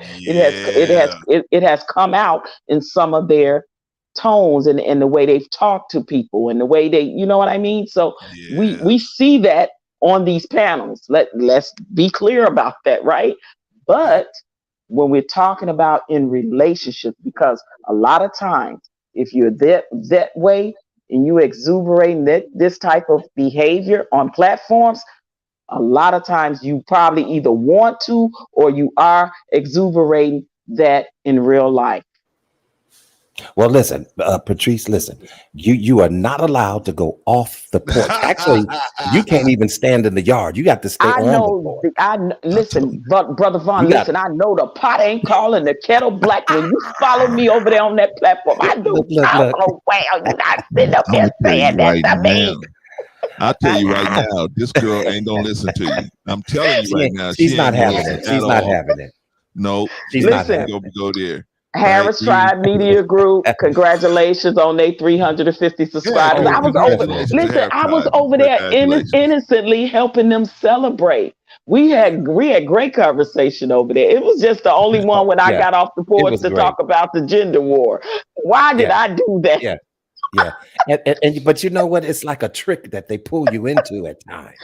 You know, you could be talking about something legitimate, and all of a sudden, now here we go. We're just caught back up in that same spot again. Yeah. And we're like, how did we get here? But How did I honestly, get here? right. Like honestly, I've been fell back from that like last year sometime. I was just over it. I was just wore out, tired over it, because I felt like it was a beating a dead rug of trying to say something or hear other women. But all women ain't. But these 304s and these HOs, but all women ain't. But we all us ain't. Yeah, and it was just like okay. I was like this they don't want resolutions. They don't want solutions. They just want to hear themselves talk and argue. So at that point, I was just like, okay, I need to fall back, because that's not my life and it's not my story. But as someone that's older, seasoned, mature, I have experience, and I do have stories, and I can tell some stories based off of my own experiences and based off of experiences of other people. I know toxic women when I see them. Hell, I done had some in my family. Yeah, we all have. You know what I'm saying? So to listen, I had a uncle, my mother's brother, God rest his soul, was married to one of the most toxic women. And you could love somebody. Listen, just because you love that person don't mean y'all always meant to be together. Right. Like if it's toxic, oh my God, you talk about fought all the time. And this woman, she was so verbally disrespectful to my uncle. Well, And he took so much verbal abuse off her, and she would start the fight, you all. So when I say these things, and then the same thing, not me, I was little, but my mother and her sister used to always tell my uncle, why do you take this off of? Why do you take this abuse? Why do you? When I tell you, she literally forced him to have to fight her because he needed to defend himself. damn. That's how bad it was. That's when it gets bad right there. Exactly. I would definitely have to dismiss myself at that point because see, when I end up popping you in the mouth a little bit, see, they're not going to understand that and you they busted had a me in the head child with a lamp, together. right? They had a child together, and when my uncle finally got up enough nerve to leave her, she played that same game. She didn't want him to see the child and all this. My uncle, way back, and this had to be in the late 70s, late 70s. I was a young girl, late 70s, and he went and put himself on child support. That's why when I tell these men Now, these see, things, that's where you stirred it up over there. That's right. That's where it got started. But see, she brought I that know, up, Brother but see, Clarence. let me, listen, but let me tell, Where's the police? but exactly, they Where gave me is the all the police at? smoke. They gave me all, but you know what ended up happening? He was able to prove that my auntie-in-law was the unfit mother, and he was able to get custody of his son, and therefore took him off, and her ass ended up being on it. You see what I'm saying? He got custody of his child. So because the courts look at you differently as a man that's putting himself on it. Now, if the woman goes up there to the court, she gonna tell lies and stories a lot of times, create false narratives on the man. That's already, we know that the courts is warped against men when it comes to the child support. But if the man say, okay, Your Honor, I'm putting myself on child support. I want to be in my child's life. All I ask is for visitations or joint custody, whatever the situation may be. And you're doing that yourself.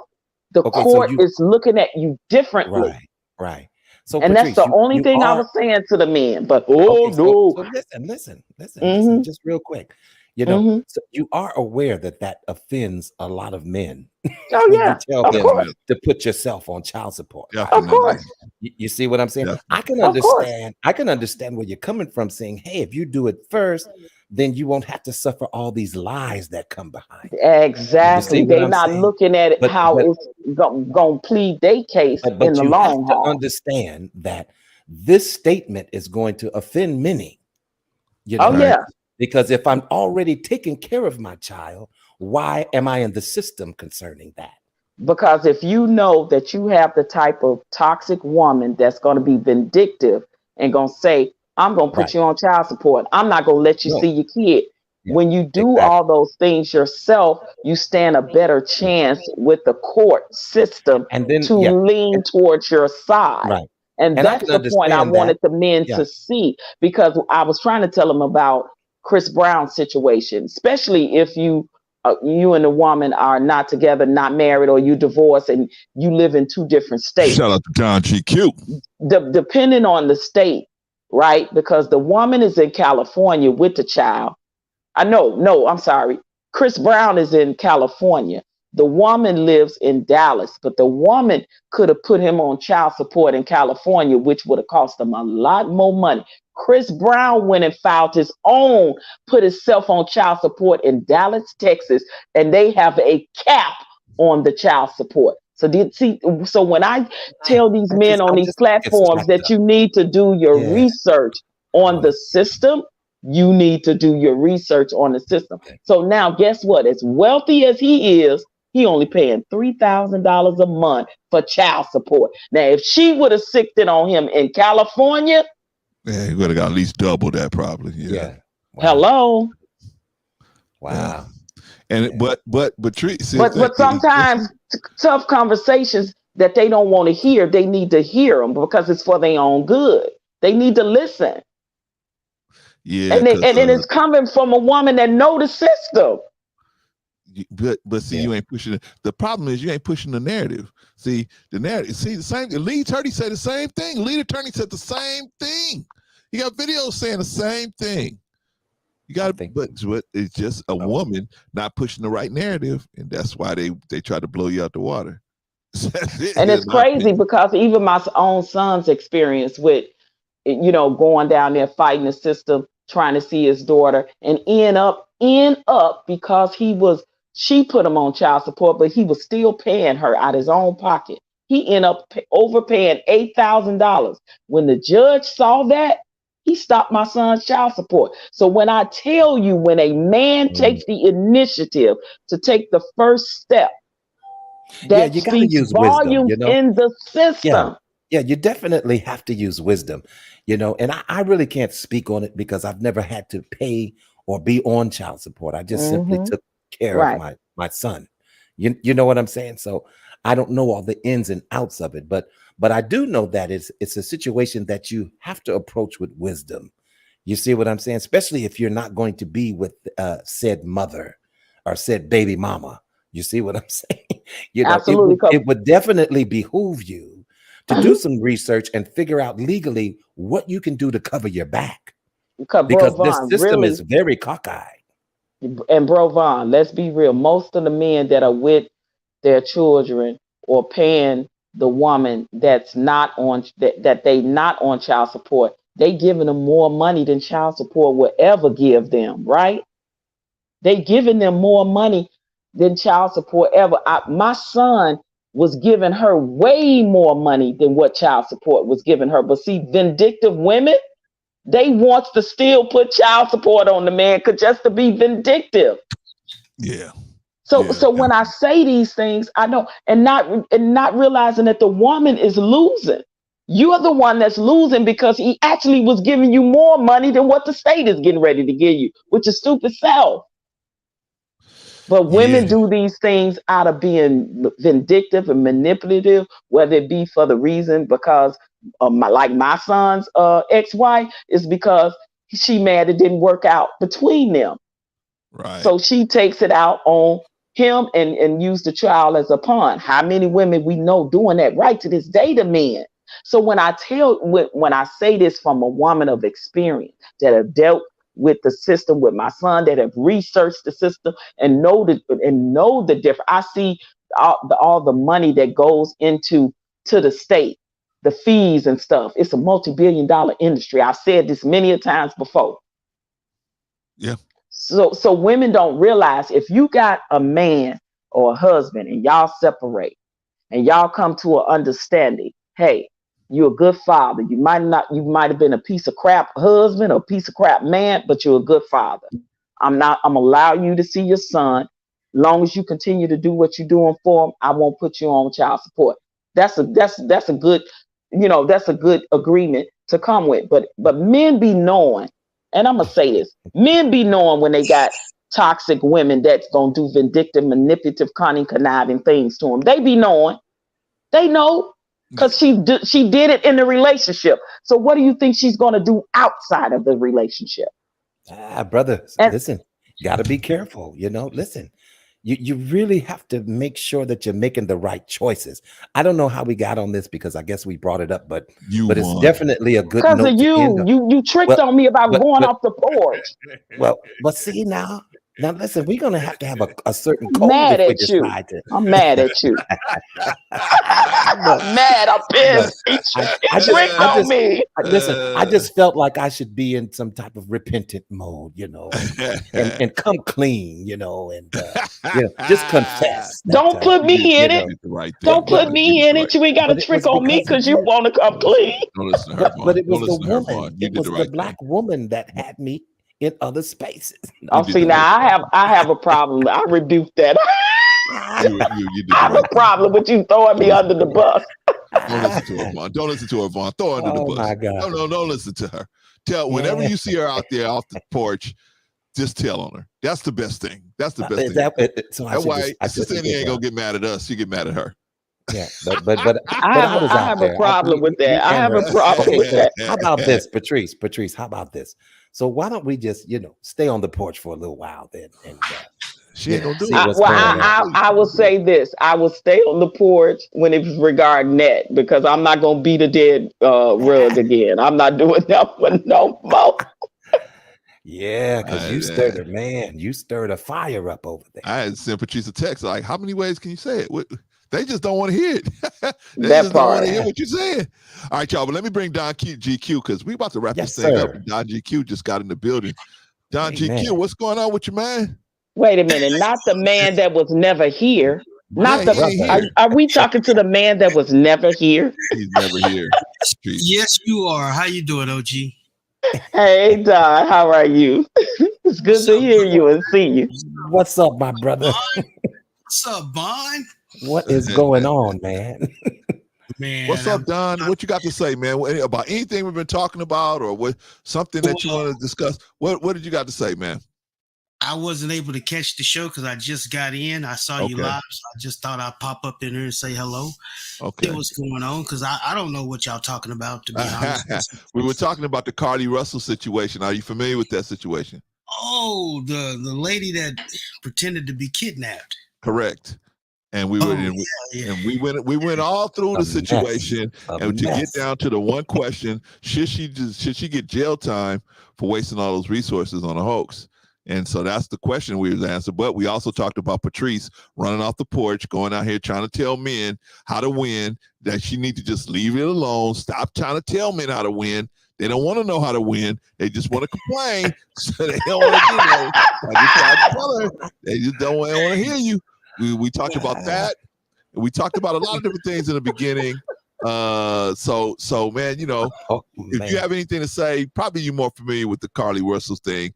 What do you have to say about that, man? What's your opinion on that situation and what should happen to her? Well, I think she should get jail time simply because just say they did find somebody that resembled the person that she said that kidnapped her, and she would have went along with it, and that person would have got time, whatever time they was going to give the person, fictitious or not, whatever time that person may have gotten, I think she should get it. Just on that note, you know, because just say she gave a description of somebody and they actually found somebody that fit that description, you know, mistaken identity, and she go all the way and pretend it's that person, because people do stuff like that. It's weird. It's crazy that people have that type of mindset, you know, to actually fall through. And the parents also knew she was lying, and the mom especially, and they all just went along with it. So it's something more to it than what we see on the surface. I got a question for you, Don. I got a question for you. How do you know the parents knew she was lying or participated in the lie? I mean, I think they knew she was lying once she got back, but are you saying that they knew, they were like involved with her disappearance and knew that she was lying on her disappearance? I don't know if they had anything to do with it, but I wouldn't put it past them. But you know your child, and when you get to asking your child specific questions or certain questions, and they become evasive or something just don't add up, unless you're just an idiot parent. Yeah, agreed. You know what I mean? But you have to be conscious of something, because if my kids were to go and do something that extravagant, and I'm sitting here questioning them, and they not giving me the answers that I need to satisfy what I need to, you know, to understand my understanding, then I'm gonna consider them lying. Something's wrong. What the hell you out here doing? Right. I'm not going to get on TV and pretend to be, oh, she got this and this happened to her. So they have to know something. They just can't be that stupid. And then like you say, they may have been on it. You know, there's a possibility. I don't know. I don't know what's going on. This may be a government psyop. We don't know. Maybe. But it's just a lot of unanswered questions at this point. And what's up, Inya? How you doing? I would agree with the part. I do believe initially the parents didn't know what she was going to do, because I actually think she was sneaking to get away from them to do some nefariousness, right? But I think once she got home, and like you said, Don, they questioned her. You know your child. You know when she lied. You know when your child lying. You know when they making crazy stuff up, acting a certain way. You know, they behavior. So I think at some point they knew where the farce was, and they just still choosing to, because I want to be that parent to protect my child. So I'm going to down this hill with her. Yeah. Bad, very bad. I agree with Vaughn on that one. Very bad. They should just go ahead and just fess up and just say, hey, look, man, you know, we made a mistake. Sorry. The father definitely looks like the pressure's gonna get to him, man. Eventually the pressure's gonna get to him. And I think I forgot, it wasn't Experience, but it was the other person in the chat. Let me see. Who was it? Not Quantum. Cooking with T. cooking I with think tea he's said being they get smart divorced. to not say nothing because of the type of job he got and the risk he taking if he do incriminate himself in something. Yeah, well, and then just your word. You know, your word means a lot, especially as a man. Your word means a lot. Well, as a woman too, but particularly men, they just, man, if they feel like they can't trust you, that's it. You done. And you lying, and then now you got your daughter. You knew your daughter was as soon as your daughter walked in the door, you knew your daughter was talking crazy, but you went ahead with the program anyway because you let the wife convince you. We got to stick with this because if we don't, she gonna go to jail. Well, we don't want her to go to jail, but maybe she might have to learn a lesson or whatever, so that other people can learn the lesson and see that, hey, man, you can't play with people. We talking about kids. You got all these people out here looking for you and all this money and all these resources they're using. That's nothing to play with. And so some of our sisters don't realize when they do stuff, the risk that it reminds me of like there was another sister that had lied and said that she had got ARP when she got caught cheating. She lied and said she got ARPed, and the father and the boyfriend, father and the brother went and unalived somebody over the lie, and they sitting in jail. As they about to go to jail, they break the female down on the stand and say, she said, hey, I was all a lie. They didn't never do nothing to me. It was consensual. And here you got these cats gonna go spend 20, 30 years in jail because they unalive somebody because of her. And an innocent person is unalived. An innocent person is unalive. His children, his family, whatever, they've lost him forever, right? And so I think a lot of times, and I'm not just saying it about the sisterhood, the brothers do it a lot of times too, right? They don't realize they stalk somebody. They don't realize the pressure they putting on somebody's life, right? And so it's just, man, we just don't realize. So some of this stuff, man, if it's not as egregious, we can maybe take them and teach them how to do better. But sometimes it's so egregious, man. They need some time away from society, right? They need some time away from society. But anyway, y'all, let's start wrapping up because we got to get out of here, Don. I appreciate you coming. Wow. But you came late, brother. You came on a CP time, so yeah. But at least he showed up. At least he showed up. Hey, at least he showed up. At least he clicked that like button. At least he clicked that button. But he was still never here. He was still never here. And he cammed up. So shout out to Don GQ. He cammed up. Shout out to always acknowledge. I see he's got a situation going on over there, man. Okay. Like technology. I'm trying to catch you guys, man, but I just be so busy on this side of town, man. I got you, brother. I got you. We always glad to see you whenever we see you, even though you ain't here. We're glad to see you when you are here and you ain't here, right? But shout out to you, man. If you haven't already subscribed to John GQ, go on over and subscribe to John GQ. Get on over there and check the brother out, man. Got a lot going on, man.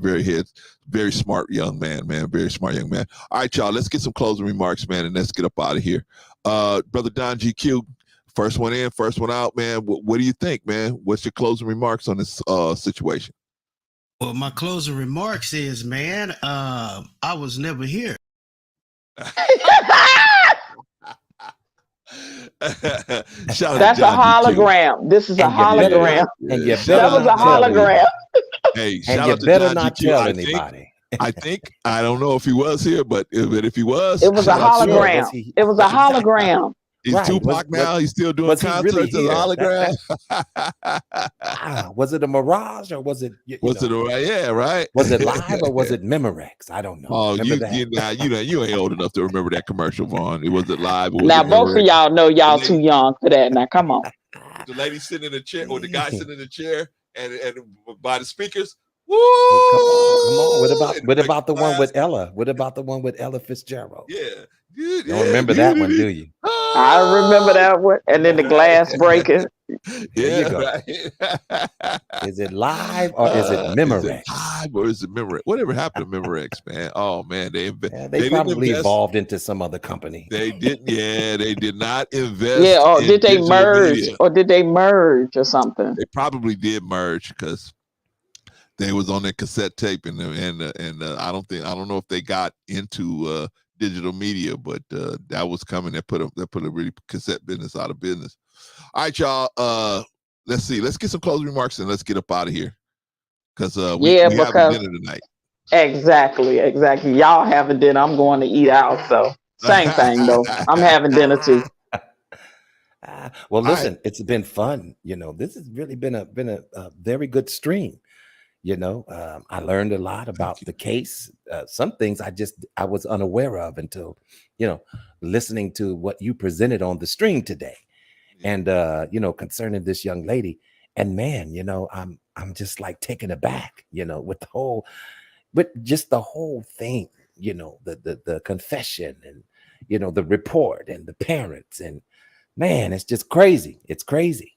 I hope we don't see a continuance of this type of thing because, it really puts true victims in a bad spot. And so, like Brother Umar said, that this is just not cool to do. You put a lot of Black women and babies at risk.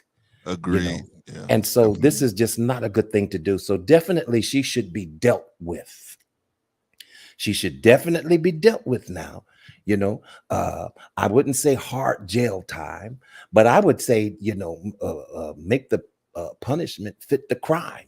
You see what I'm saying? They probably will tap her on the wrist, but at the same time, I would, if it was me, I would come up with some good stuff. You see, because you would be involved in some programs for a while. And if you did not complete them, then now you're going to face jail time. Yeah. Definitely. I agree with that point. That's going to be on the table if you're not compliant to these things that we're going to have you do as a result, of your behavior. Agreed. You see what I'm saying? Definitely. And so, but OG Patrice, I just want to say this before we go. I got your back, my sister. Yeah, I love you. Of we course, just having, we're just having fun. fun. Yeah, Of we're just course. having fun, and And I got yours, and I love you right back, bro. Exactly. Don't And listen you to know him, what? Vaughn. Tell him every time. Tell him every time, Vaughn. I know. And listen. I actually, you made me feel more comfortable in those spaces because I felt like my sister was there. See what I'm saying? And so that's a good part of it too. You know what I'm saying? And I said, oh yeah, we've been on many panels together. Oh God, yes. Vaughn, if you so see, we 3 years in, Vaughn. All of us, we know, 3 right? years in. Ain't that crazy? But if you see Patrice on the panel, right, you're more likely to listen to the conversation, right? If you see another one of us on the panel, if I see you on the panel, I'm more likely to listen. So exactly, and cool. the same with you, Brother Clarence. Absolutely. When I see you there in the chat, and but yeah, listen, great conversation. My closing remarks are, let's just be fair when it comes to how we deal with people. You know what I'm saying? Sometimes we want to just crucify them or send them to the guillotine. Yeah. When that's not a good fit for what the crime is. Let's make the punishment fit the crime. Right. You know what I'm saying? And I really don't think jail time is going to be helpful to this young lady. Yes. I think that there's some mental things going on as well. Agreed. And that should be researched, and she should spend a little bit of time. Part of it should be in-house servicing of some type of mental care for maybe a few months, and then go into all of these other community service and different things like that. And then the financial restitution should also be a part of it. So I'll land right there. All right, brother, I'm gonna bring you down, man. Appreciate you, Brother Vaughn, as always, man. I'm gonna bring you down, man. I'll be there. All right, and that is Vaughn Bryan, no relations to Pastor Jamal Bryan 2.0. No relation. Are you sure, Patrice? Are you sure? I'm sure. My brother is not related to Pastor Jamal Bryan 2.0. We waiting for the ancestry.com to come back. You say for sure. Oh my goodness. All right, sis. What you got to say? Yeah, bro. Wow, this was absolutely a great stream. Because thank you guys for coming up. Appreciate you. After seeing these videos over and over again and really thinking about things, and I'm glad that we actually got a chance to chop it up and dilute it and dissect it and everything, and kind of break it down, it totally gave me a different perspective on the case, making my feeling even stronger about where I was going anyway, with a lot of false allegations here, and the seriousness of that. Yeah. Yeah, it definitely. Now I will say this: I absolutely agree with both you and Vaughn's perspective, right? Right. My stance is just still saying that if there is some jail time included, let the chips fall where they may, right? Whether she end Right. up doing the time or not, I don't think it's going to be any serious time where I think it will affect her.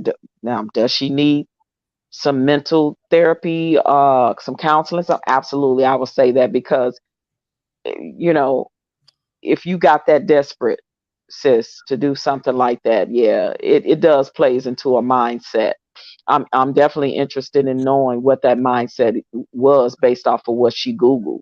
So that's going to be interesting to find out that, and a lot of other things that's going to be unfolding as we speak, because I'm sure after she speaks to them again, there may be another press conference or and what have you. So it's going to be Oh, interesting to definitely. see how this unfolds.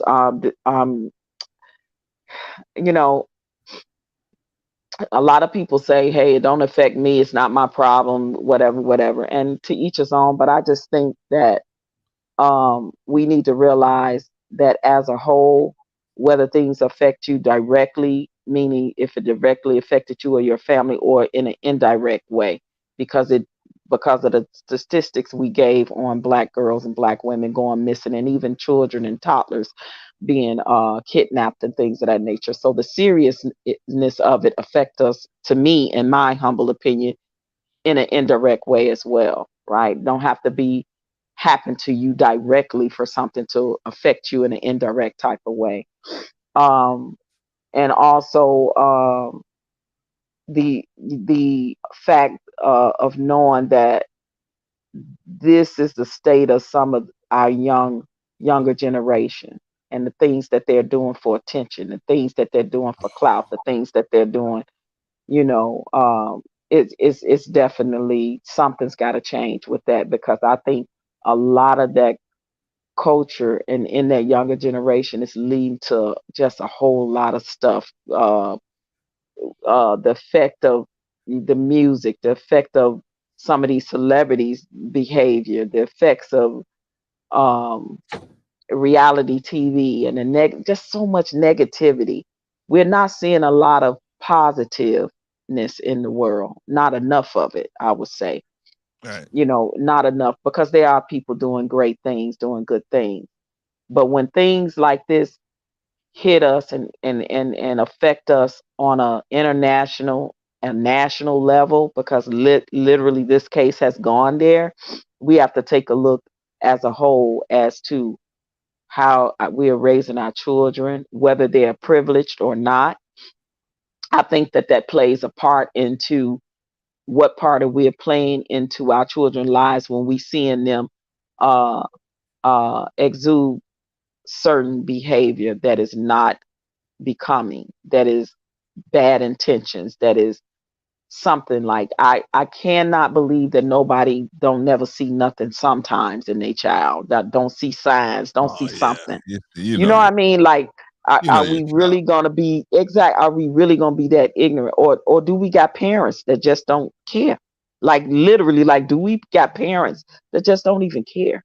I think they Because trying to. sometimes, I think they protecting her, Patrice. That's what I think they doing. I think and they sometimes, think and that they sometimes there's such thing as overprotecting, right? agreed. Yeah. Because if it's true what Latrice Allen said about her brother, and that's her family, if it's true of what she said about the overprotecting and having a tight bond on her, I know and grew up with a lot of kids who parents was extra strict on them, and they ended up being some of the wildest Wow. kids in Yeah. school, in the Right. neighborhood, doing some of the most craziest stuff. So again, some of we got to look at some of the parenting skills. And I know we're not perfect, we make mistakes, and being a parent doesn't come with a manual. I get it. You know, for the most part, we wing it as we go, right? When things happen, but you try to raise your children to know right from wrong. She's grown now. She made that decision as a 25-year-old woman, whether it be an immature one, but it's still, she made that decision. She has to deal with those consequences. So whatever those consequences be, I don't believe they're going to be too harsh. I just say, let the chips fall where they may, and let's continue to take this journey on um, this case, and we can probably recap it more as more developments come. And I digress from that, brother. Thank you for doing this topic and having the conversation. I appreciate you letting me up here. Oh man, always, girl. All right, I'm gonna pull you down, Patrice. All right, peace.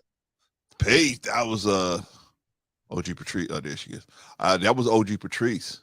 What do y'all think? Experience said, bro, stop playing. The parents didn't know. The FBI, U.S. Marshal, Secret Service, local law enforcement got involved because not because it was one person's lives, but it was a group plot in this ransom donations fraud. I don't know, man. I don't know. Experience. See, that's the thing. I think that's a good theory, but can you prove it right now? Right? I mean, we can say a lot of different theories, but if you can't really prove it, I mean, nobody has come out and proven it yet. Now, when the facts come out and it's proven, then I got to give you your props, Experience. But right now, man, we're still trying to find out what exactly is going on. We know that this person did something for whatever reason. For whatever reason, this person did something, did this crazy thing, right? For whatever reason. We got to get to the bottom of why they did it, what they were trying to gain from doing it, and who was all involved, right? I'm thinking right now the parents were kind of caught off guard. I don't think the parents were totally involved. I think at best, they got involved at the last minute, right? She called them and said, "Can I come home?" Right? I've been out here. I want to come home. Maybe they was involved at that point, but I don't think I don't think the parents were involved at the planning stage of this situation, because I just think two people with solid careers and everything, why would they do something like that? You know what I'm saying? Shout out to Blaze Brown. Glad to have you in the building, sis. Yeah, why would two people who, especially the husband, I mean, his thing is rock solid. Why would he risk all that for this situation? I just don't see what they had to gain by doing it, participate. Now, what I do see Experience is that they had something to gain by trying to, like Patrice said, stay on his heel with him. I think they feel like they're protecting her, and they have no other move on the chessboard, right? Because if they come out and say, yeah, we know she lying, she done did all kind of stuff like this before, they feel like she gonna get, they feel like the people just gonna eat her up, right? So they saying, oh, we're gonna stand behind her because the people are gonna just have her for dinner. So I think that's why they're sticking with the story now, because they don't really feel like they got another chess move on the chessboard. But what they need to do is, like Vaughn said, they need to just apologize. They need to come out and apologize and say, I'm sorry, sincerely. We did, not the parents, but the girl need to apologize. That way, people will forgive you if you're sincere. Now, is everybody gonna forgive you? No, there's always gonna be somebody that say, nah, you did this, right? But for the most part, most people will give you a chance if you're sincere, right? So that's her next move on the chessboard, is to just get in front of the investigation. Don't let the police pull out all this stuff, right? And take you to trial and pull out all of these different things, and pull out the videos of you going into the store and going to do this and going and renting a motel room and all the stuff you probably had to do just to survive out there for 2 days with nothing, right? You don't want, and then start getting the witnesses that, yeah, she was at my house for all them 2 days. You don't want that to be pulled out, right? Because you really gonna get destroyed when that happens. Just get out in front of it now, right? But the people always think, hey man, we can just hold this line. Okay, man, to me, that's a bad bet. That's a bad bet. I would take the bet. Okay, you're gonna get crucified a little bit, but just apologize. You're gonna catch it for a few days, right? But as the news cycle turns, other people gonna come into it, right? And pretty soon you're gonna be done with, right? It's the people gonna just let it go. Look at Tiger Woods. Tiger Woods, he had the whole please erase your number from my phone, right? When we had the side piece, right? Please. And his wife found out about the side piece. His ex-wife found out about the side piece. She was his wife at the time. And he told her, hey, look, erase my number from your phone because my wife may call you and this, right? Everybody clowned him for about 2 or 3 weeks, maybe a month or two, right? But the news cycle turns, man. Now everybody, they dropped him like a hot rock, right? Nike, everybody dropped him. But guess what? The PGA begged him to come back. They begged him. They said, our ratings dropped 70% since you've been gone. We got to have you come back, and we'll pay you just to be on the tour. He said, but I ain't in the mindset to golf. They said, that's okay. Just be out there. Just be out there. We're going to get the ratings. We can sell the advertising just with you out there, right? Nike brought him back. Everybody brought him back. I think he was with Titleist. Titleist brought him back. Everybody, man, I'm telling you, man, he lost some endorsements. Yeah, he did. But he's still winning. Why? Because he just came out and said, hey, look, man, I messed up. I effed up, and that's what I did, right? Yeah, I'm about to tell her now, Risa, if you're out there, we need your help. We need your help on something. We need your help on something. Anyway, let's see. Oh, I was talking about the lady. Yeah, I was talking about experience. Yeah, man. Peace and love to you. I know you just telling us your opinion. Yeah, shout out to you. This is the one place you're gonna be able to tell your opinion, even if you don't agree with us. We ain't gonna get all bent out of shape with you, and then we gotta have no, man. This is the one black place you're gonna come where you can say your opinion, as long as you ain't being disrespectful. We ain't gonna disrespect you, and we just gonna talk about it, right? We understand we're gonna disagree about some things, right? We ain't gonna all agree on every different thing, but we all respect each other enough to say, okay, that's your opinion. Okay, cool. This is my opinion. Okay, cool. So experience, I know, and I saw you subscribe to us. Thank you. Appreciate you, experience. And everybody who subscribed to us, all the new subs, we appreciate all of y'all. But you're never gonna have to worry about being here and have somebody attacking you just because you got a difference of opinion. That ain't gonna happen here. Or we gonna be like, oh, you a hater, experience, that ain't gonna never happen here, man. I think we successfully took those kind of people and removed them from the equation. And now we got a tight running ship. And that's why a lot of people don't come over here, because they want to fight.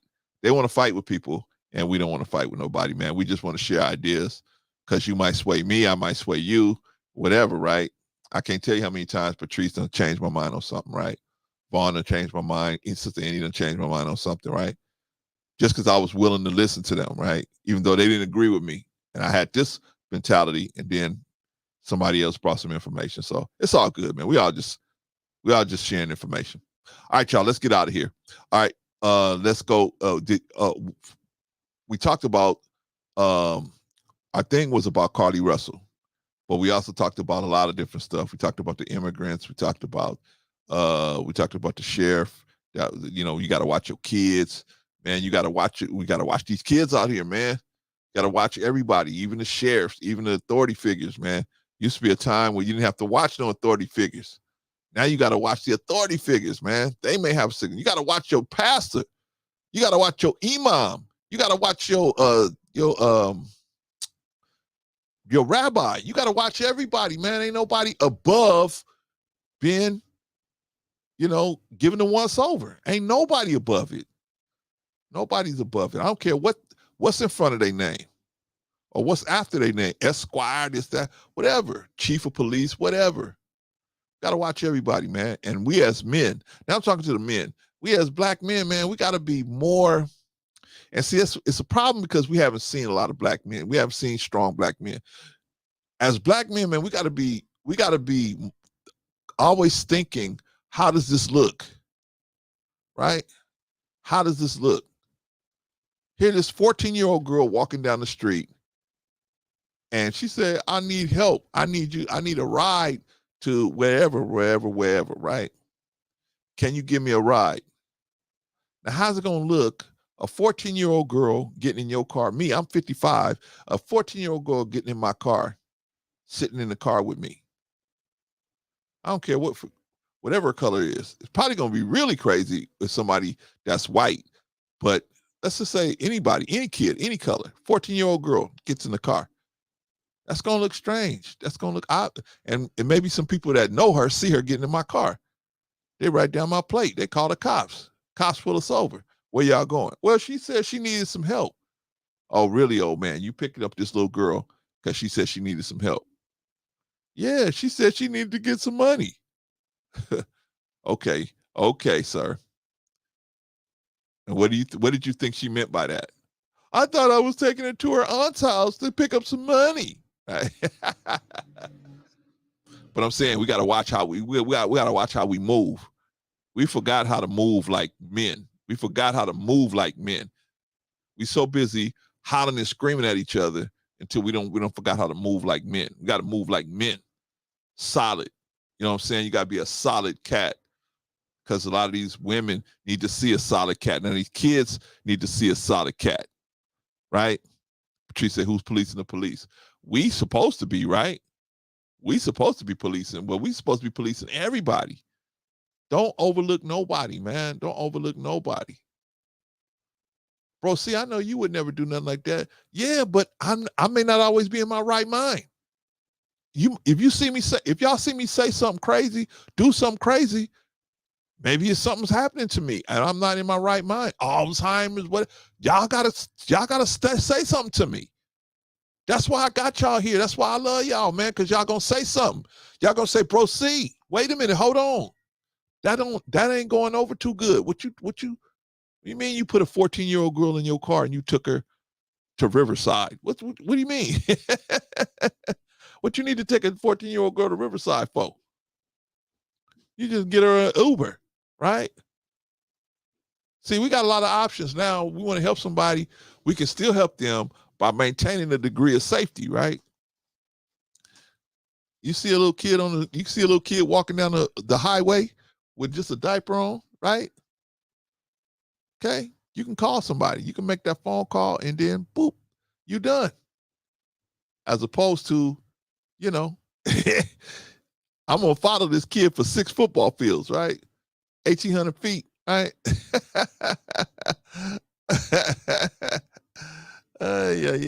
Come on now, 600 yards. Come on, that's a lot of ground to cover to let a toddler is under 3 years old, right? Hey, yeah, there you go, Sister Annie. Everybody's up for inspection, man. There's nobody that's above reproof, man. And we as men, we got to understand that. See, I understand. Like when them ladies was looking at me when my son was crying, I understood. I was calmly trying to explain. Now, if I'd have been all, well, let me do it, then they would have been like, wait a minute, this don't look too good, right? But they could see that, hey, I was his dad, how I was handling him. I wasn't like, come here, get out of here. They could see how I was just handling him, that, yeah, it's probably his dad, right? Plus the birthmarks that helped too, right? But the point is, y'all, we gotta be these kids. The safety of these kids come first. If they're gonna pull you over, let them pull you over. That's cool. But the safety of these kids come first. So don't be offended by, hey, they pulling you over because you got kids in the car. They want to know where you're going. Okay, so they want to know where you're going. Cool. Would you rather them not pull you over and then they not pulling nobody else over? That's why so many women and kids go missing. Right? So many women and kids go missing because the police just assume, hey, everybody's where they're supposed to be at. Now, I saw one thing where this dude got pulled over. He had all these underage kids in his car, and it was like 12 o'clock at night. And the only reason why they pulled him over is because he had a DUI. He was driving, he was swerving all over the road. If it hadn't been for him swerving, they wouldn't even know the kids was in the car. They caught this dude. He was registered dude, right? He had like 6 kids under the age of 14 in the car. They said to him, where you going with these kids? Oh, we just going to sit down and talk. They said, who are these kids to you? Oh, they my friends. They said, but you 42 years old. What you doing with kids this age as friends? He said, is there something wrong with me being friends with them? Police said, go sit in my car. They said, we're going to check you out. Go sit in my car. Next thing you know, to come back, the dude is registered. Ain't even supposed to be around kids like that. Right? But anyway, man, we gotta watch how we roll, how we move as men, man. We gotta watch how we move as men. Anyway, all right, let's get to it, man, because we gotta get out of here, man. All right. What do y'all think today about the show? Let us know, man. Give us a comment if you think we could do something better, we could do something, whatever. Let us know, right? Okay. What am I gonna do? Oh, I'm doing a rundown. We're gonna do the rundown, y'all. Shout out to the chat. The chat's where it's at, man. The chat, awesome as always, man. We had our resident sniper, Risa Neal, slip into the building. Shout out to Risa. Risa, we need your help on something. But shout out to Risa Neal. She stepped into the building. And she's always ready to make an example out of somebody that's acting up in the chat. So shout out to Risa. Glad to have you in the building. Shout out to everybody in the chat, by the way. Everybody that stepped through. Our newest people experienced, and Blaze Brown even stepped through the building. Shout out. I haven't seen Blaze in a minute. Shout out to you. Yeah, much love to your experience, man. Glad to have you in the building. Yeah, man. Everybody did really good. Everybody did really good. Asked good questions, made good comments. Shout out to y'all, man. Thank y'all, everybody. We appreciate all of y'all, man. Okay, y'all. I think everybody feels what we're trying to build here, which is a good place, a safe place where we can disagree. Right? We ain't Dr. Phil. It's a safe place where I'm gonna tell you what to do. We might have, because you see me, Patrice, Vaughn, even Rico. We might have different solutions to the problem, but at least we doing it out of love, man. Oh, Patrice said, shout out to her cousin, Etta Reed. Shout out to Etta Reed. Glad you stepped in the building, sis. Good to see you. Thanks for stopping by. And I'm sorry that you had to see her, to Patrice fussing and cussing again. Nah, Patrice, man. Patrice is funny. But yeah, man, shout out to your cousin Etta. Glad to have you in the building. Glad to see you. As always, please come back. Please come back. And hopefully if we're talking about something that you feel that you want to talk about, hey, jump in here too. Patrice ain't gonna let us go crazy on you. I'm sure, right? All right, y'all, man. Shout out to the chat. The chat is where it's at. Very strong performance from the chat. Very solid as always. Very, very solid as always. Who was on the panel today? We had a nice little panel today, right? Who was on the panel today? Patrice. What? OG Patrice was on the panel? OG Patrice was here. OG Patrice. What did you think about Patrice? Very solid, right? Very strong as always, right? Patrice went off the porch. Ooh, I'm going to tell. Vaughn said, I'm going to tell. You went off the porch, right? Patrice was on the porch, man. I'm sitting there watching Patrice, man. Patrice is telling them, okay, so you ain't winning this way. This is what you should do. Why don't you try this way, right? and the dudes on Mandrell's panel's like, nope, nah, I'd rather lose than do what you're telling us, right? So Patrice went back and said, okay, but what about this way? They're like, nope. But they really got mad when Patrice said, hey, you should go put yourself on child support. Same thing Buddy the lead attorney said, right? But now Patrice said it, and now they go, whoa! Oh! It's like somebody was pulling teeth out of there, right? Well, Patrice said, wait a minute, man, let me finish. They didn't even want to let her finish, right? They didn't want to hear that child support talk, right? Just to let y'all know, just to let you guys know, right? I invited one of those young men to come over here.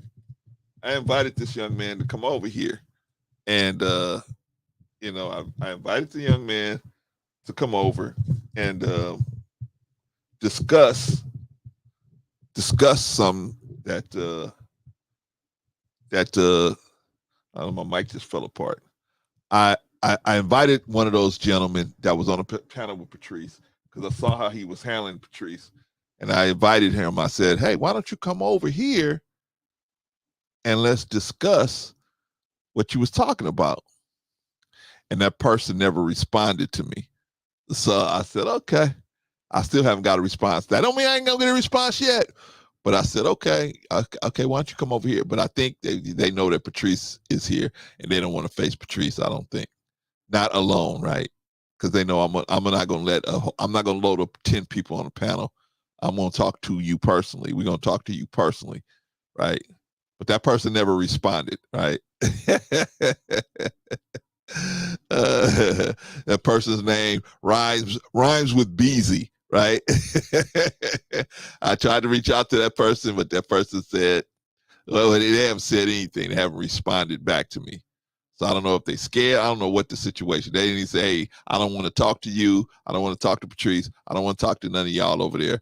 Peace out. They ain't even said that, right? But you know, a lot of people I reach out to, they don't respond. Most of the people I reach out to, they never respond. So that wasn't no big deal. But just to let y'all know, I did reach out to that person. But shout out to Patrice, very solid performance as always. Very solid, very strong.